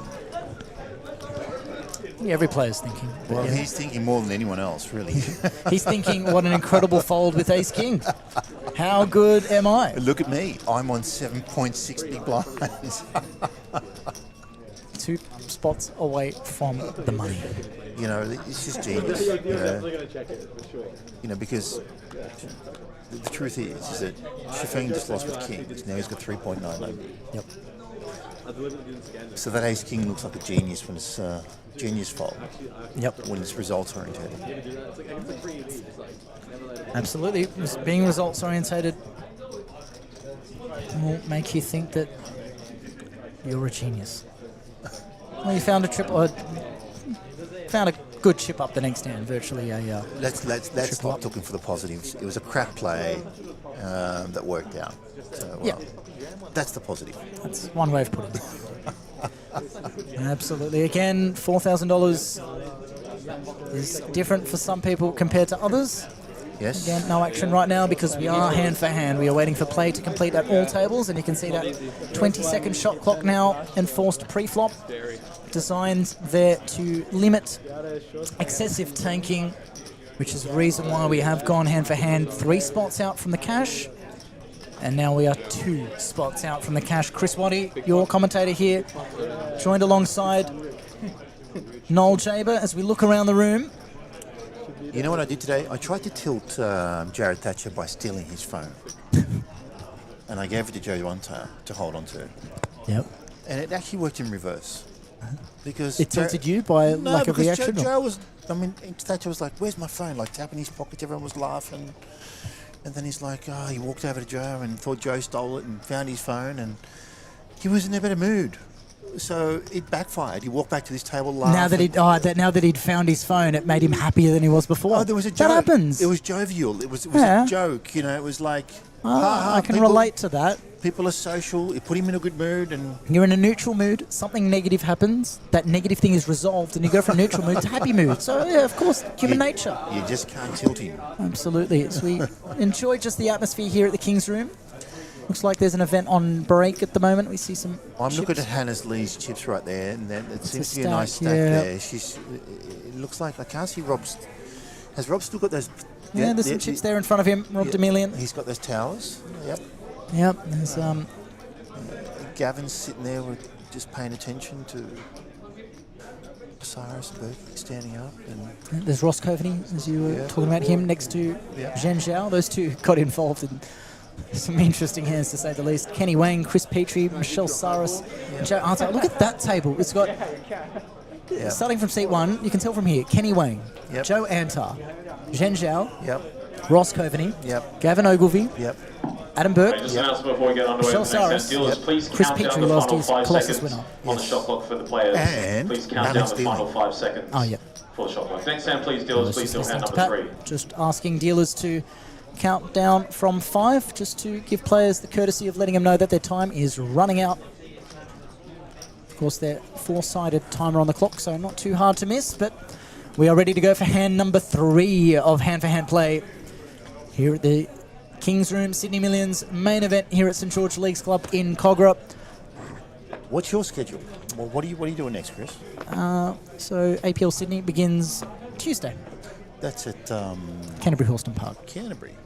Yep, so this will finish Monday, APL Series Tuesday, and then you will find me doing Santa photography at Queen Victoria Building in Sydney. So there's 2 Santa photos there. I've been involved in their tea room, where parents take their kids for a fancy high tea and get a photo with Santa, and then they'll have a standard supermarket type set on the 2nd level, I believe. And if you want a reliable Santa photographer, I'll put my hand up. Yeah, I've been at Leichhardt for the last 7 years, so yeah, Poker Quiet's down in December for, at least from an APL perspective. So if Santa doesn't turn up, you can always call me, because this belly, we need some Santas.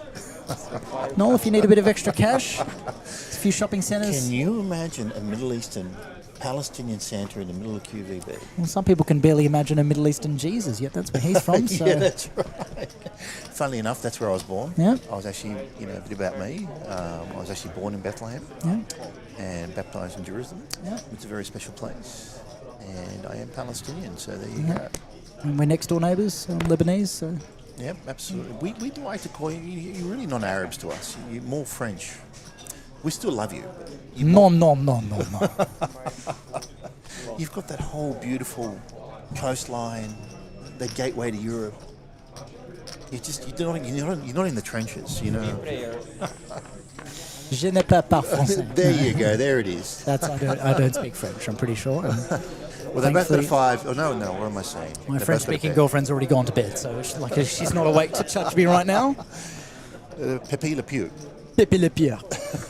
When I first met her, I spent far too much time impersonating her accent. I've quickly learned not to anymore. So you do have a French girlfriend? She's Belgian. Yes. And French is her first language, English is her second language. She also speaks German and Spanish. That's just... She's a clever cookie. She sounds very smart and very fitting to be your partner. Yeah, I've got 3 more languages to learn to catch up to her. Well, yes, if you guys have kids, you're in trouble. Oh, I'm in big trouble. I've heard some stories. I'm going to have kids running around talking behind my back in a language I don't understand. My parents speak Arabic when they need to have a private conversation, and I don't want to hear it, and they don't want me to hear it. Now, out comes the... There's clubs here. There's pairs and clubs. There's everything happening here. Yeah. Every player is live. Scarcely. And the brick.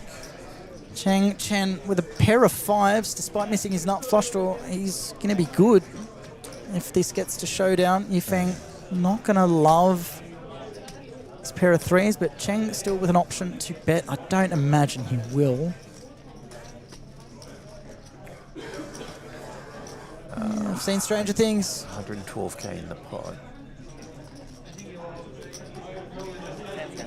Scared money in there. Maybe he's soaking up the time. Does check. And we get the showdown. Ace-5 of clubs. Going to be the winner. And Steve looks at it and says, I had ace-jack. How does my hand win? Gotta run bad. That's Run bad. Well, again, look at those shorties. Martin Finger and Tai were battling it out for short stack status, but now it is Qiangfeng cruelled with pocket Guys, we do have kings. an all-in call on table Oh, we got an all-in 5. call. Let's listen. Pocket jacks is all in and at risk up against ace queen of clubs. Jack's all in and out risk up against ace queen of clubs. Flop is 7 of diamonds, 4 of spades, king of hearts. Turn Plain card flop. is the 7 of spades, Clean turn. and the river is the 6 of hearts. Jack's will Pocket double. jacks repeat will double up. Jack's double. We might see a replay of it in a moment. Perhaps.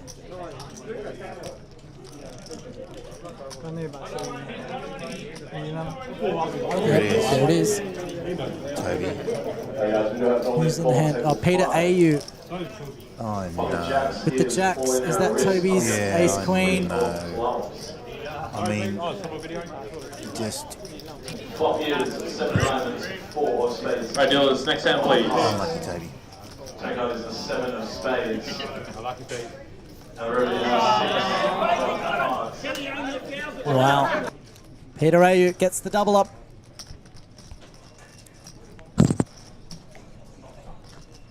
Well done to him. Unlucky for Toby Giles there, with a chance to send us one step closer to the money. We've seen Peter Ayu do this. We've seen him somehow always find that magic.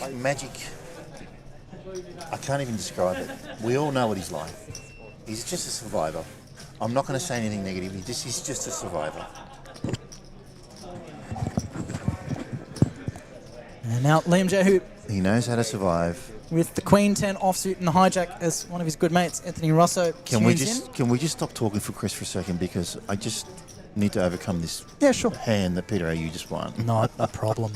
It's something that most of Sydney players would be feeling right now, because he's a character. He's a character that just seems to do this all the time.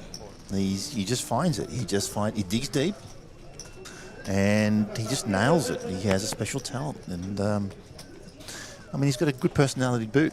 I mean, a few players in Sydney would really be clapping right now. You can go on now.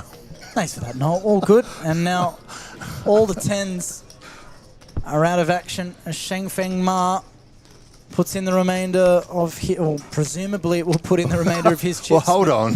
Pocket 10s. We've seen worse. We've seen similar. This is the bubble play. He's called. He's left himself an opportunity to fold just in case this board comes ace 9-9. I mean, to be fair, he knew. No. Oh dear. Qiangfeng is drawing dead. See you later. 10-6 was in the hand pre-flop. Liam with Queen 10. There are no 10s left to draw to.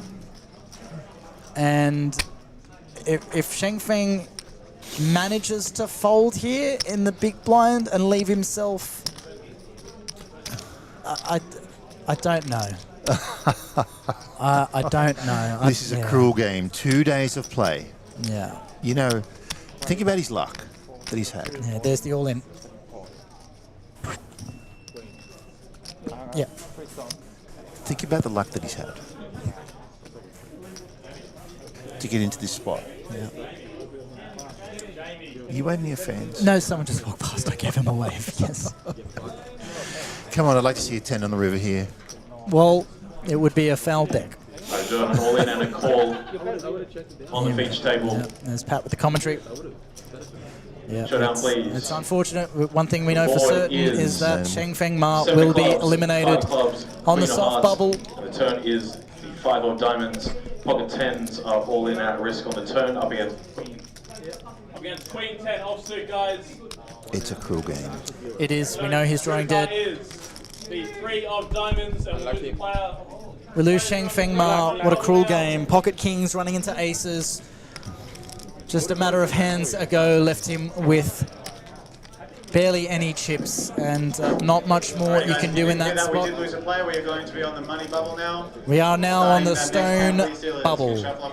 Next hand, please. We are one away from the money. 47 get paid, 48 remain in the King's Room Sydney Millions main event for 2025 here at the St George Leagues Club in Kogarah.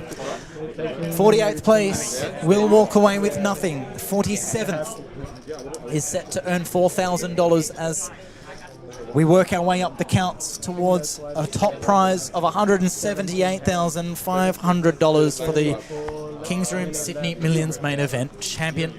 What would you do with $178,000, Chris? Ooh. Besides take your beautiful girlfriend to Belgium, France. Yeah. We went recently, which is nice. Went to Belgium, met her family for the first time. So how good's that? That was good. That was very good. Probably go again, actually, as a matter of fact. So one more little trip.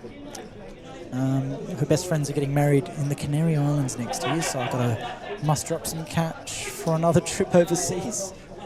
Been on a few recently, and we'll have to figure that out. Right near Morocco, that is. So an opportunity to explore Marrakesh or Casablanca, perhaps. Absolutely. But cross that bridge when we get to it. I will not be winning $178,000 anytime soon, but if I did, yes, that would be on the cards for sure. Would you put a ring on it? He's gone to bed. She's going to be watching the replay. Not yet. I'm a patient individual. We are patient. I'll give you Yet patient. the key word.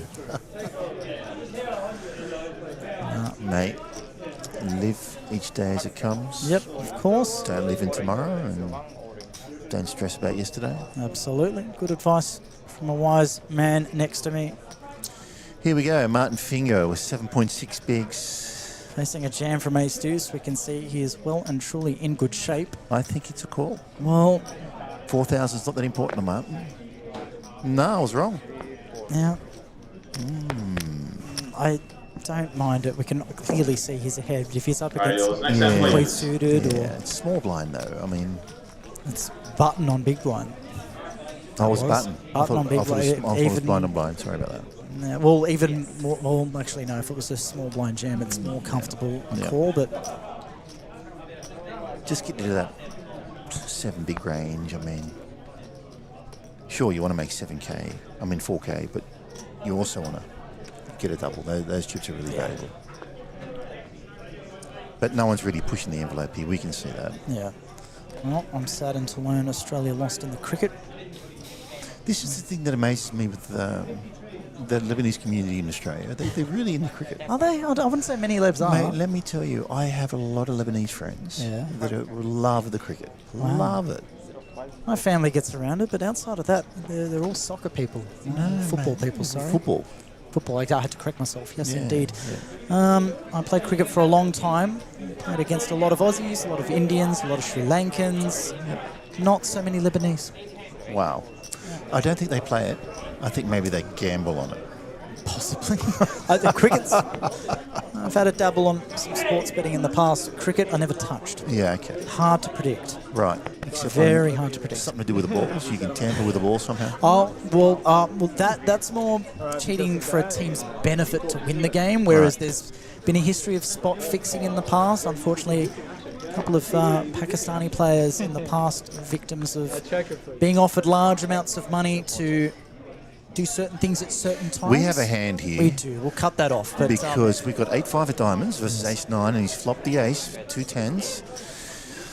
Again, man with 2 diamonds and an ace there working for Can. This is where I always say don't go broke playing a paired flush board, because even if you make your flush, the other person's more likely to make a boat. Absolutely. I'll just quickly clarify my earlier comments. Nothing racially motivated, just talking the history of cricket. Nothing more than that. But back to this end. Again, Liam with a chance to realise his equity here if he still decides to check back. I'd like to see him check back. I mean, nobody's really comfortable with this board. Actually, to be honest, given the action, Liam's got the range advantage. with his the fact he's the one that opened, and it's a big blind defend, so it's hard to give the big blind much credit for an ace. But that's right. It goes back to how Martin Finger played the other hand. Liam's put out a bet there, 90,000. So Can won't be going anywhere, not with that ace. But again, Liam representing a lot of strong aces. Some tens he can have, a lot of queen X. So yeah, this board's got Liam written all over it in terms of a raise from middle position. No. Wow. Strange things happen on the bubble. No. Strange things happen on the bubble. My heart aches. And Liam J, who now with the chip lead, like I said, when we first got to this table, I said Liam's going to be applying bubble pressure. He's going to be raising a lot of hands. And that's also what Yifeng has been doing, or trying to do as well.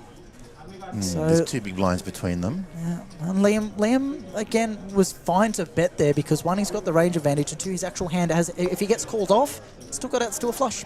So, yep, certainly like that from Liam for the aforementioned reasons. That's a big fold. Did expect a call. I did expect to see a river card, but again, he's got a. Yeah, I don't know.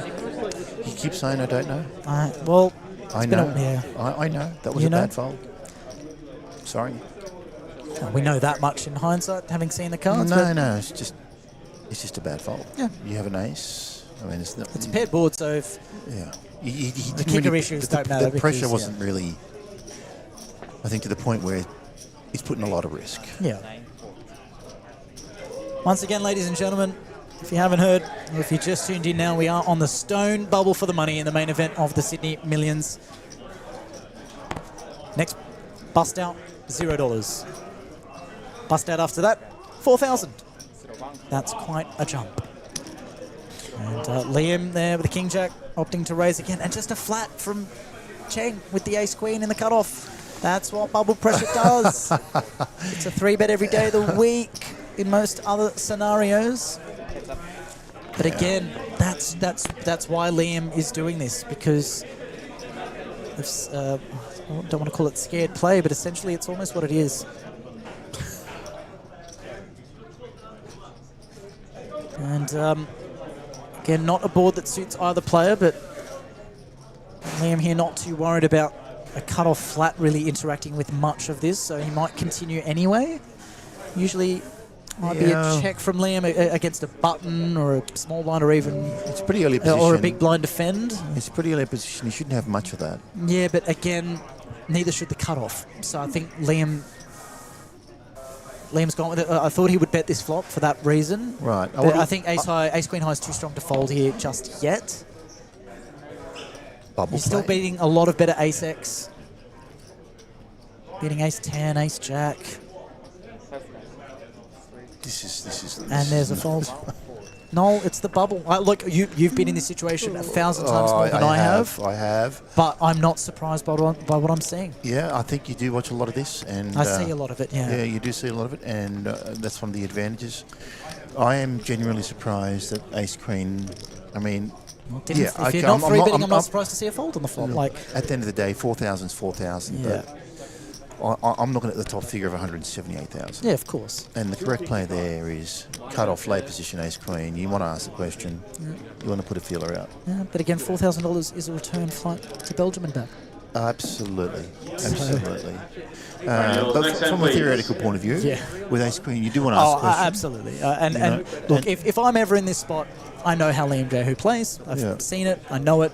We're watching it now. Yeah. You'll find me 3-betting with that hand. And if Liam happens to have it, then good luck to him. So, yeah, that's the approach. So I haven't watched much of this, and if Liam did that, I would be sticking it straight back in his face. Yeah, of course. Politely. Don't need to know that Liam's opening wide, regardless. Ace Queen is Ace Queen. You've got to ask the question. Absolutely.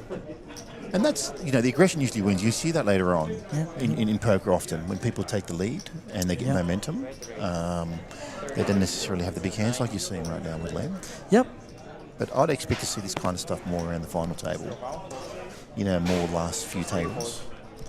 I guess it's a bigger tournament. Stone bubble from $0. It's a $4,000 pay job. That's how I see it. Yeah. Deep Freeze has tuned in. Hello, Bailey.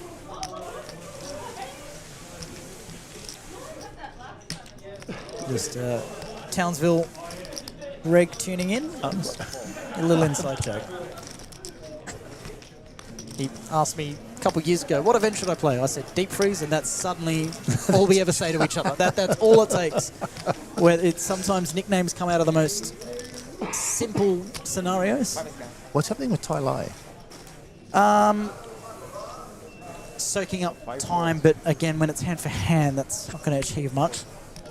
Elias has been pretty card dead. Absolutely. Seems like a solid player. Plays a fair bit. No, he'd like to get active more, but when you don't have the hands, you don't have the hands. And that board looking pretty friendly for Can, but a gutty there for Yifeng. Yes, there is a gutty. Needs an 8 and an 8 only. And he's got a club. some back doors in terms of a club, yeah. I'm surprised he's got 25%. That seems like a large percentage to still have when you're drawing to one of 3 8s in the deck and backdoor flush. I don't know, I'll check my maths on that, but I imagine that, so Yifeng's the one that's let out, obviously. He's the pre-flop aggressor, and Can's not going to go. Look, he's folded light. He's folded strong hands before, but with King-Queen on this board, he's not going anywhere. Wouldn't, yeah, I don't know if I'd be raising here. Keep some bluffs in. That jack doesn't scare me too much if I'm Yifeng. Sorry, if I'm Can, sorry. Can Liu. Again, still on the stone bubble, ladies and gents. Apologies for the slow action. Hasn't been a lot going on. There's been more folds with premiums than I think I've ever seen in the last half an hour, and that's what the difference between $0 and 4,000 will do to some people. Is that a double gutty now? Yep. Double gut shot indeed. Any queen, any 8. Couple of queens folded, 1 8 folded, so we can say there that his outs are slim. But we've seen Can fold that ace before on the ace 10-10 queen board to Liam J, who's 8-5 of diamonds. There were 2 diamonds on that board, but he's not going anywhere this time. Is Can Liu. As we head to a river, and if Yifeng pulls the trigger, and that's 7, well, I don't know if that 7 is going to mean too much. He's opening light enough to have some 7s in his hand for sure. And if he rips it, imagine if he rips it. So Can's got a pot-sized bet behind. Imagine, you know what? He's capable. He did it before. He is capable. He did it before. And, you know... We can see a bet of 350,000 here. Does he have 7s there? He's going to use a time bank. Does he have any 7 in where the spot Well, that he's if he's opening 10-9-0, he can have plenty of 7-8 suited. He had 10-6 before. 10-7 suited, yeah. 10-6 before. Absolutely, he can have some 7s here. But, again, King-Queen, when the board runs out, 6-7 King, Jack on the turn. Can't ask for much more. But again, we can see the cards. Can here is sitting there with a singular pair. And there's that bet. There is that. That's what I said. Well, I said 350, but 366, effectively the same. All in. He's just put him all in. Yeah. He's bet 500. Yeah, and that's the thing. The big stack is going to be putting this pressure on. He knows it. Yeah. There's nothing you can do about it. Absolutely. If you call off here and your opponent has a 7, good luck to him. I've Putting seen in $4,000. I've seen this posture before. Oh, he's cool. No, that was the... was that a time bank chip or a call? Time bank. It's a time bank. So confusing. Yeah. Usually when you see it tossed in like that, it looks like a calling chip. Usually the time banks get slid in or... Wow. He knows it. He knows it. Oh, he was grabbing chips. Oh.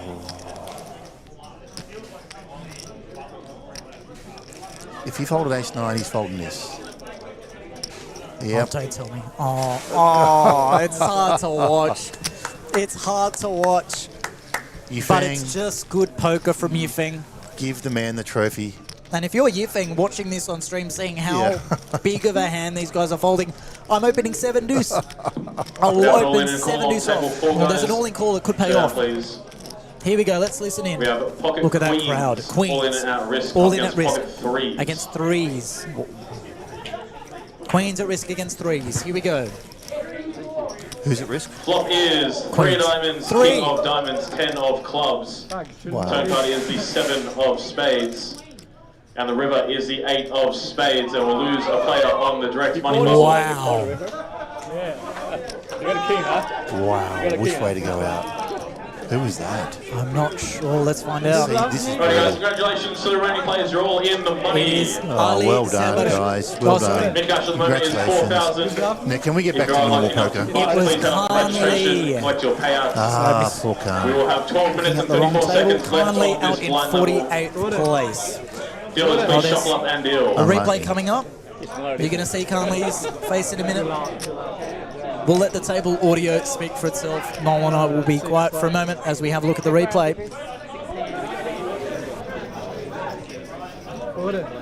Gordon. Did you block me?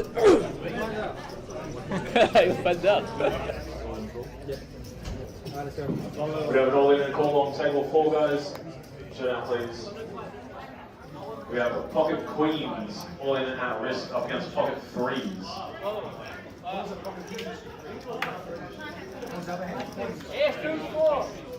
Flop is 3 diamonds, king of diamonds, 10 of clubs.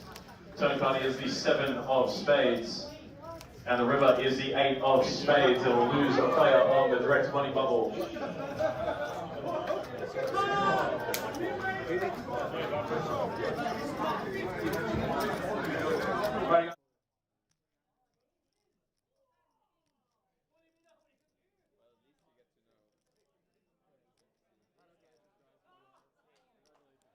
There we have it.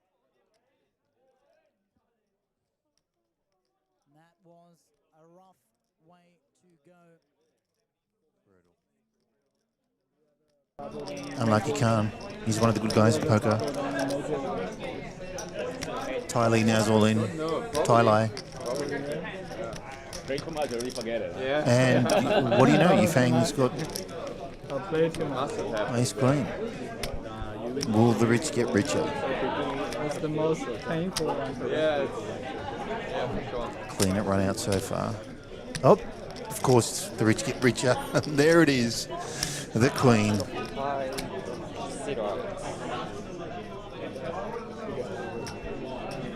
Steaming ahead now with 86 big blinds.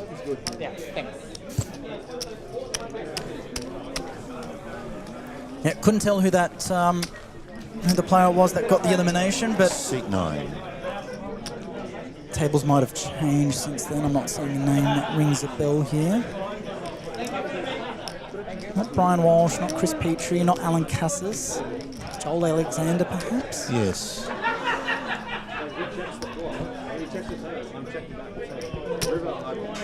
Well, just to recap, we just had an extensive bubble period. 5 minutes at midnight. We had hand-for-hand play begin 3 spots off the money due to excessive tanking. The shot clock was reduced to 20 seconds pre-flop. It has now been brought back to 30 now that the bubble has burst. But we just saw some absolute big stack dominance from both Liam Jehu and Yifeng Zhang, getting some of these hands out of the way that would be ordinarily in any other part of the tournament straight into the middle with their chips, and instead we saw some tight folds. There's no other way to put it. Some more than tight. There's all these going in all over the place at the moment. There's a lot of screaming and cheering. And bubbles burst. Everyone's in a good mood.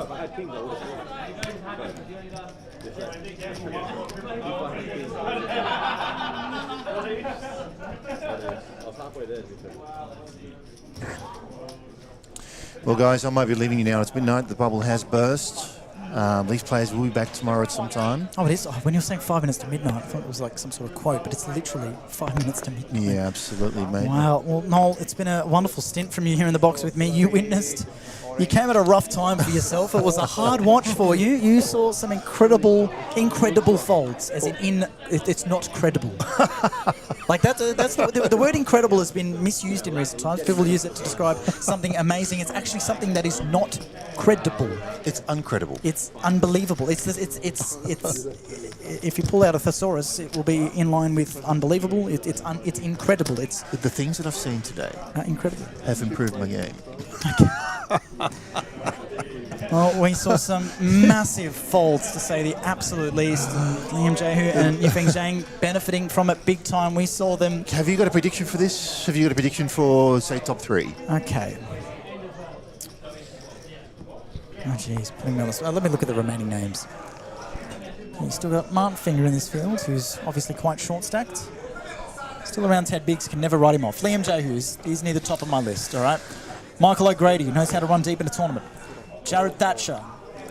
A little bit of run good on his side, and good luck to everyone else. Hannah Lee can find it when she finds it.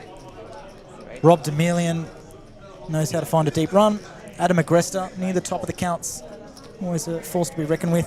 Alan Cassis. Let me just stop you there. I'm going to put him on final table. Let me Alan just Cassis. stop you there, because it sounds like it's easy to eliminate who's not a possibility.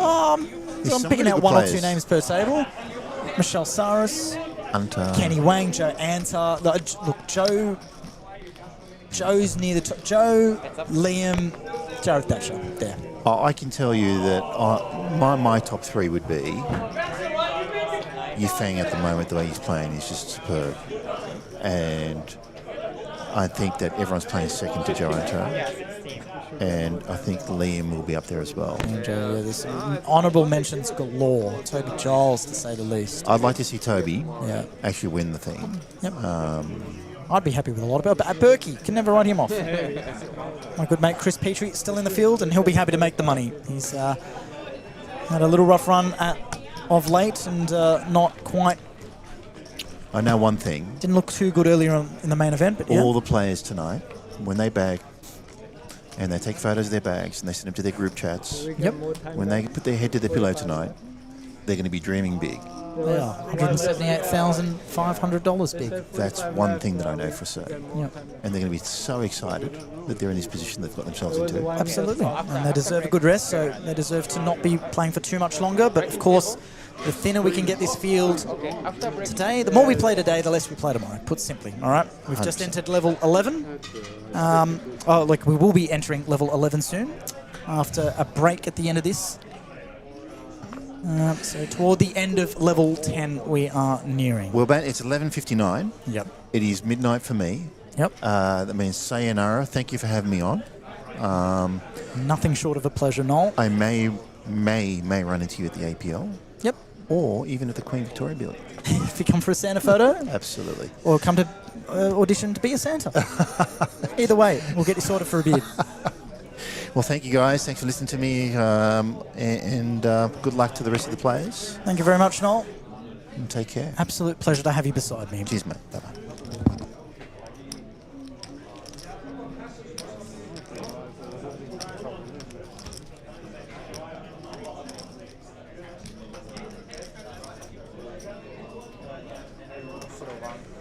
Well, what a stint from Noel Jaber there. Saw through what was a tedious bubble period.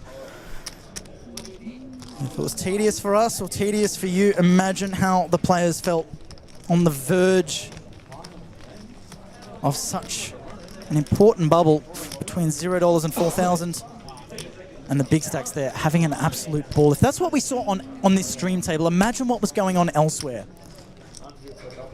Obviously, all eyes on these guys as they fold these absolute monsters. Folding King-Queen on a Queen-High flop. Folding Ace-9 on Ace-10-10 Queen. 2 diamonds. Liam Jehu with the 8-5 of diamonds gets a fold. Fuck, Fergus is here. Fucking at least I got someone to fucking have a bit of banter with. And Noel's left at an unfortunate time because we have the pleasure of welcoming to the stream table Mr. Michael O'Grady. All right, can you get me a table, please?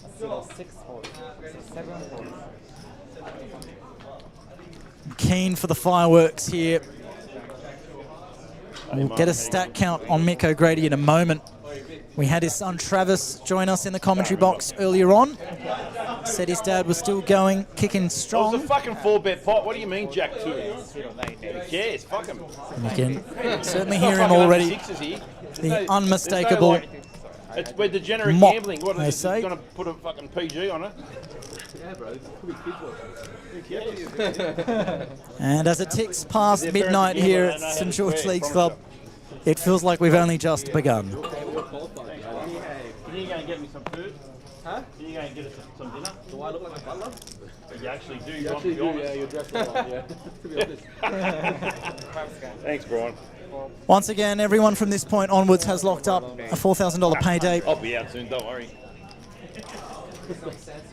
Said goodbye to 𝗣𝗓𝗬𝗢𝗧𝗦. Yeah. Also, 𝗣𝗓𝗬𝗢𝗧𝗦 got out of the way as well.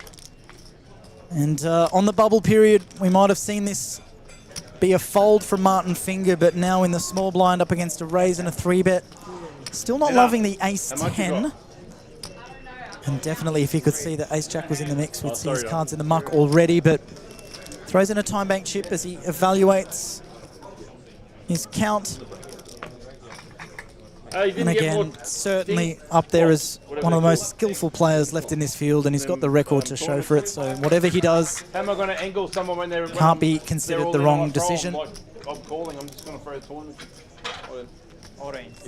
And there's Martin going all in with That's what I said. ace-10 suited, and Stephen Gerges will get out of the way, and Cheng Chen will have no problems calling off, and will be happy to see that he's got Martin crushed and he's in a good position to collect a lovely pot. Just got to fade some hearts or a 10. What happened to 160. You know they can't see. Cheng hasn't called yet. Now he has. What do you mean no hands? What's that? That's not. That's. They can't see your cards. You're allowed to block. And there's Martin's ace-10 of hearts at risk up against the 700. ace of spades, jack of hearts. I just want to know how my speech. Queen in the went. window, another queen, so some chop outs there. If another 6 comes, looking for a 9, 6 or 10. Not the case, and we do lose No. Sit open. Sit 3. Did it help? No, but did it Martin help you? Finger. Oh, He's gone in 45th place now. GG, Mark. Thank you. Yeah. And we are approaching a break very shortly, I would imagine. See? See? What do you mean no cards? You just fucking won the hand and folded it. Sit 3. Folded the best. You keep being folded second up flush before. What? You nuts? Yep, just about 5 minutes away from a break. Oh, it's not the first mistake you've made today. Fuck me, you've made 100. 100, eh? I don't know, that was it. You made a mistake. Don't tell me Pete's out. Not holding with the king. Big blind, please. Huh? 16, please. I was just big blind on the other table. I was big blind on the other table. That's not right. So what happened? Do we call the floor? You have to. Sorry, Dad. Mick O'Grady having some fun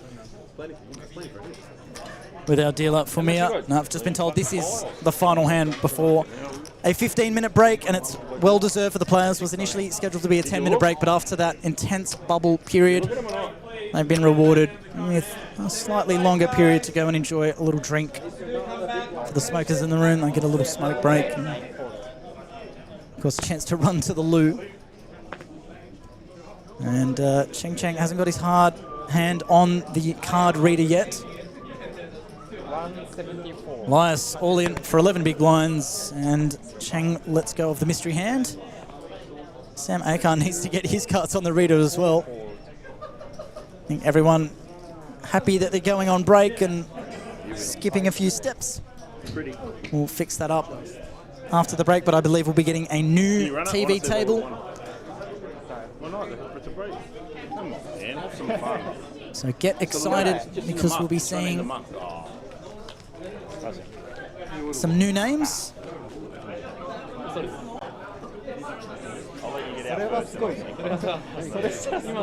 And we'll find out after this break, ladies and gents. We are in the money now in the Sydney Millions main event here at the St George Leagues Club at Kogarah. 44 players remain. 47 were in the money, 48th 𝗣𝗓𝗦𝗢𝗓𝗧𝗦, unfortunately, our bubble boy. And we'll see you shortly as we all take a well-deserved break, not least you, the viewer, myself here in the commentary box, and all the players. We'll see you back shortly as we return for the final session of the evening after this.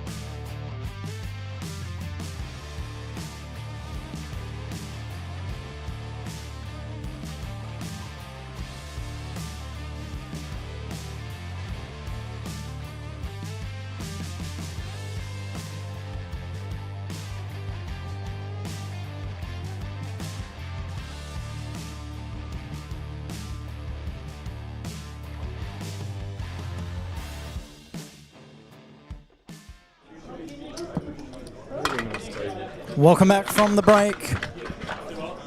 Here in the main event, day 2, we are entering the final session of play at this stage. Looking like we'll just play to the end of level 12 and call it a night. And right now, we are at the start of level 11. These are hour-long levels, so 2 more hours will be played through this evening. Trying to get that field count as low as possible, because tomorrow is set to be a marathon. Honestly, happy to push it into the early hours of the morning today on the basis that it is a 6 p.m.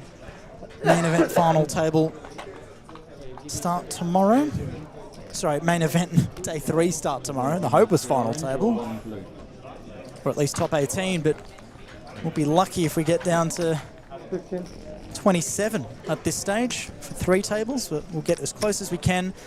There was bubble pressure galore held on by the biggest stacks on our previous table. As you can see at the top of your screen, the names still linger.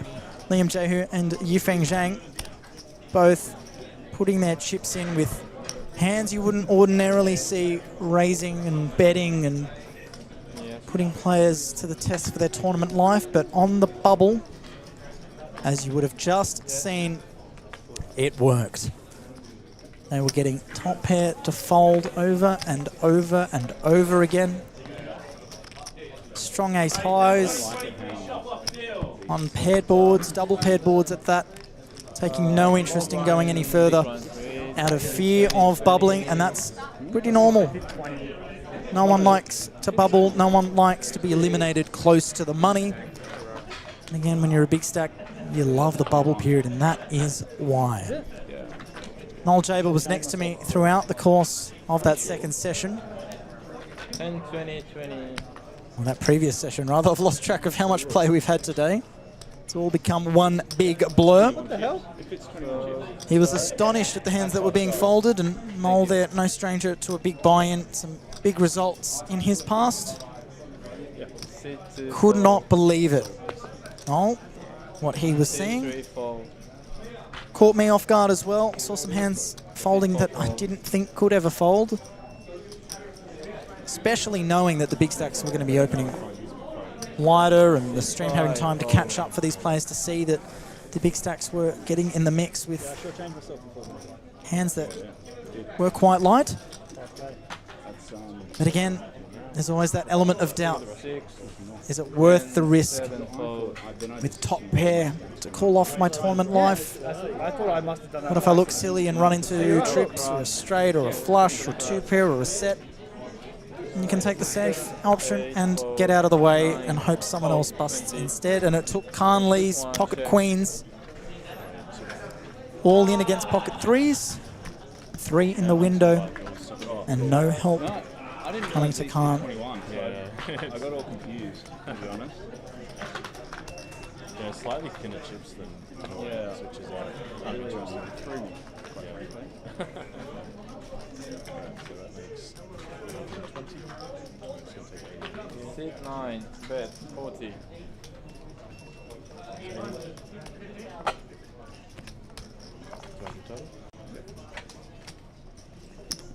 6, 1, call, 40.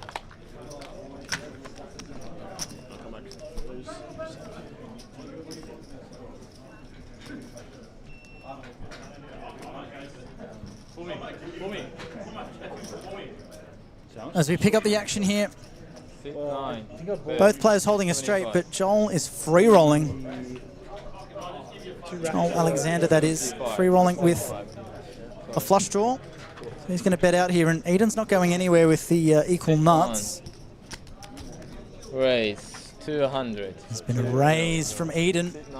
Stacks are going to go in.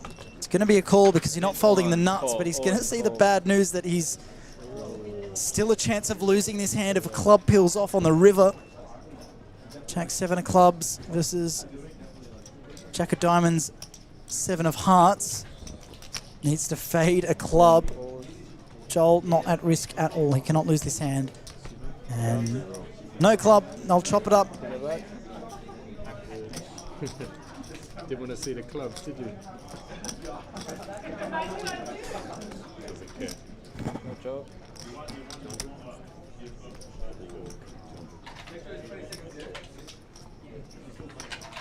Alright, chip race please, can I get all spare 1Ks out in front?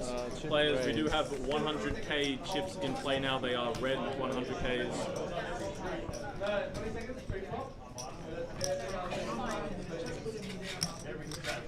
Now, what's quite remarkable about that bubble hand, queens versus threes, 3 in the window, 𝗣𝗬𝗢𝗦 with the queens in his possession, that hand.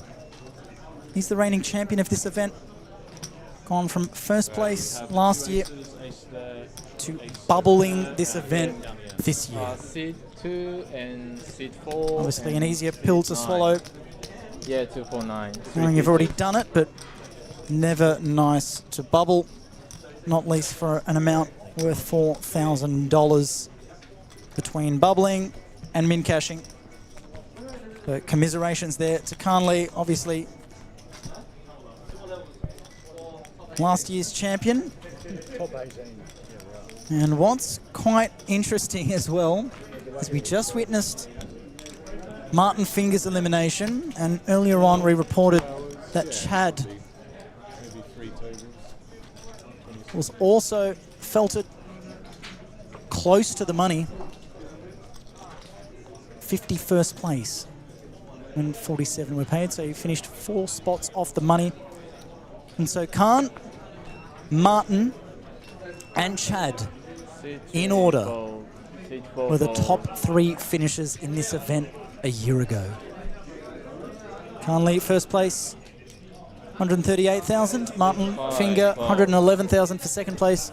Chad Yazbeck with third place for 110,000. 7, 8, after a deal was made to even out the money, presumably ICM, I believe, a year ago, and all 3 of them gone. Chad, 51st. Martin managed to find himself in the money, whereas 𝗣𝗬𝗢𝗦 not so lucky. 48th place. So we will have a new champion compared to last year. As we return to the action here, button on big blind. Joel opens the King Jack. Peter defending the Ace-3-0. Peter checking it over to Joel, who finds middle pair on Queen Jack 5. Happy to have a stab at this one. Plenty hands that he can get some value from on this semi-suited connected board. C2, call, 50. Elects to call. He's got that ace of diamonds in his hand, so sneaks some backdoor opportunities. Also Ace-3, so some outs to a wheel. Not a card that helps him, except now drawing to a king. 9, check. For the nut straight. He goes check, check on the turn as the river card comes out. We can't quite catch it from here. There's a deuce. 9, check. Absolute brick. Ace high facing up against a pair of jacks. Pair of jacks is going to be good.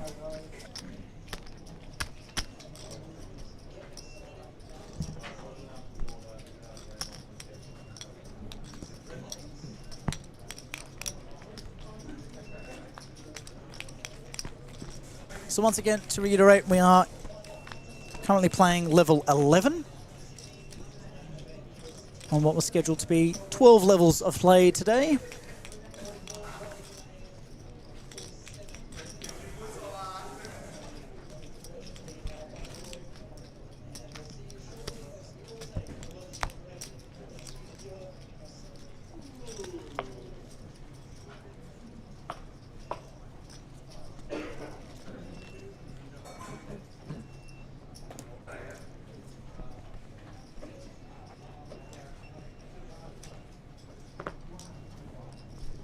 Seat 4, 5, 4.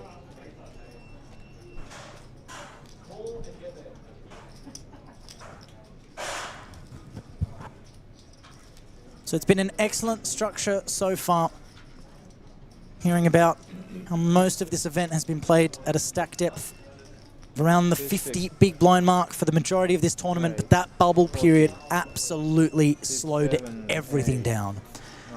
And with less knockouts, as the blinds go up, average stack in terms of bigs goes down, and currently sitting at 31 big blinds with 44 players remaining. But no doubt, with the recent bursting of the bubble, we'll see a flurry of knockouts, and order will be restored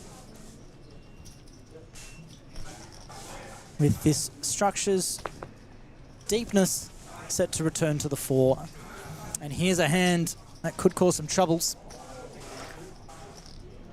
Have a raise from middle position for Rami Hakim. 40,000, small blind elects to flat with the King Queen O. And Queen 10 happy to oblige for one big blind more. Queen 10 of clubs, happy to see a flop. And there's a nice flop for Queen 10 of clubs.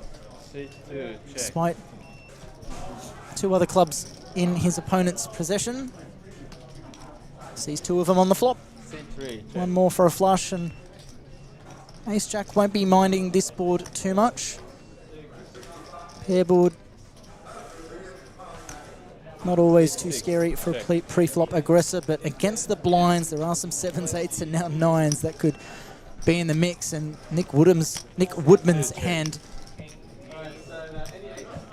Oh, sorry, Nick Woodham's. We'll get that fixed, I'm pretty sure.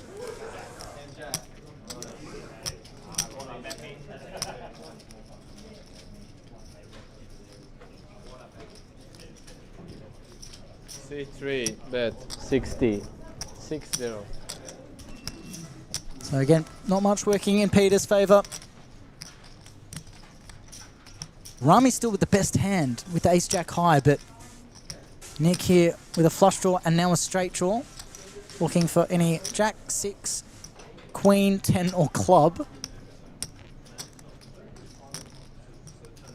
That's plenty of outs to work with, but maybe a lower percentage due to some folded hands. Yet you can see a few clubs missing, but it doesn't matter because Ace Jack high not willing to continue after some aggression shown from that combo draw in Nick's possession.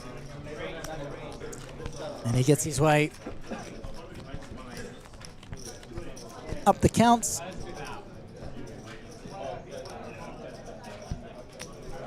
From 16 bigs at the start of that hand to 20 now. Good defend from the big line. Pays off.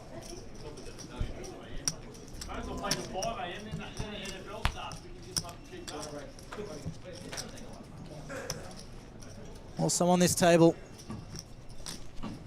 exciting to see Jared Thatcher. Spoken so much about him. Just a little bit sub 20 bigs at the moment, but in this structure, that's plenty to work with. Speaking of plenty to work with, there's those big stacks there. 𝗣𝗓𝗢𝗢 with the 65 bigs, chip leading this table. 58 bigs for Rami. Eden Kim with 57. Peter V with 46 and Joel Alexander with 40 big blinds. There's some big stacks galore here. Shorter stack is John Moffat with just the 9 bigs, but everyone else is sitting pretty, and that's just been the story of this tournament. Speaking of John with the short stack, Jared, who also was just mentioned, opens the ace-queen, jam from the 6s, and likely to just see a simple call for Jared. And we'll be off to the races. There's a folded ace in the mix there. So one less out for Jared to strike, and the percentages will reflect that for John, who's the 59% favourite with 6s to hold.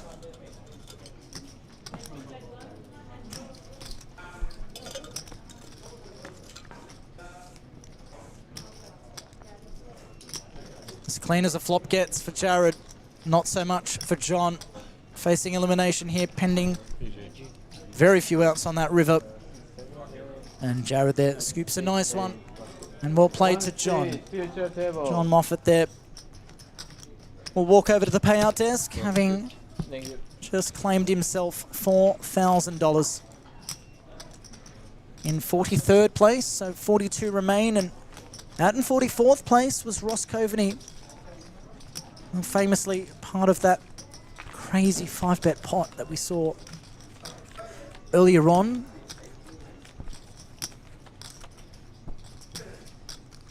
Against Zhen Zhao. or Zenzao. Big blind empty. Goes raise, re-raise, re-raise. Ross then re-raises again. That's a 5-bet with the ace-queen offsuit. An ace-6 of spades for Zen, called from out of position. Saw a king-high flop. I think it was king 5-7 with 2 clubs, king of spades, and the ace-6 of spades leads the flop non-all-in and gets Ross to fold. It was one of the craziest hands I've seen in quite some time. Now Rami here, off 60 bigs, also getting ace-queen. Opens from under the gun to the standard 2 big blind worth 40,000. No customers as yet. Oh, cut off Peter with a quick call with the king, queen of hearts.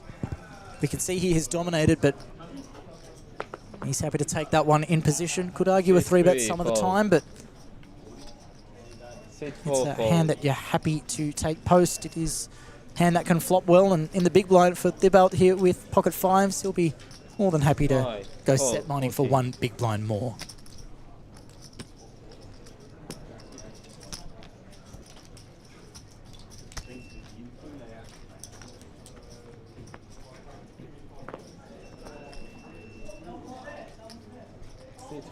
Check.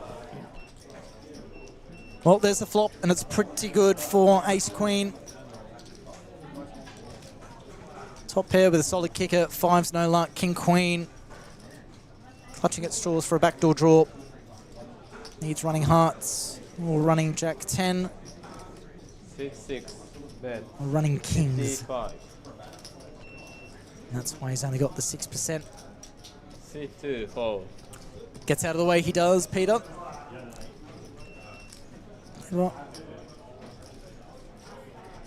Getting 4-1 on a call, will not oblige. And then the gun raiser, Rami. Just pips Thibault for the chip lead with that one. 63 bigs versus the 62, but both players will be happy with the stacks in front of them.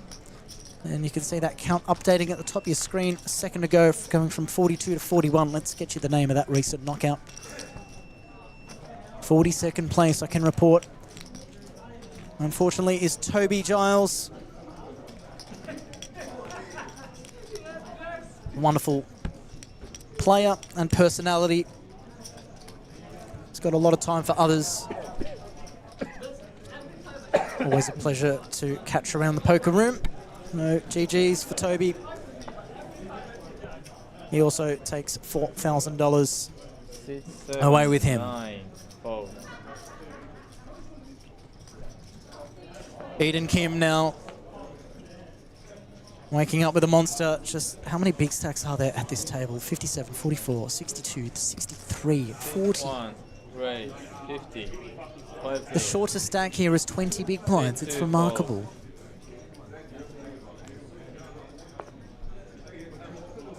C3, fold. So he goes to slightly larger sizing. C5, fold. 2.5 bigs with the king, so less incentive to see a flop if you're the big blind, but you could make it 0.1 of a big blind more to call, and you wouldn't love it with the 9-4 offsuit, let alone 1.5 bigs to peel a flop. That will go into the muck, I say, with certainty. Well, Eden gets it through. Would have liked a customer or two.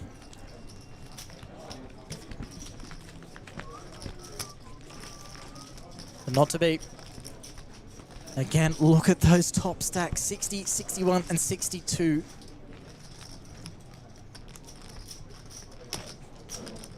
And then the 5th biggest stack at the table with 40 big blinds. I'd be taking 40 big blinds in this spot every day of the week.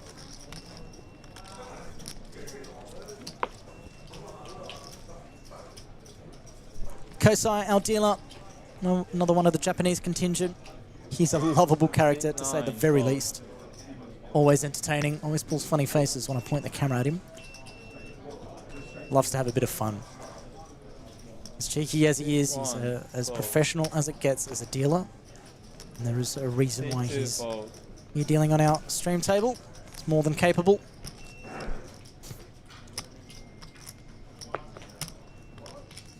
C3 fold. C4 fold.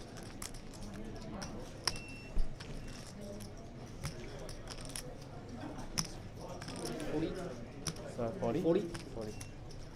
C5 raise 40. 40.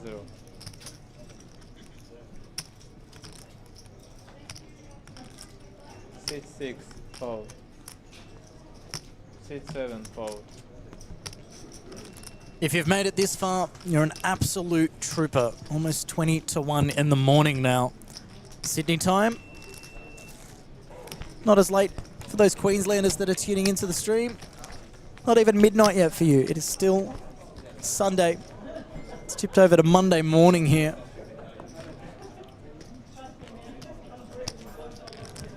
And again, we have just such deep stacks here. There's not going to be too much mayhem unless we get some absolute coolers.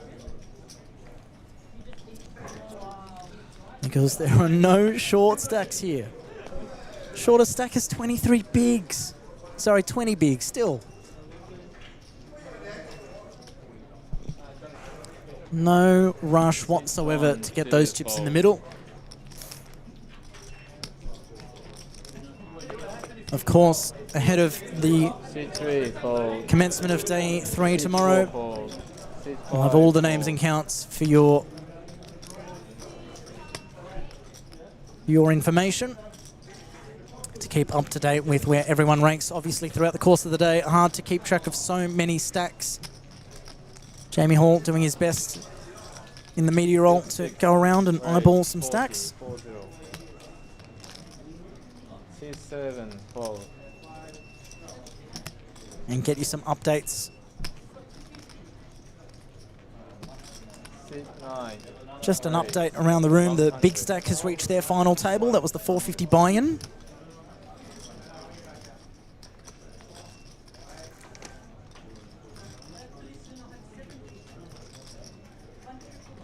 And that one had a 50k guarantee on it that was beaten.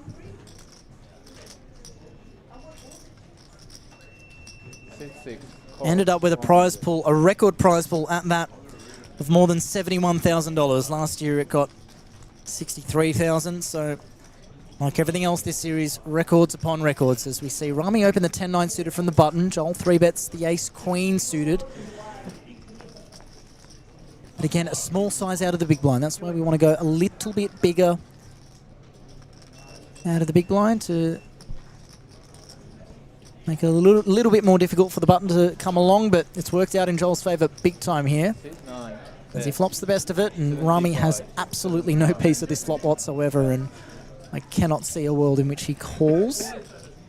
And there's 2 clubs and a diamond on ace-4-4, 10-9 of hearts is just couldn't be further away from anything on this board.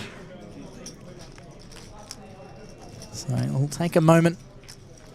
Considering if he ever maybe raises here, we won't see a call. I'm pretty confident of that, yeah.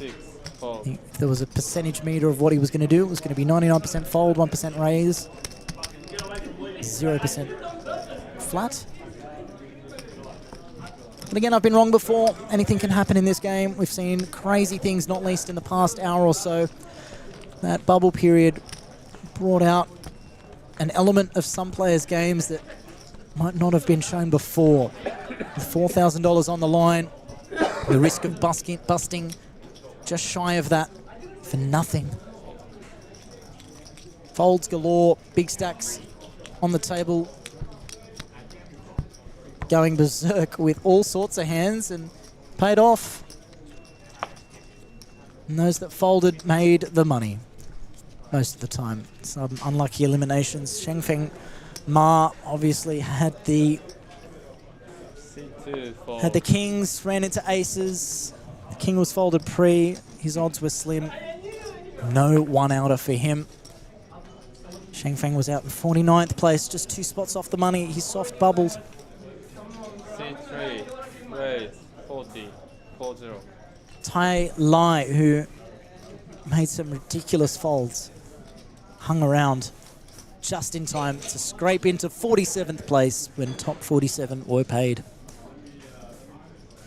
But back to that big stack, they've just hit their final table.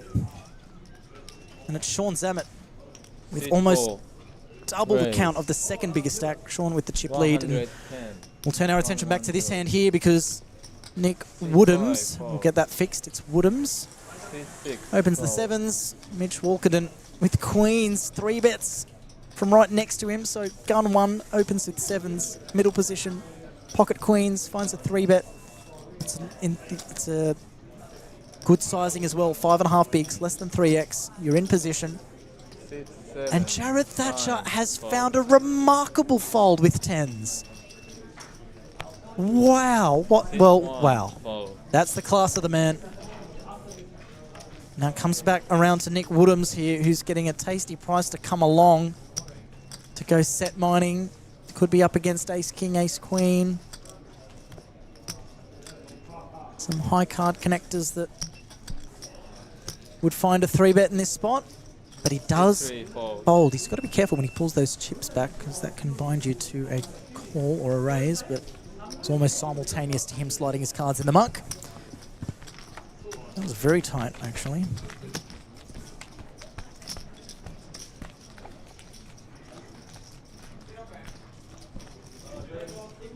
Jared, what a fold with 10s. Goes open, 3 bet from early position, so fair enough for him to think that he was not in the best shape.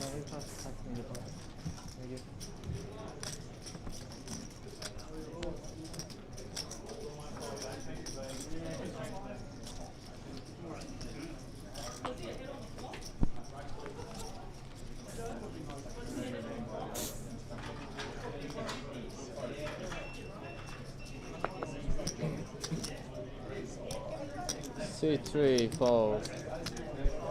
C4 fold.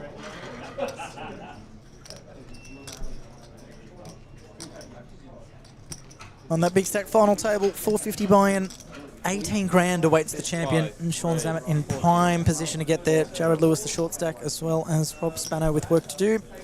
David Hurst, Wilson Lee, Keno Lee, Anthony Chan, Jason Gala, and Kamia Ekrami, all making their appearance. You can check out that post on the King's Room Facebook page, thanks to the great work of Jamie Hall. Also, our PLO 4-5 Bomb Pot has hit their final table. C1 fold.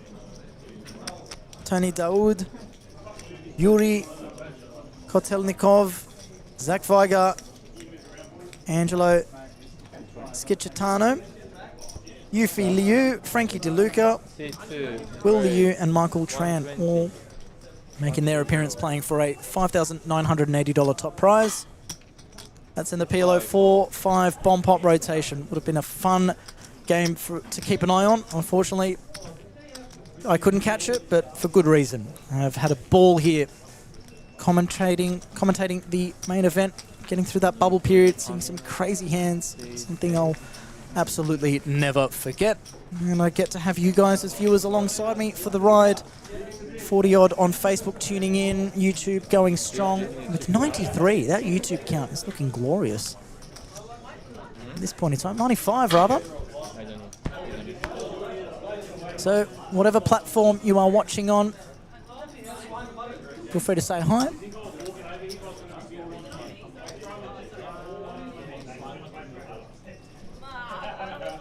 Yes, I will protect my range, George. I saw that message. Yeah, I nearly said 0.1% flat, but I'd already used my 99% on the fold and the 1% on the call, and that's... Fold. Isn't my strongest suit? It is my strong suit.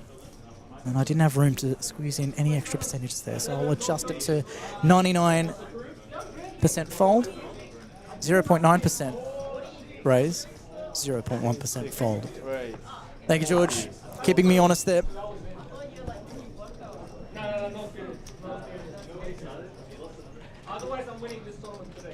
And now Rami opens to 2 bigs. Jared there with ace 8 suited. Elects to 3 bet to 110,000. Seems to be the going rate here. 2 big blind raise, 5.5 bigs re-raise, 4s. Scoots out of there. button folds, small blind folds, down to the big. Bye-bye. Oh, never mind. 10s for Nick Woodhams. He's had some hands. He's had some very intriguing spots where he's been almost forced to get involved. Managed to fold the 7s earlier. How does he go here with 10s? We saw a raise and a re-raise and 𝗣𝗓𝗪 fold 10s and comes back around to Nick, who is invested with his big blind in the middle. And he's not going to be loving this spot. And he's got a few more time bank chips at his disposal to ponder this thought. And again, you could argue a decision for almost any option here. You could argue a fold, which is what he does. Taking a leaf out of 𝗣𝗓𝗪𝗧's book, folding the 10s against a raise and a 3-bet. Slightly different context, but this time we can see that he would have been holding the best hand at least pre-flop, but you never love 10s if you know that you're up against an ace, a queen, or a jack to dodge, as is the case here. And now Rami, you'd imagine with queen, jack of hearts, there's enough playability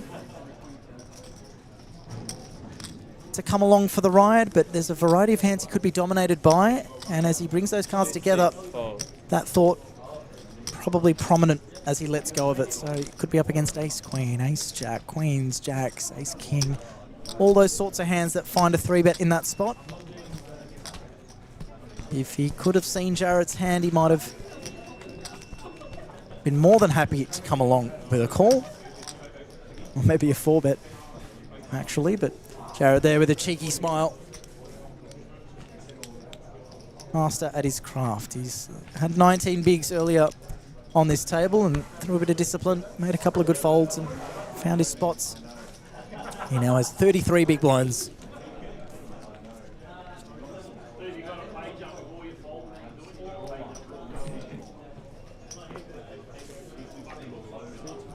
Fold.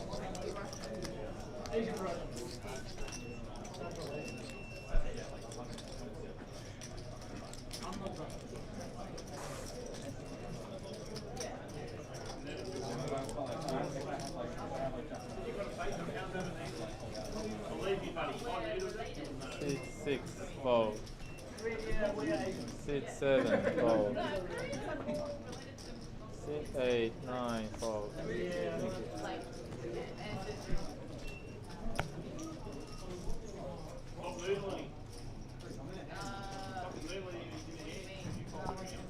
Six, 1, 2, fold.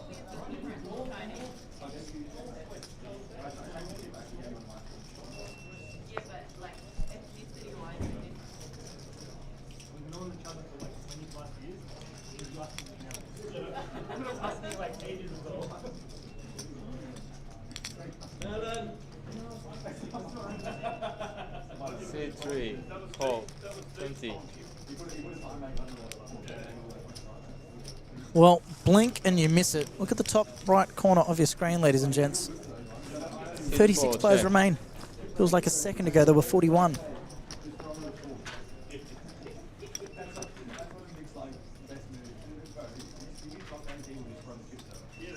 As we go blind on blind, action here, just a limp with the king 10. And the queen 8 of diamonds, happy to see a flop for free. And Nick there with a top pair, solid kicker. C3, bet, 20. Immediately leads out. Don't know how much value he's going to be getting from Mitchell here. There's 3 different suits on the board, none of them a diamond. Not much connectivity for the queen 8, and but he's willing to come along for the ride. There is some hints of some backdoors. A deuce will not provide any further hope. He's drawing to a queen and a queen only. And I feel like a second barrel here from Nick should get the job done.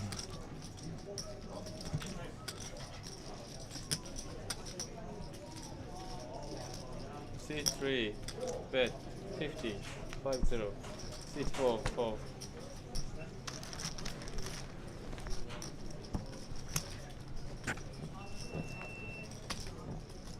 As expected, there it is. Thank you.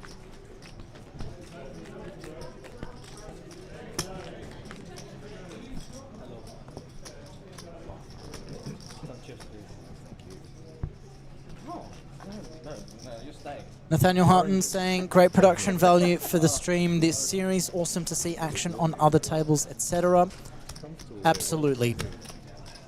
Jamie Hall has been absolutely wonderful in assisting Matty Marshall in getting some new angles, some new perspectives. Speaking of perspectives, we've got a good one of the back of Brian's head here. Surprised he's tall enough to obstruct the camera.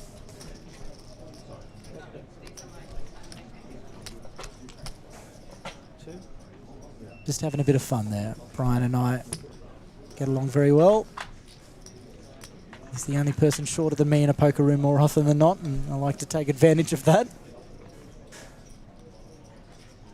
But again, he is one of the best TDs I know. Him and Pat Russell, cream of the crop in Australian poker adjudication and tournament management. 6, 7, 8, 9. I'm running a tournament, couldn't ask for it to be in better hands than those two, so a lot of respect goes to Brian there.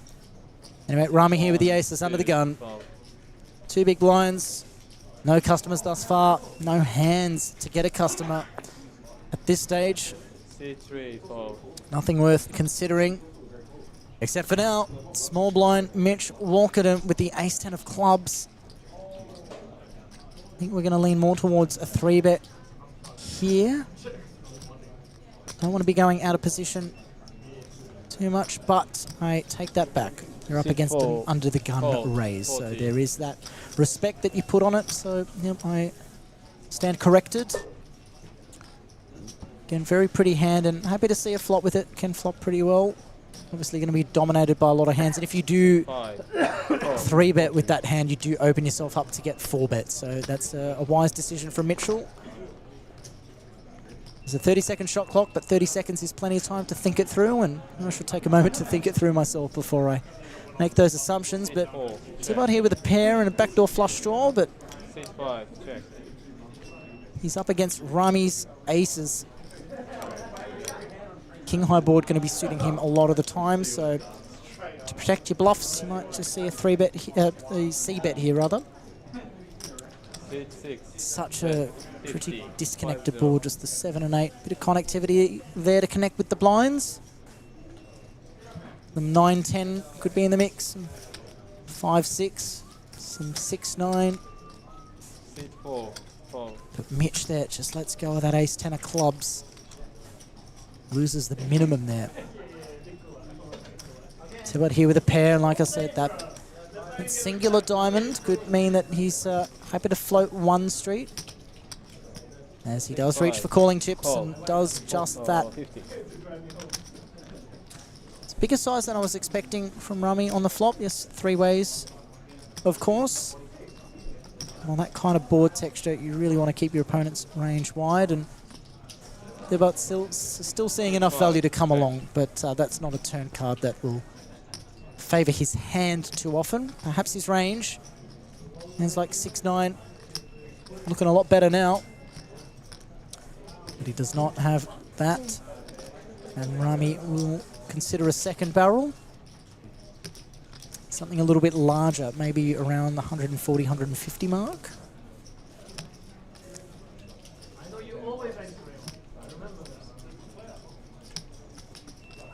C6. 115. 115, so it goes just shy of half pot. And I do think we'll be seeing a fold here from Tibot. Yep, there you go, the cards into the muck, and Rami's been on a tear. So much so, he propels himself into the chip lead with that pot. Only took aces to do it, but again, played them pretty well. Interested a couple of customers and takes down the pot. So again, like I said a short time ago, we had 40, 42, 41 players remaining, and then I blinked and we're down to 36. And now 35.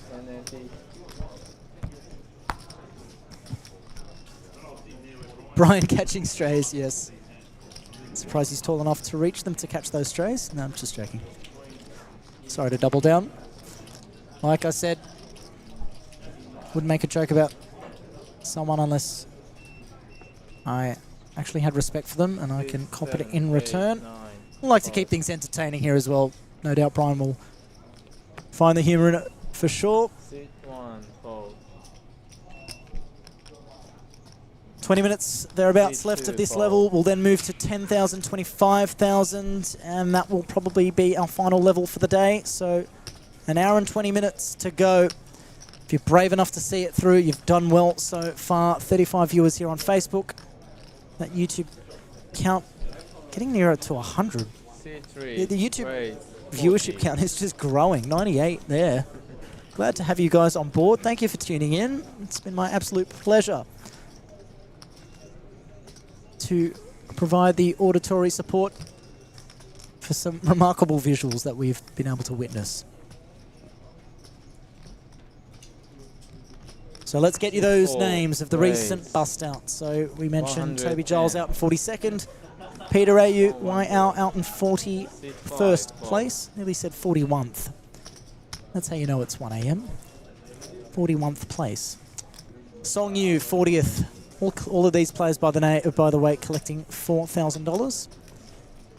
Timo Hettinger, 39th. Chris Petrie, one of the Yellow Bucket Hat gang, last year's Colossus champion, out in 38th. Obviously disappointed to not make a deep run, but from where he was earlier in the tournament, he was staring down the barrel of an early elimination on day 2 and managed to hang in there, clawed his way back, and finds $4,000 as a reward for his efforts. Elias, out in 37th. He was on our stream table not too long ago. And making the pay jump to earn himself an extra $600, $4,600 going to 36th place. That was Adam Burke.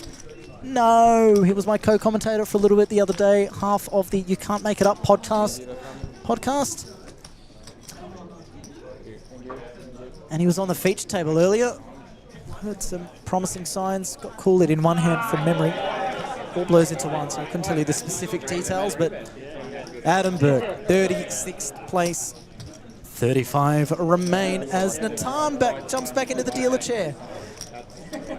So he's got owner, operator, TD, commentator, feature table stream dealer for the second time today.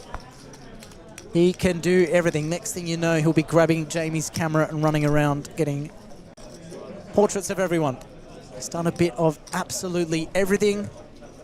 That comes as no surprise given this incredible series that he's managed to put together. Well done to him and Mark Liddell for making this happen, and they've been rewarded. They put up a $750K guarantee for this event, $805,000 prize pool, thanks to a flurry of day 2 entries.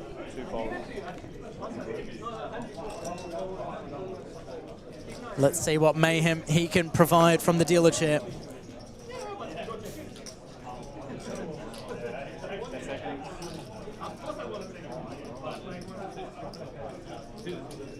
Is a raise to 40K. 4 folds. 5 folds.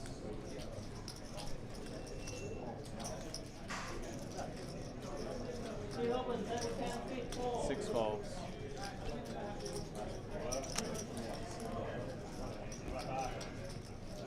Nick Woodham's bumping up the action with the ace 8 of hearts, and Jared here with options here in the big blind, and does elect to call. It's connected enough to peel for one more big from his position. Unfortunately, he's dominated here, so we'll need to hit this flop pretty hard to feel confident, but Nick there still with the best of it. That's a gut shot now, Nick. Checks. Does check back. Oh, Jared Thatcher. How do you do it? Does he check a second time? Or does he lead out given it was checked back on the flop? I'd like to imagine he might lead here. Double flush draw there. No, he does check. Back to the pre-flop aggressor, maybe hoping for a delayed c-bet. and try to get to showdown in a simple manner, looking to avoid trouble. Oh, that's a good check back from Nick. River card to king, so that's going to be suiting Nick's range a lot more. So if Jared didn't lead turn, he almost certainly won't be leading on this river. This card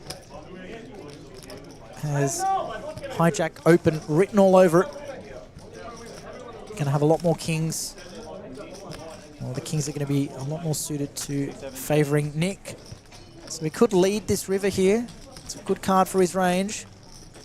Or he could take showdown value with his ace high and elect to check back. Does look down. Trying to gauge from his body language what he might be leaning towards. Yep, the head tilts toward the chip stack, looks down at it, grabs chips. Yeah, we're going to see a lead here, and I imagine that unless it's an absurd size, that Jared will probably be happy to pay it off with his pair of 10s. Obviously, got to give credit for Nick having some kings here. That's about half pot, but it wasn't a huge pot to begin with. But Jared's good enough to find a fold here. Sniffing out his opponent, possibly striking a healthy river card, but yeah, it's just too good to fold in my opinion. So he'll put out a time bank chip, think it over some more. The longer Jared thinks about this, the more I think he might be leaning towards a fold, but easier when you see the cards. But he's under-repped his hand. You really never know. I've had some spot-on predictions today in terms of sizes and what players might be thinking, and I've also been very, very wrong, and that's why I like to have experts beside me, and Jared there lets it go. I said he's good enough to fold, and that king does suit Nick's range really well. So if you're sitting at home going, what's he doing? He's putting himself in the best possible position to make right decisions. And that's just really well played by Nick. He sees that king peel off on the river and looks at it and goes, that's me. Thank you very much. I'm going to take that card and run with it. Call me if you want to. You might be right. But a lot of the time I'm going to have a king here, Jared, so pay me off at your own peril. And Jared lets it go.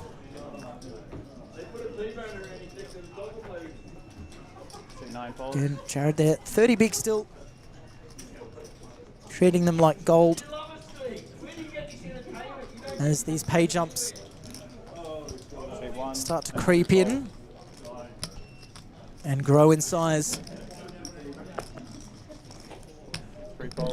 Stack preservation becomes paramount.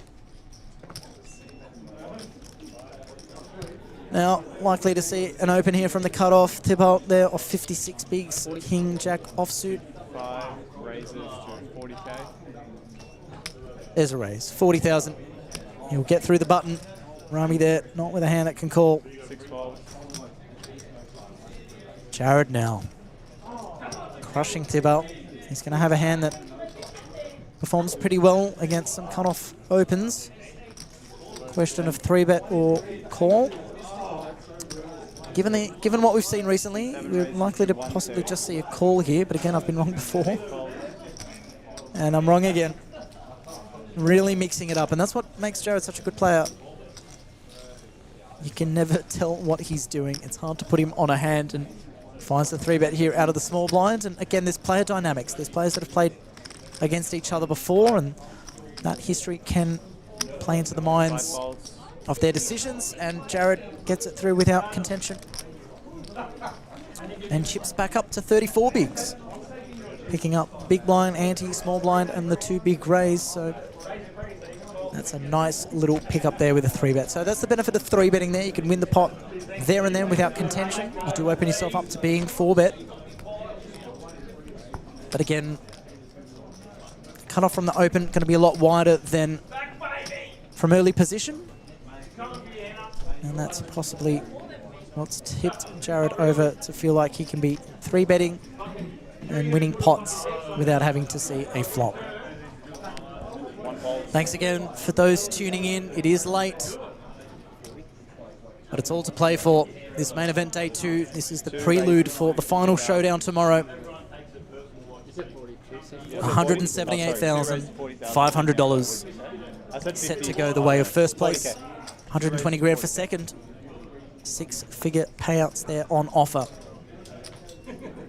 Top 9, if you make the final table, locking up 18,900. 10 seconds. And that 4K mint cash now been upgraded to $4,600. 3 fold. As we are now down to the final 34 players. 4 folds, 5 folds. Average stack 811,000, which at this stage is pretty good for about 32 bigs.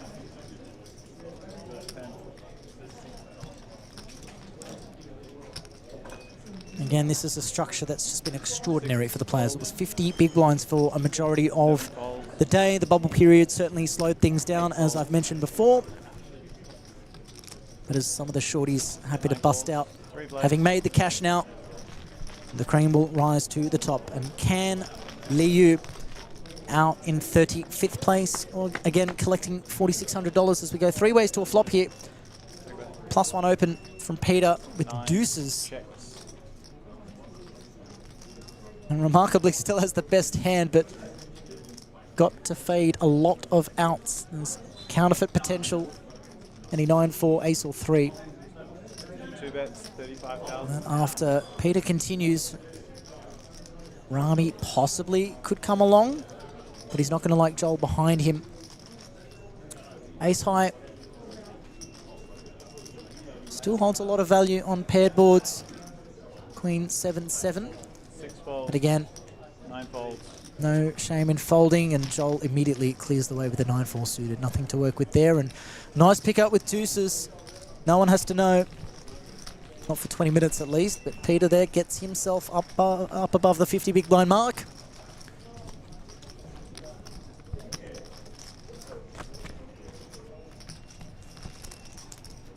Any questions in the chat, feel free to go ahead and ask. Literally be about anything, anything to interact with our audience tuning in, whether it's on Facebook or YouTube. Would love to hear from our audience who your predictions are to get the win, who your favourite player so far throughout the stream has been to watch.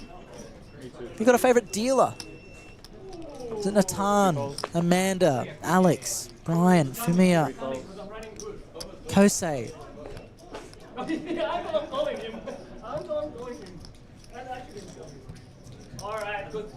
Plenty of feature table dealers showing their skills throughout the week. 4 raises to 40,000. 5 folds. And the boss has jumped in to pitch some cards around to our main event day 2 qualifiers, the final 34. Now Mitch Walker in there. I like this open with the 10-9 of spades. Get a lot of better hands to move out of the way. That ace-3 not looking happy. Oh, another 10-9 suited in the mix, this time on the button. Vadim could be considering a 3-bet here or a flat. I'd like to see. Oh, wow, he folds. Okay. 9 folds. Like I said, you'll have to drag me away from 10-9 suited, especially on the button. But again, these players are on another level. They are running deep in a $2,000 main event. 1 calls, heads up. Playing for 178,000 top prize from 460 entries, 34 left. And they are here for a reason. They've navigated their spots well. They've found the luck when they needed it. But again, you can't run deep in a poker tournament without it. You're going to get lucky, you're going to get unlucky. It's part of the game, and it's how best you deal with it. 4 bets, 55. And Mitch likes this ace-high flop for his range. And Eden Kim has to get out of the way. Standard play there. Good aggression. Hamming those ace-high flops if you're the pre-flop aggressor is the go, especially against how wide the big blind can be calling. Hopefully you're learning something as well. Probably not from me. You won't get much value That is someone that's never been anywhere near an event of this stature. Yeah, I was wondering. That was just And from the guests next to me, Noel Jaber, no stranger to a big buy-in or a big cash. Troy Sweet earlier, Travis O'Grady, Michelle Saris. All those names 3 folds, amongst the finest poker players in the country. 4 folds, 5 folds. Rummy with the 3s. And the low jack.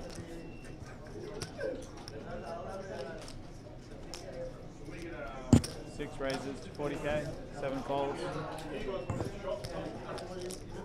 8 folds,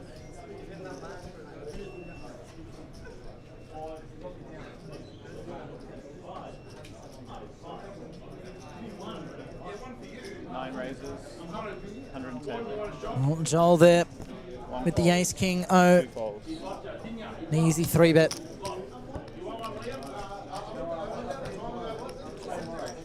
If you've got pocket 3s here, ace king is almost best case scenario for what your opponent could be 3-betting with. Otherwise, you're drawing pretty thin against many overpairs. You're out of position as well, so I think we should lean more toward folds, but off 65 bigs, could consider a call, but yeah. Right play there. Don't want to be going heads up into an 11 big blind pot from out of position with pocket 3s on a flop that 90% of the time will not look too good for you.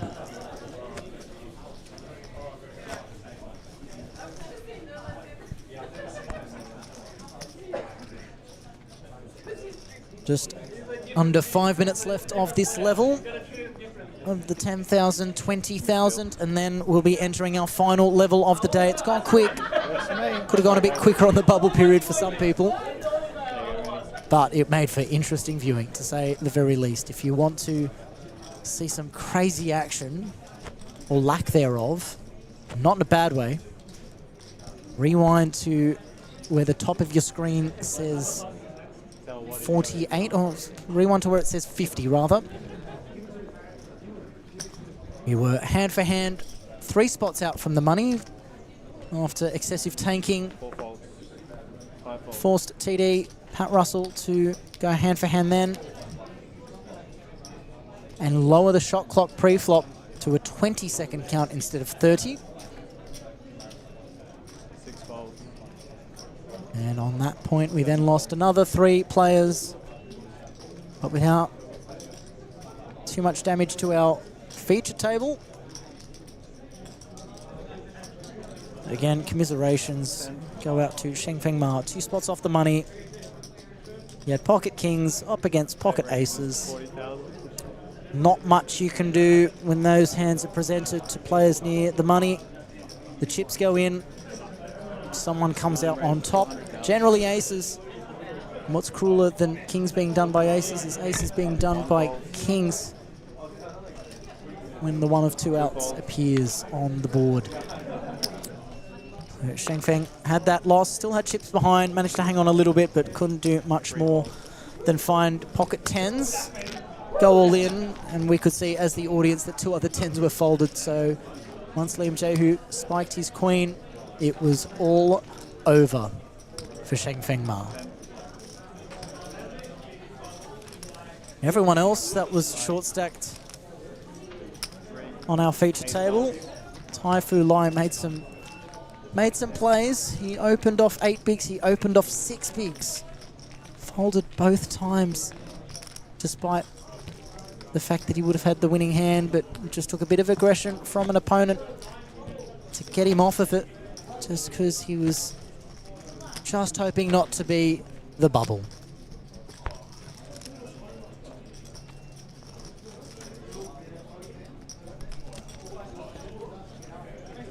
Two minutes until we enter the final level of the day. 5 folds.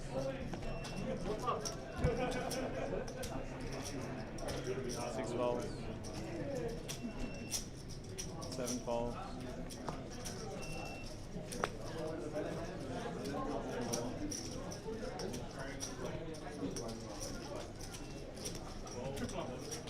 8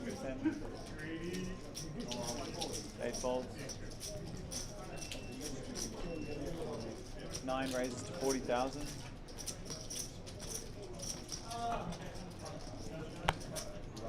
One folds, 2 folds, 3 folds. Pocket threes opened by Joel from the hijack, and Mitchell here with certainly a hand that'll be happy to put chips in the middle. And a calling chip does go in.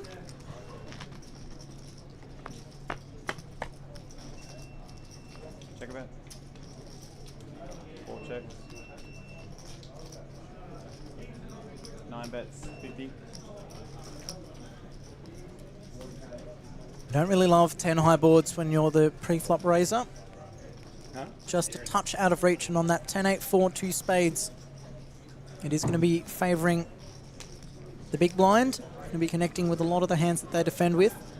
4 raises. And 2, 5. we find out via raise that it is a good flop for Mitch.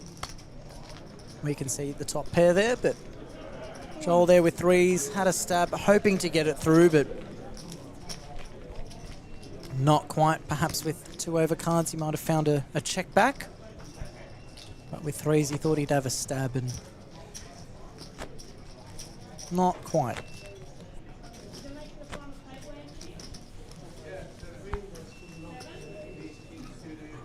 Joel there still sitting in a very comfortable position above 900,000. Lines 10, 20.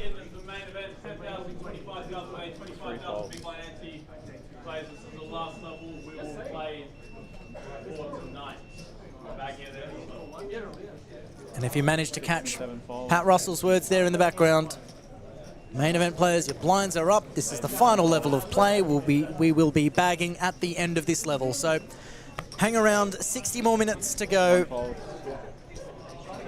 Ride it through to the end with me, Chris Waddy, your host.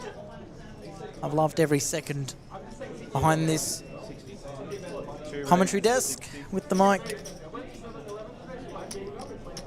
firmly in front of my mouth, much to many people's dismay. If you're not already sick of my voice, congratulations and well done. But Peter there goes with an interesting 3x open from the cutoff. It's yeah, just an unorthodox sizing, but again the stacks are still deep, so if everyone was sub 30, sub 20, then I'd be very surprised to continue seeing a 3 big blind raise. But 4 goes all in. Wow, Mitch, yep, jams the ace queen, and that's what can get you into trouble there with sevens. Yep. If you're going to be raising to a 3-bet, you save yourself some money there by jamming, by raising 1 big blind less. Maybe Mitch could find just a click or a standard raise non-all-in from the small blind, but hard to argue against what he's done here. It's a hand that needs protection. You're in the small blind. You don't really want to go post-flop. Just get the chips in now.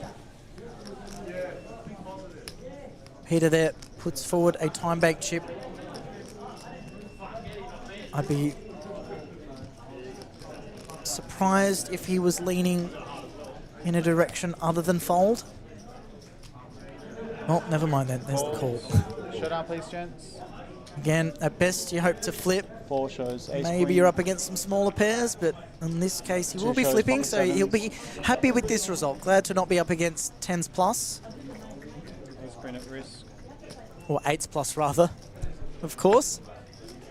Ace queen slightly ahead on percentages. And there's a queen.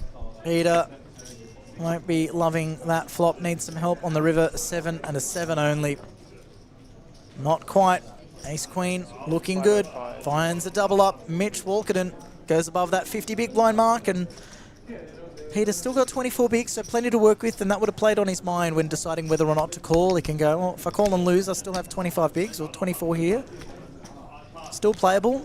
And if he calls and wins, he would have 75 or 76 big blinds in his possession. So perhaps the chance to take a risk for the opportunity to be amongst the big stacks in the tournament Seemed too enticing. I just wanted to know if these Especially started days. there, he wouldn't be too mad pre-flop with that call.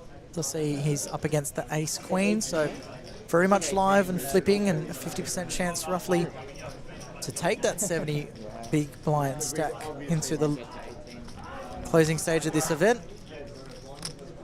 For today, rather. Far from the closing stages of this event, I'll tell you that much. And the blinds are up.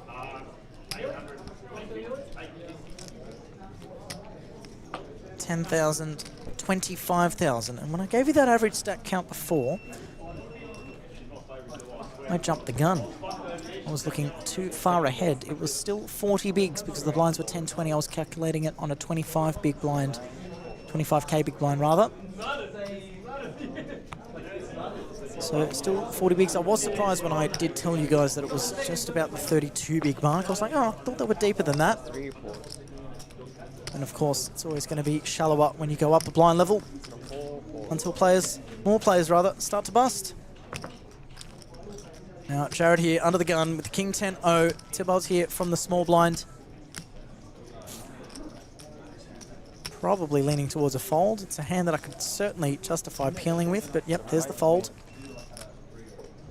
I'm now stoked if I get any sort of prediction right, because it's been the opposite of everything I've said. Rami there should be defending here from the big blind with the King 5 of diamonds. We can see that he's crushed, but any suited king in the big blind, when it's one big blind more to call, goes straight in for mine, and that's the case there for Rami. As we see a flop. Ooh, danger card in the window, but maybe a saving grace with the ace there as well. A couple of clubs, so Rami with one of the weaker kings or weaker hands you'll find on this flop to have found middle pair.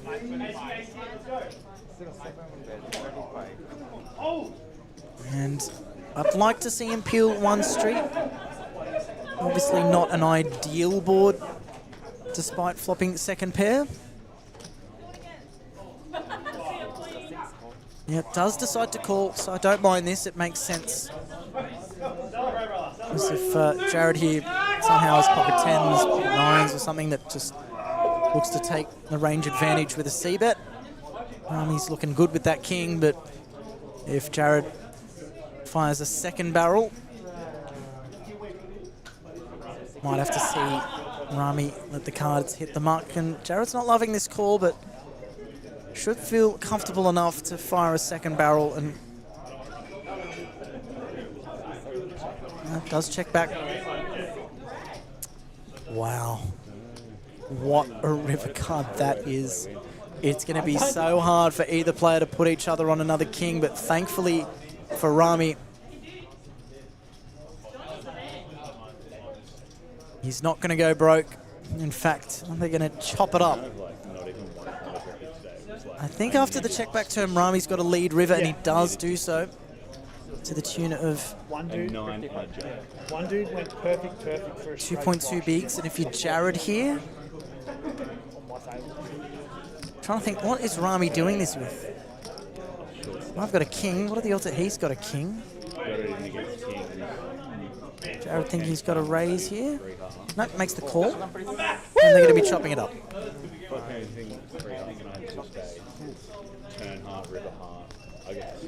So Jared there. I still live to tell the tale. Not super pleased, but better than losing the hand. Yeah. Heart. Yeah. I think call me back. Plenty of noise going on the outside tables. See some of the players still in the field. There's Michelle Saris, Gavin Ogilvie, Nolan Bubakov,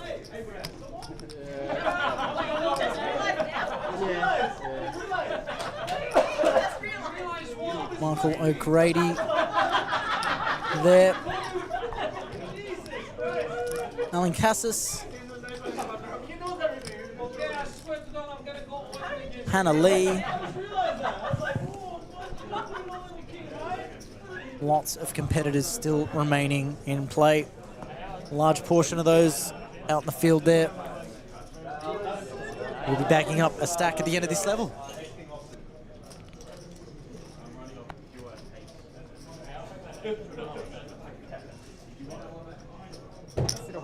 50.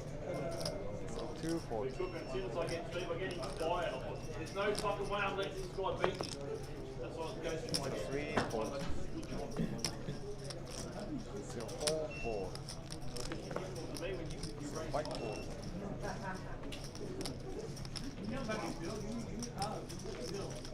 Eden opening from middle position with the Jack 10 of spades. Oh, the noise in the background there, I'd love to know what's going on. Certainly sounds exciting.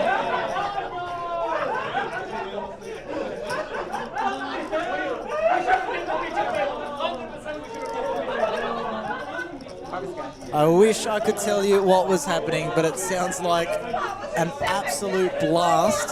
And I think we've just witnessed the bust out of 𝗣𝗓𝗢𝗢𝗢𝗓𝗓𝗓𝗓𝗓𝗓𝗓𝗓𝗓. See him there taking a photo of the board. As we come back to this action here, it's gone Eden open. Rami flatting from the small blind with the suited connectors. Suited gappers rather, the 5-3 of clubs, and Jared Thatcher here in the big blind. Matter of how big to go.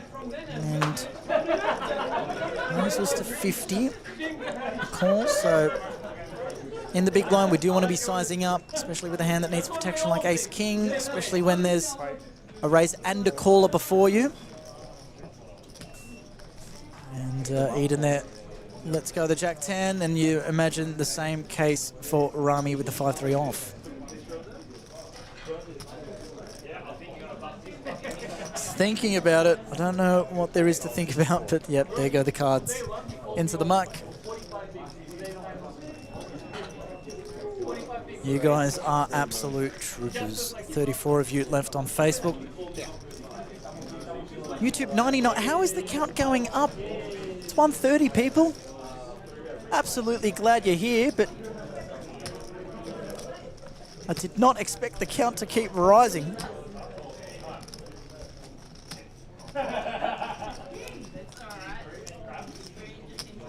So I'll explain what's just happened on that outside table. Abraham lost a big hand just before all that commotion was heard. Then he got it all in and he thought he won the pot, but then realized he didn't. So that would have given everyone at the table a very good laugh. Sounds funny and seemed to take it in good stride, laughing as he took a photo of the board before going over to the payout desk to collect $4,600. So absolutely not the worst case scenario, not a bad day at the office rather. Hey, you know, the way you tell me, Adam tell me, like, some kind of, like, or whatever, I want to kill you more. I like it when you Safe road. Have a Coke on the way home or something. Have some caffeine on the way home. Yeah, I like it when you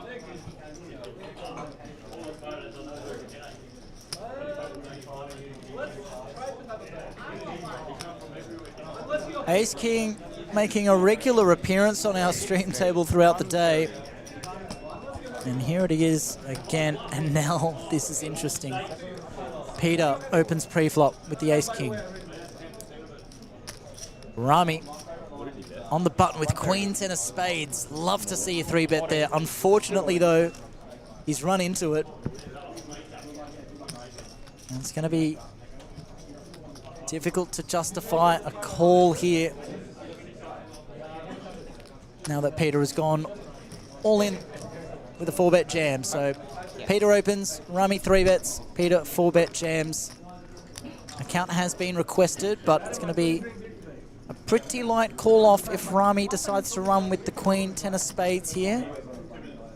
And again, that's one of the reasons why it's okay perhaps to make the decision to see a flop in position with these suited gappers like Queen 10. Because then if you do 3-bet, you're at risk of being 4-bet out of the pot. But again, it can get through a lot of the time. Can take control of the pot a lot of the time. Just on this occasion, not working out there for Rami.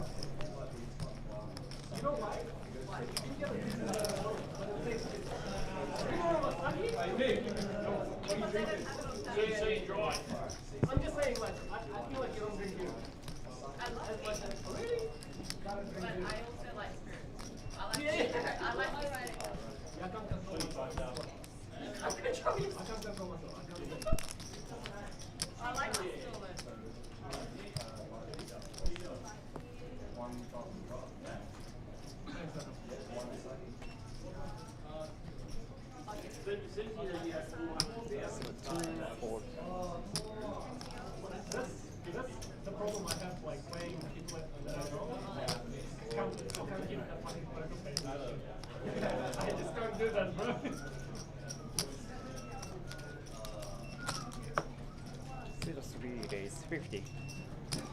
044. Nick Woodhams under the gun +1. Puts 2 big blinds in the middle. Playing off 14 bigs now, so getting to the shorter end of the scale, especially with that recent jump in blinds. Now playing 10,000, 25,000 with the 25,000 big blind ante. So 60K in the middle before an action is had pre-flop. Rami there in the cutoff, giving some thought to the Jack-8 of clubs. More than just thought Alex to see a flop in position, but not if Jared Thatcher has anything to say about it with 9s here on the button. Against an early position open, but a flat in the cutoff. He's got to decide what to do. Be hard pressed to see him fold here. I'll say that'll happen 1% of the time. And then I don't know what percentage weightings to give towards raise or call. Looks like raising chips indeed. On the button, prime position to bump up the pot. 160,000 is the sizing, and again it's a more inviting size because he's in position. Now it comes back around to Nick here, who's going to look again at this ace-queen off and maybe decide to jam. 12 bigs behind, 2 already of his in the middle, some dead money with Rami coming along. Getting an excellent price if he's flipping. Mathematically incentivized based on what we see on our screen.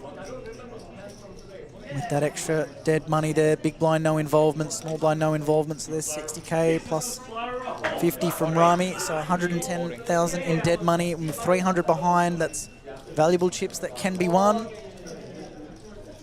Rami there going to take a moment before folding. Yep, and Jared, you'll see make the call, and we go heads up. Red 9s versus ace queen, ace of diamonds, queen of spades. They are flipping. 350. As we head to a flop. Oh, additional outs with a 3. He's missing some. Oh, there's a 9, needs a 3 and a 3 only. Not going to do it despite hitting the queen on the river. That one hurts. For Nick, who finds himself eliminated now in 31st place. Don't tell me that was the case now. Great run from Nick, unfortunately running into it at the wrong time. And Jared Thatcher just shy of 50 big blinds now. Like I said earlier, when Noel asked me who I'm backing from here, I said just a little bit of run good. And Jared is going to be a force to be reckoned with. He had a big stack a couple nights ago. I think it was in the Summit freeze-out. It's just too late, man. It really is too late. Really? That misclick was 100% just tired. Yeah. Yeah, and we're going to be back. They should start the game at 10.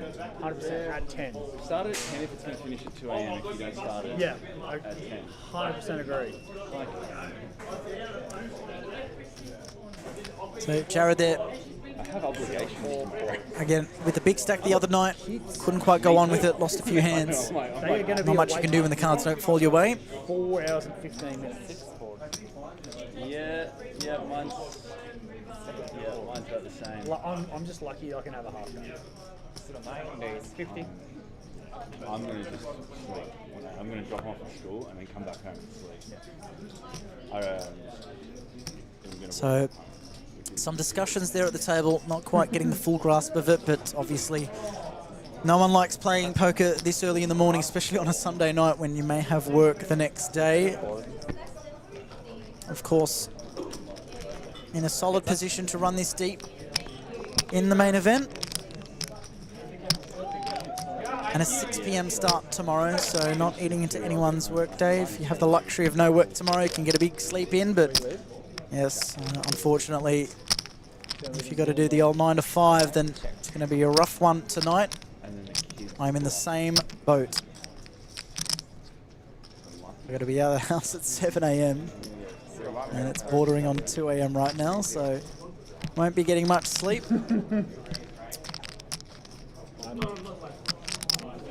Very rare I have a non-poker job booked, and I've got one tomorrow. My boss is like, goodbye. And if I tell him, And it might be a rough day to say the least, as I got a job from 8 a.m.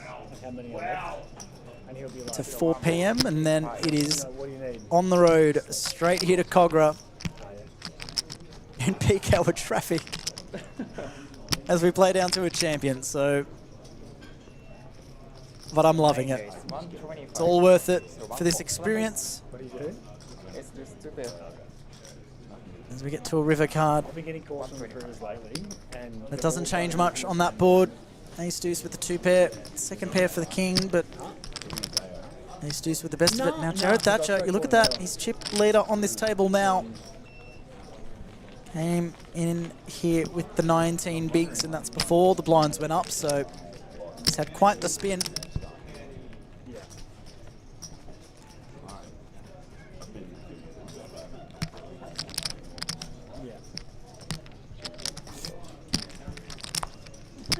Jared came to this table around the 385,000 mark.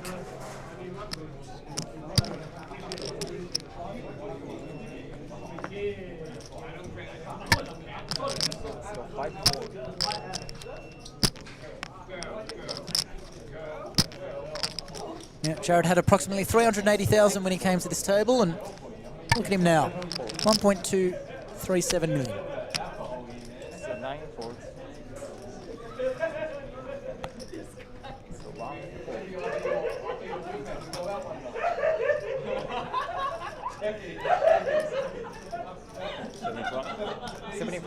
If it wasn't said enough already, the environment here at the King's Room at St George Leagues Club has been nothing short of phenomenal. You can hear the laughter in the background.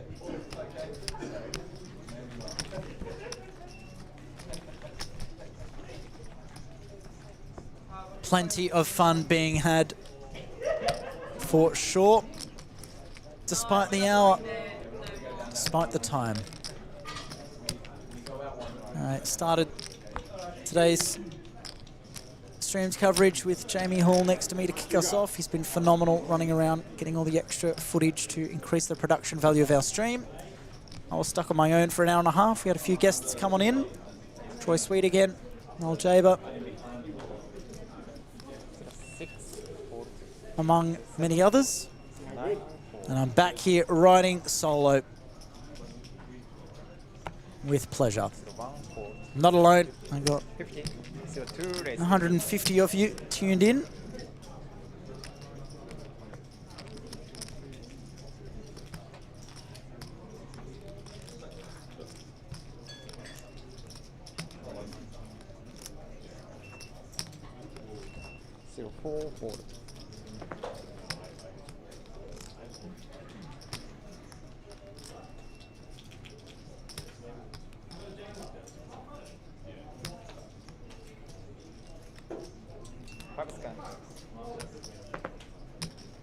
Peter V here with the ace-3 on the button.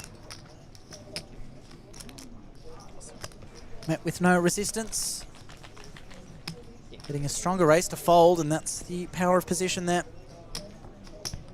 Getting the job done. He's the short stack at the table, now a little less short. 29 big, still piles. Speaking of 29, that's how many players currently remain. I'll get you an update on the recent bust outs. Of course, Nick Woodham's out in 31st, and oh geez, Michael O'Grady, his run has come to a close. 30th place for him. GG, Michael.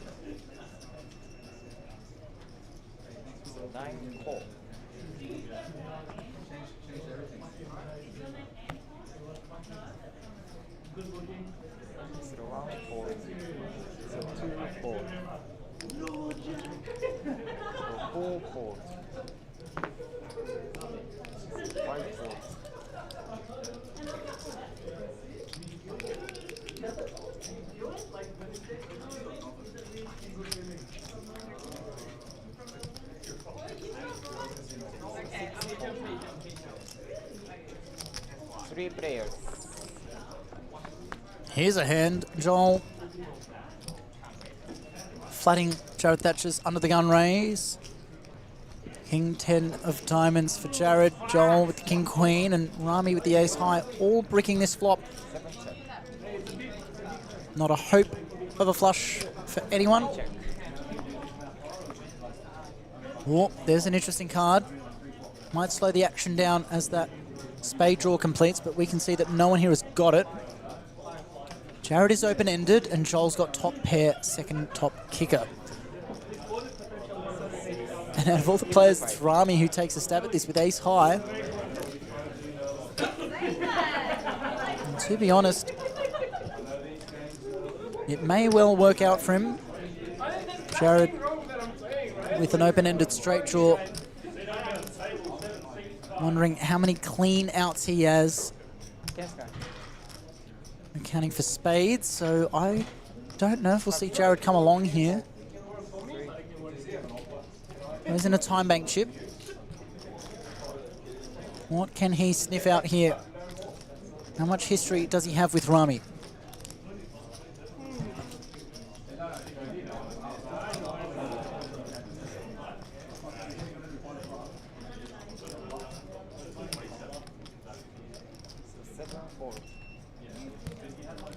Yeah, Jared lets it go, and rightly so. Obviously, still clean outs to a straight for him, but he doesn't know that spades aren't an issue. He bricks regardless, and Joel's going to be the one with the check mark here as Rami there rivers some potential showdown value, but given the action, I don't know how often he'll have the best hand. He could maybe have been called by a worse spade. Sorry, a spade there with possibly king high, ace high, and I bet he could fold that out, but he's not going to be folding out that queen. As Joel there might have to make a crying call. He's not going to love this, but he does throw in the chip, and he's going to be good.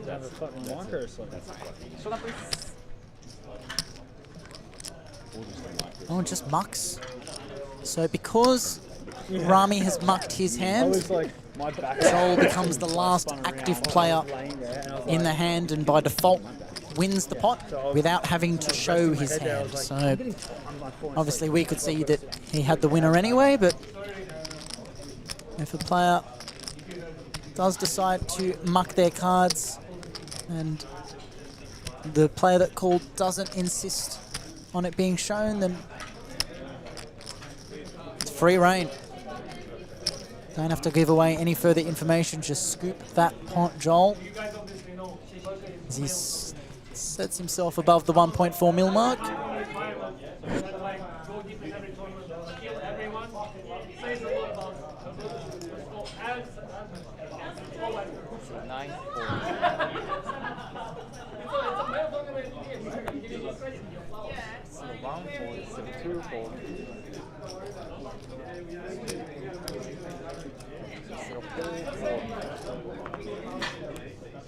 So the average stack now has gotten back above the 40 big blind mark.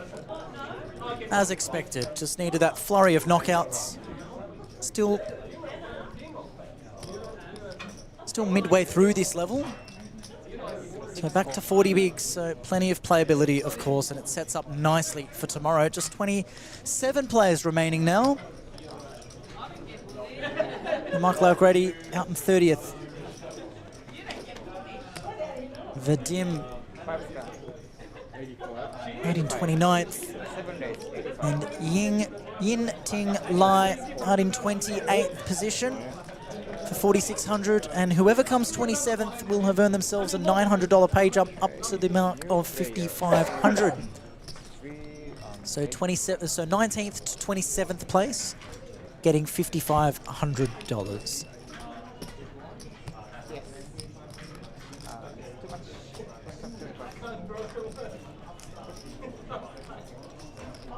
All right, who's with me? We're nearing the 2 a.m. mark. Got a fair few people in the 2 a.m. gang. More on YouTube than on Facebook for the first time today.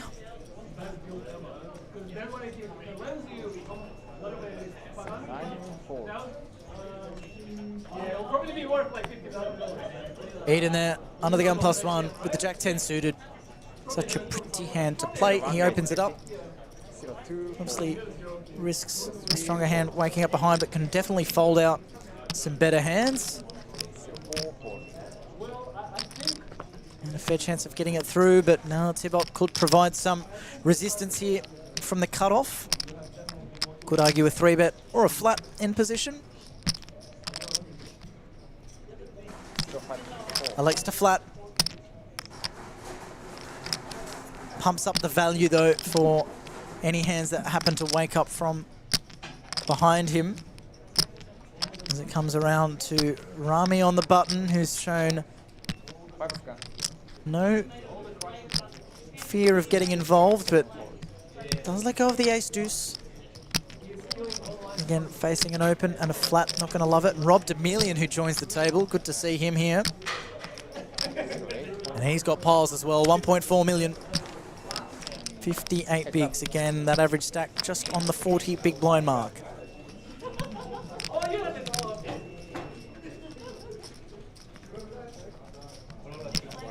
Well, if you wanted an action flop, you got it. 2 hearts for Eden. Top pair for Thibault. And a small bet, just a bit over a big blind from Eden. And Thibault here, doubt he'll be going absolutely anywhere with top pair on Queen 4-4. There's the call. Oh, we got an interesting turn card coming up. Oh, it's an ace. That might slow the action down. It's going to be better for Eden, who could fire a second barrel here. And then Thibault won't love it as much. He does elect to check. Again, it's a good card for his range.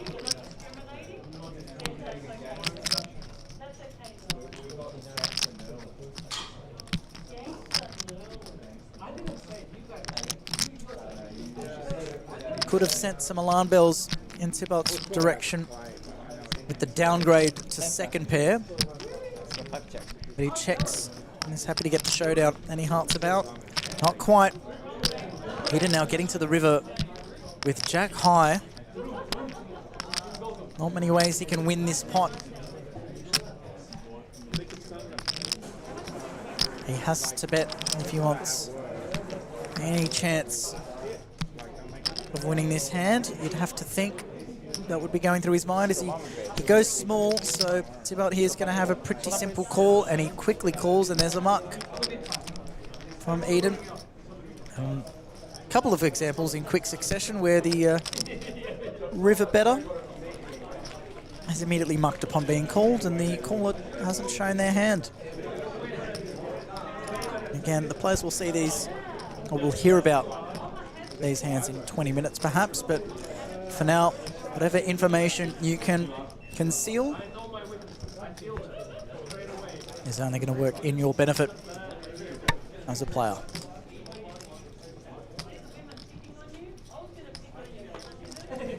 Boys, I got Mick the CC, but he doesn't want it. Does anyone want it? No, thank you.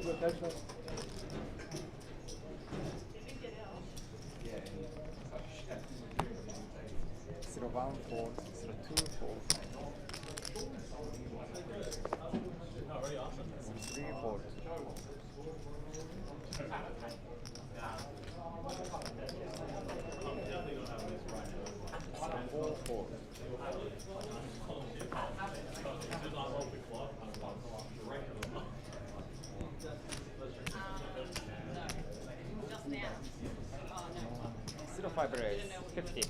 Got a message from Joe in the chat saying he's on his way home and that he came 8th in the $250 event. That was the Lockdown. That was the name.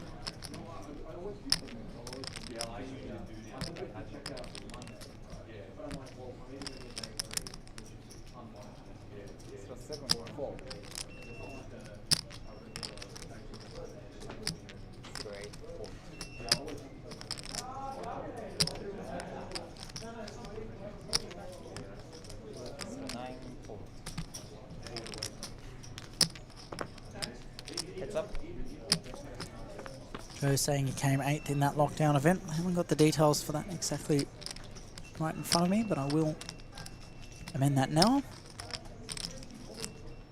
68 entries for that one in the end, $14,000 prize pool. Those are looking at a 4,200 top prize from a 250 entry.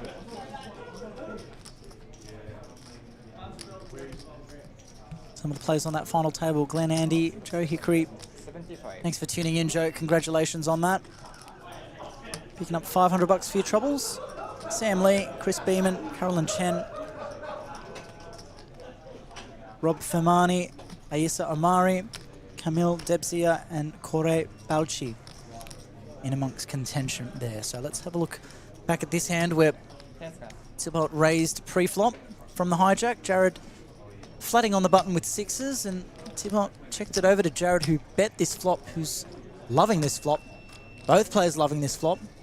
And is that the turn card? I think it is. Oh my gosh. Wow. Thibault with a second nut flush. Jared there was open-ended on the flop. It's almost a card he didn't want. It's, well, definitely, we can see what he's up against. It's certainly a card he doesn't want. The 6 of diamonds. He would have preferred the other 6, but he still has outs to a boat. Limited, as you can see. A couple of 5s missing, and there's no more 6 in the deck, so he will not make quads. Again, Jared will act with caution. It does check back. What a check back. River card needs to pair for Jared to have any chance. Looks like a 9. I'll wait for the close-up of the flop cam to confirm. Just from distance here, it does look like 9 of spades, perhaps. So the board does not pair. Thibault here with the second nut flush.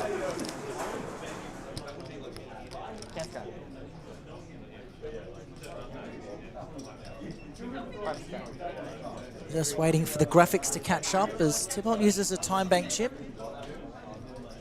So again, this went check, check on the turn. Looks like a 9 on the river. Yeah, 9 of clubs rather. So Jared there with a set. Oh, it's been checked by Thibault. Can Jared sniff this one out and find a check back? I thought my screen was... Oh wait, no, he's not checked. Oh, it's actually a bet there from Thibault, so... Oh, okay, that's a graphics error there. Okay, so Thibault has let out. Jared has made the call, and it's hard to fold a set. And that's unlucky for Jared there, who's dipped heavily in the counts as a result of that one. A massive pot. A huge pot. I think that was it was a pot-sized bet on the river, so extremely polarized. So it looks like nuts or nothing. It was 300k, 310,000 in the pot by the river, and that river bet was 310,000. So spot on pot size, and you can't blame Jared there. Thibault earning the max. What a turn card that was.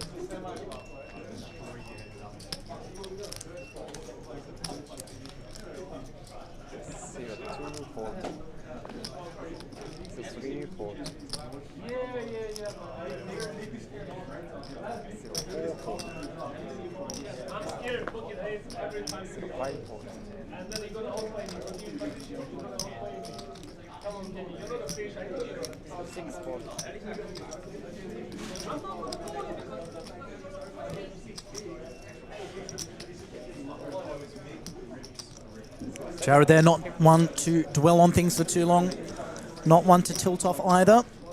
Business as usual for him as he finds an open now with the ace-4 of spades. Oh, and he's run into trouble here. Eden Kim, ace-king of hearts in the big blind. See a raise. Well, it's a big raise. 24 bigs, yeah, out of position against Jared. And Jared's just, if anything, it makes it easier for Jared to get away from. And he dips even lower now, does Mr. Thatcher. In the closing stages of today's play, just a touch over... Oh, just a touch over 20 minutes to go. I believe they'll be pausing the clock shortly and announce how many hands will be played before the end of play. Not long to go, all you troopers.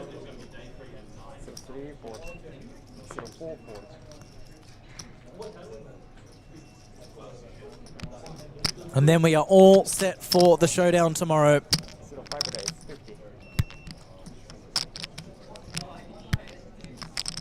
So 26 players remaining now. Brian Walsh, unlucky 27th place, but makes that pay jump. 28th got 4,600. Brian in 27th, 5,500. Next pay jump will be at top 18, which I highly doubt we'll get to by tonight. But still very close. The plan for today was to get to top 18 or the end of level 12, and that would cease play for the day. And we've gotten fairly close to top 18, considering the direction this tournament was heading, with how deep it was for so long, with how long the bubble period lasted. Today or in general? Did well to get through this many players. I envy your 3 hours sleep you when you get. 3 and hopefully extra 5 a day.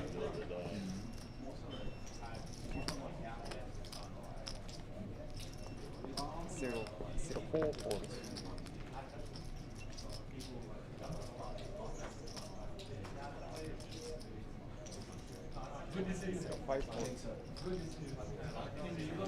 I had to call on, but I wasn't happy to call on.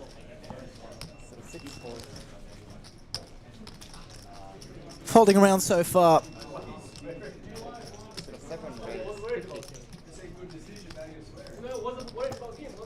And Jared again just keeps waking up with hands that has to get involved. Not much he can do but play what's in front of him, and it's up to the poker gods and his opponents as to how things play out. And he's gotten King 9 to fold, and pocket 10s, of course, in the big blind that probably find a raise here. You could justify jamming there, but I'd like to see something more around 6.5 bigs. Want to see some post-flop play. Probably won't get it with anything too large, as Jared will be good enough to sniff out the fact that the big blind has a premium and let go of the ace-5 suited despite... There we go, there's just an all-in, so easy fold for Jared. He's, feel for Jared here, he's just had a run of hands that he can't do much else other than open, fold.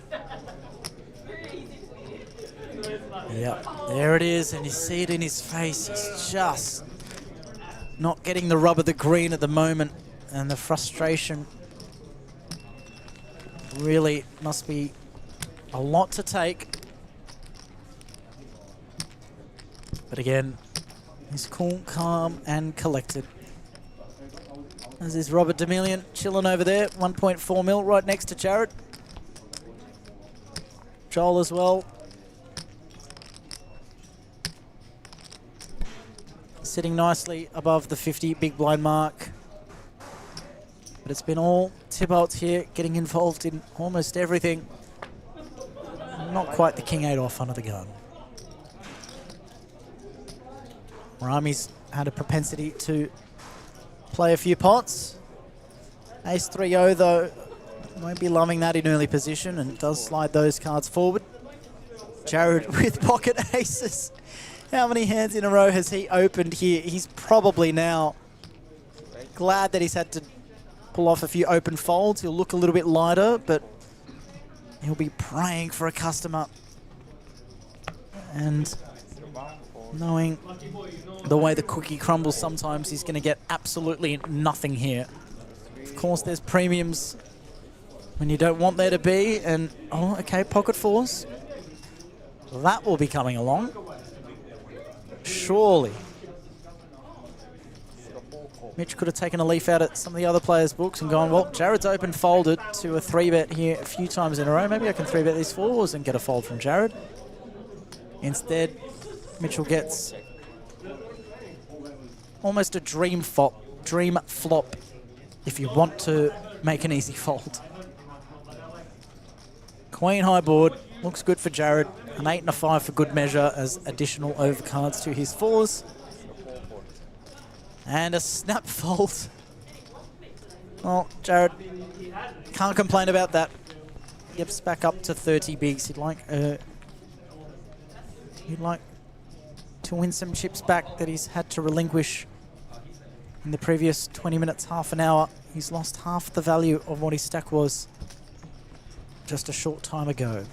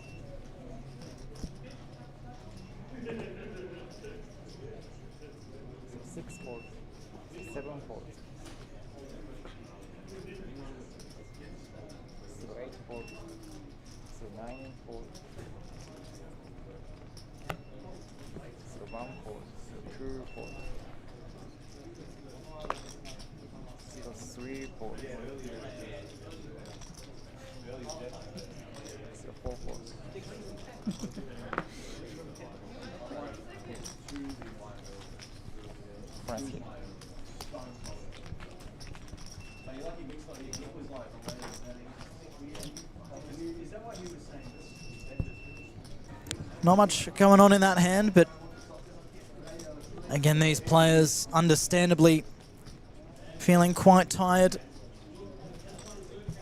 2 a.m. here in Sydney. A little bit later, oh sorry, earlier rather, for our Gold Coast viewers. For our Queensland viewers, just generally speaking. Plenty of a market there to be tuning in, no doubt. And again, if you haven't been to the King's Room here before, well worth the trip in future. A number of series throughout the year, and they've already announced their 2026 schedule. 9 days, 50. With not only the games here, the series here rather being announced, but also at Churchill Sports Bar. One of my favourite venues to play. Bit of a distance for me to get to, but worth it for the prize pools and the structures that you get offered. And it's tremendous value. 150. So there'll be 4 Kings Cup series at Churchill Sports Bar throughout the year. And of course 4 series here at the King's Room. In February, the Chinese New Year Lunar Series. $500,000 plus in guarantees here at St George Leagues Club. The Colossus Series in April and May. 500k plus guaranteed at St George Leagues Club. Same again for the Signature Series in July and August. Same amount guaranteed, and then this time next year. October 19th to November 2nd, the date's already announced for the King's Room. Sydney Millions, more than 1.5 mil in guarantees for that one. This will continue to grow. No doubt helped by our live stream, able to reach a wider audience. Plenty of notable players that will attract the views, especially tomorrow for our main event final stages.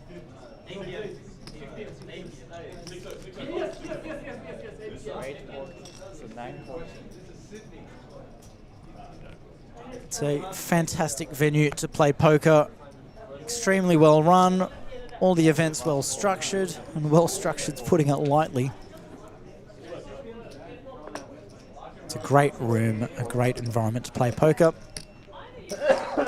And both staff and players and venue staff as well, alike all wonderful people. Nothing but pleasant experiences here that I've had, to say the least. And look at Jared's face, staring down his opponents. But Thibault waking up with jacks on the button. Comfortable raise, because it's going to look... It's going to look pretty wide. Big stack on the button. Going to be raising a lot of hands here. Jared with ace-8-0 in the big blind. You could argue a 3-bet here. But does elect to call.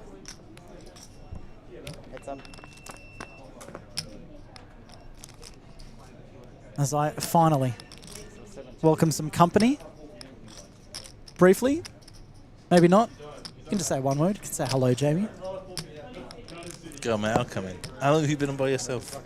Since the start, since the last break. Well, lucky you. Come to join you, mate. Oh, thank you very much. And Jared's just had a rough run of cards. He's had hands that he's had to open, and then he has to fold. And then he got cooled at a few hands ago. And we came to this table with about 300,000, ran it up to 1.2 million, and then back down to 752. And it's just been rough for him. Yeah, I did speak to him just a minute ago, and he seemed... I've actually never seen Jared anything else but jovial, but he seemed annoyed at himself, actually, if anything. I'll give him some credit. There's not much more he could have done in some of these spots. Well, he might be getting himself into trouble here, having spiked an 8 with an ace kicker. He's got to give his opponent some credit for a king, I suppose, but we know how light a chip lead he can be opening on the button. And maybe a card that will save him there is that 10 on the river. Both players would be happy to get to showdown here cheaply, I imagine. As action remains with Jared first, who I don't see him leading out with any sort of bet here. Maybe with the check back on the turn, he might feel confident with that 8, but that 10 could change things. He does look to go small with a bit of a... Yeah, just about half pot. And... yeah, Thibault's going to have to call there. He's under-repped his hand. Jared throws the ace-8, and he's going to see jacks. Maybe it was that. That might have had him annoyed at himself. So yeah, that does feel like there should have been a bit sized up, I think, if you're trying to steal the one, maybe. I don't know. I think a check there is the play. Get to showdown with your hand. If he didn't give Thibault credit for a king, maybe he's opening wide on the button, and he's going to have a lot of hands containing a 10 there that get there on the river. So I feel like, and again, I'm or maybe he's just going for some value thinking. Yeah, maybe he's thinking he's ahead, but I don't know what worse he hoped to get called by. Maybe some better ace highs that missed. But yeah, no, that's the only thing I could possibly fault about Jared in what's been an otherwise run-bad sort of run of cards for him. But we are drawing towards the end of the evening, just about 15 minutes or so until we'll bag up. Slightly slimmer field than we thought it might have been a bit earlier after a excessively long bubble. We have managed to see a lot of people bust over the last hour or so, so just shy over 3 full tables, and there are still some absolute star-studded runners in this game, assuming they all hold for the next 15 minutes. Yeah, well,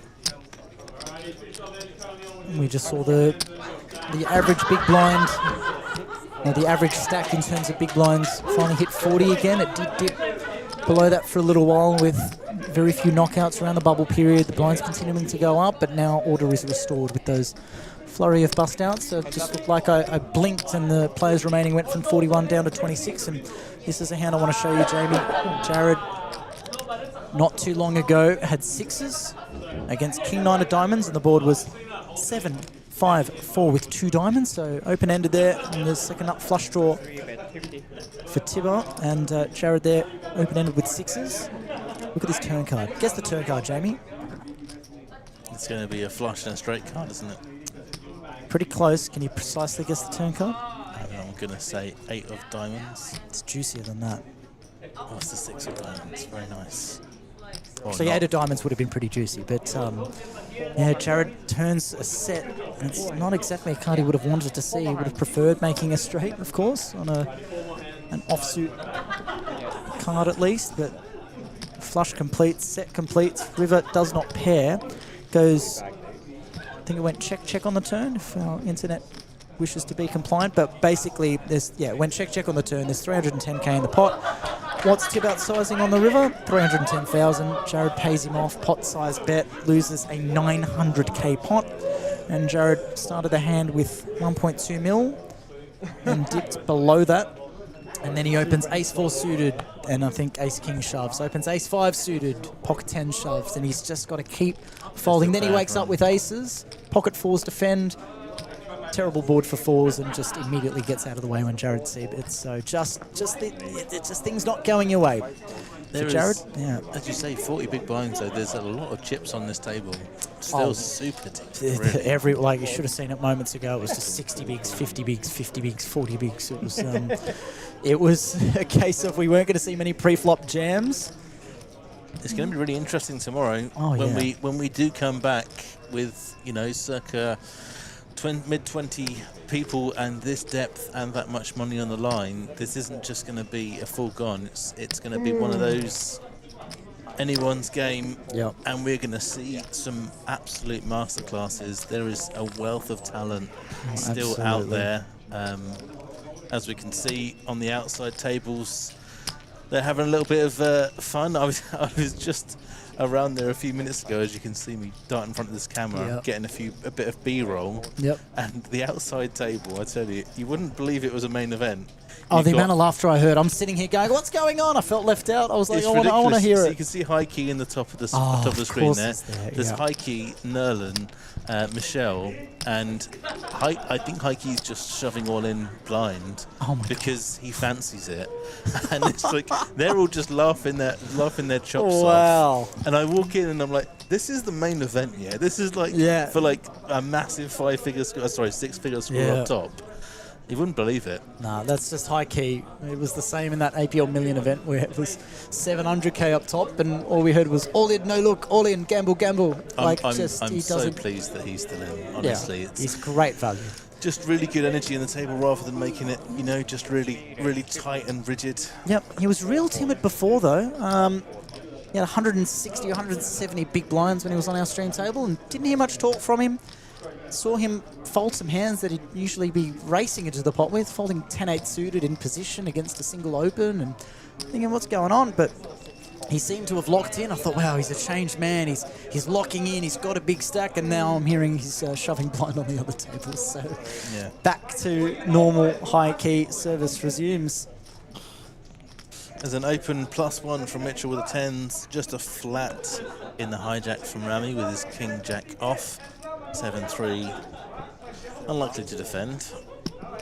Yep. Heads up. Nothing but praise for the production value of the stream, Jamie, and as good as Maddie is behind the desk there, none of that extra stuff's possible without you running around and getting those videos and sorting them out and importing them and queuing when to go in. Yeah, well, there's been a lot to do today. Obviously, you know, penultimate day of the series. So a lot of other events on. I would have liked to have done a bit more for this stream, but tomorrow, with the 3 tables and just one other event, the closing event going on, I am going to be absolutely dedicated to the stream. So not much on tomorrow to interrupt Lots of communication between me and you, Chris, and with Matty, and really going to try and show off what we can do. Yeah, going to make a statement tomorrow. So if you weren't sure if you were going to watch, let me tease you with the idea of some different productions for sure. That is exciting. Again, some Nathaniel Harton saying great production value for the stream this series. Awesome to see action on the other tables, etc. Adrian Mendoza, W production. That's Nice little compliment there. Cheers, But yeah, Nathaniel. Appreciate it, mate. Yeah. It's a shame not to see you down here, but I did see that you were down at Empire crushing it down there. Yeah, he made the final table of this event this time a year ago. Oh, yeah? Nathaniel did. And I was looking at the top 3 finishers, so 𝗣𝗬𝗬𝗢𝗨, who bubbled, was the winner of last year's main event. Yes. Second place was Martin Finger, who just scraped into the cash and he was on our feature table when he busted. Yeah. And third place just escaped Chad Albert, who was... Unfortunately, 𝗣𝗬𝗬𝗢𝗨 bubbled. Yeah, close to bubble, yeah. 51st place, I think he was, 4 off the money. 𝗣𝗬𝗬𝗢𝗨? Oh, 𝗣𝗬𝗬𝗢 bubbled. I was saying 𝗣𝗬𝗬𝗢 bubbled and won it last year, but Chad was 4 off the money as well, and he finished 3rd in last year's main. They'd done a night. They all took home 6 figures, so friendly day out for all of them here this time a year ago. So, and the king on the river, just to come in right at the end. Rami's gotten involved a lot. And he's been nothing but that serious face the whole time. This guy is disgusted at how much fun the other table's having. Yeah. 95. There is a couple of big stacks out on the other table as well, as I had a little wander around. I think we're probably looking around about that 2 million mark. Wow. Roughly for the chip leader. I'm just trying to size up some of these Rob now. and Joel near the top, then the top 2 on this table. Oh, sorry, 𝗣𝗑𝗧 has been nothing but active in this event, in this recent period passage of play. 77 bigs, so yep, up around the 2 mil mark as well. And then it's Rob and Joel. There's a time bank for Mitch. Just hear hiking in the background.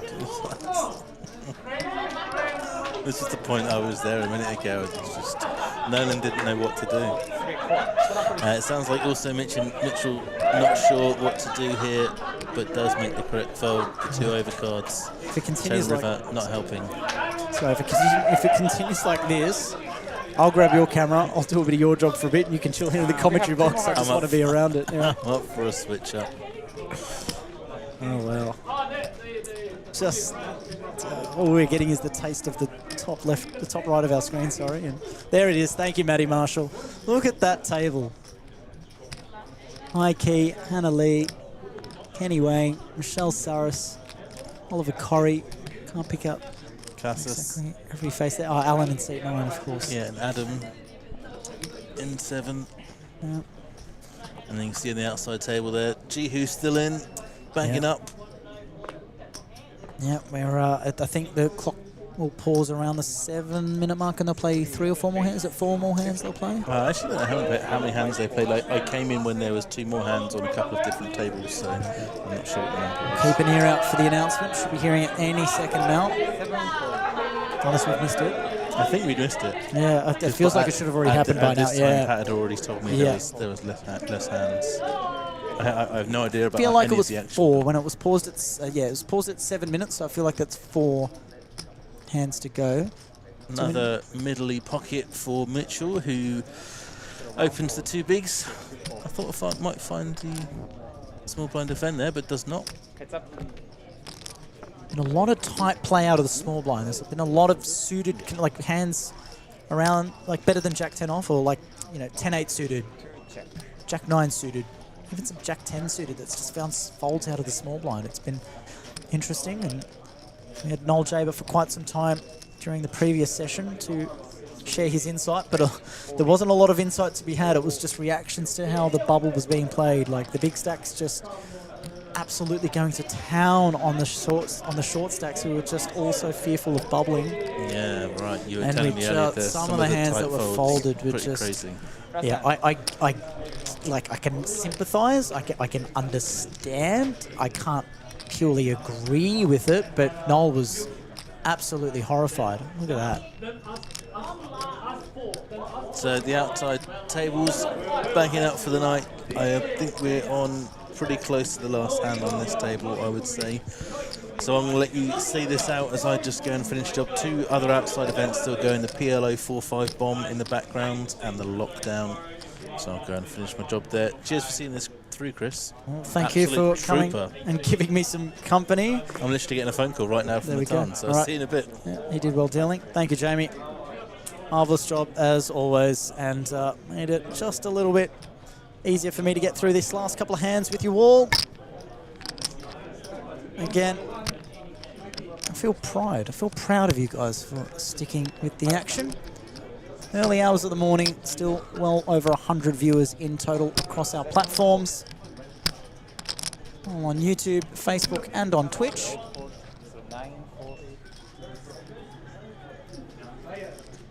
Kudos to our singular viewer on Twitch who hit about the 7 mark before. Good to be there as an option. Seems to be a popular platform for some people to tune in and watch. Can't say I use it too much myself, but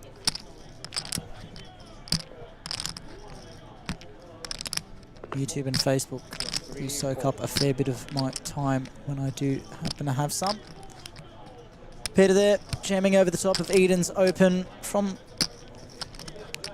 Eden opening from the button, and Peter in the small blind just sticks all 24 bigs into the middle. Probably fair play, not too much wiggle room to find much non-all-in 3-betting, and Eden there with a pretty simple fold with the queen jack off. Not going to operate too well against too many jams. You can see there he would have been flipping and looking all right, but not quite. And I think that was it. The final hand.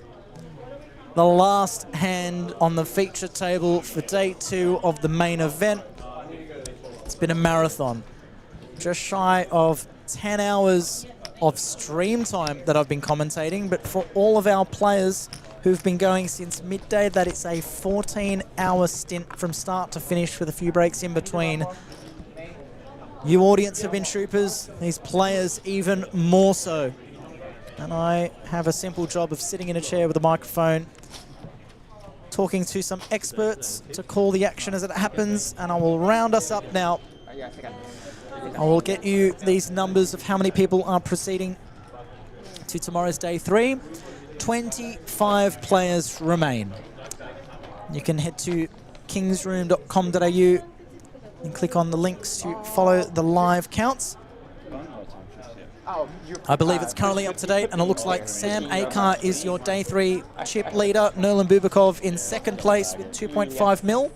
Sam with the 3.2 mil in the chip lead.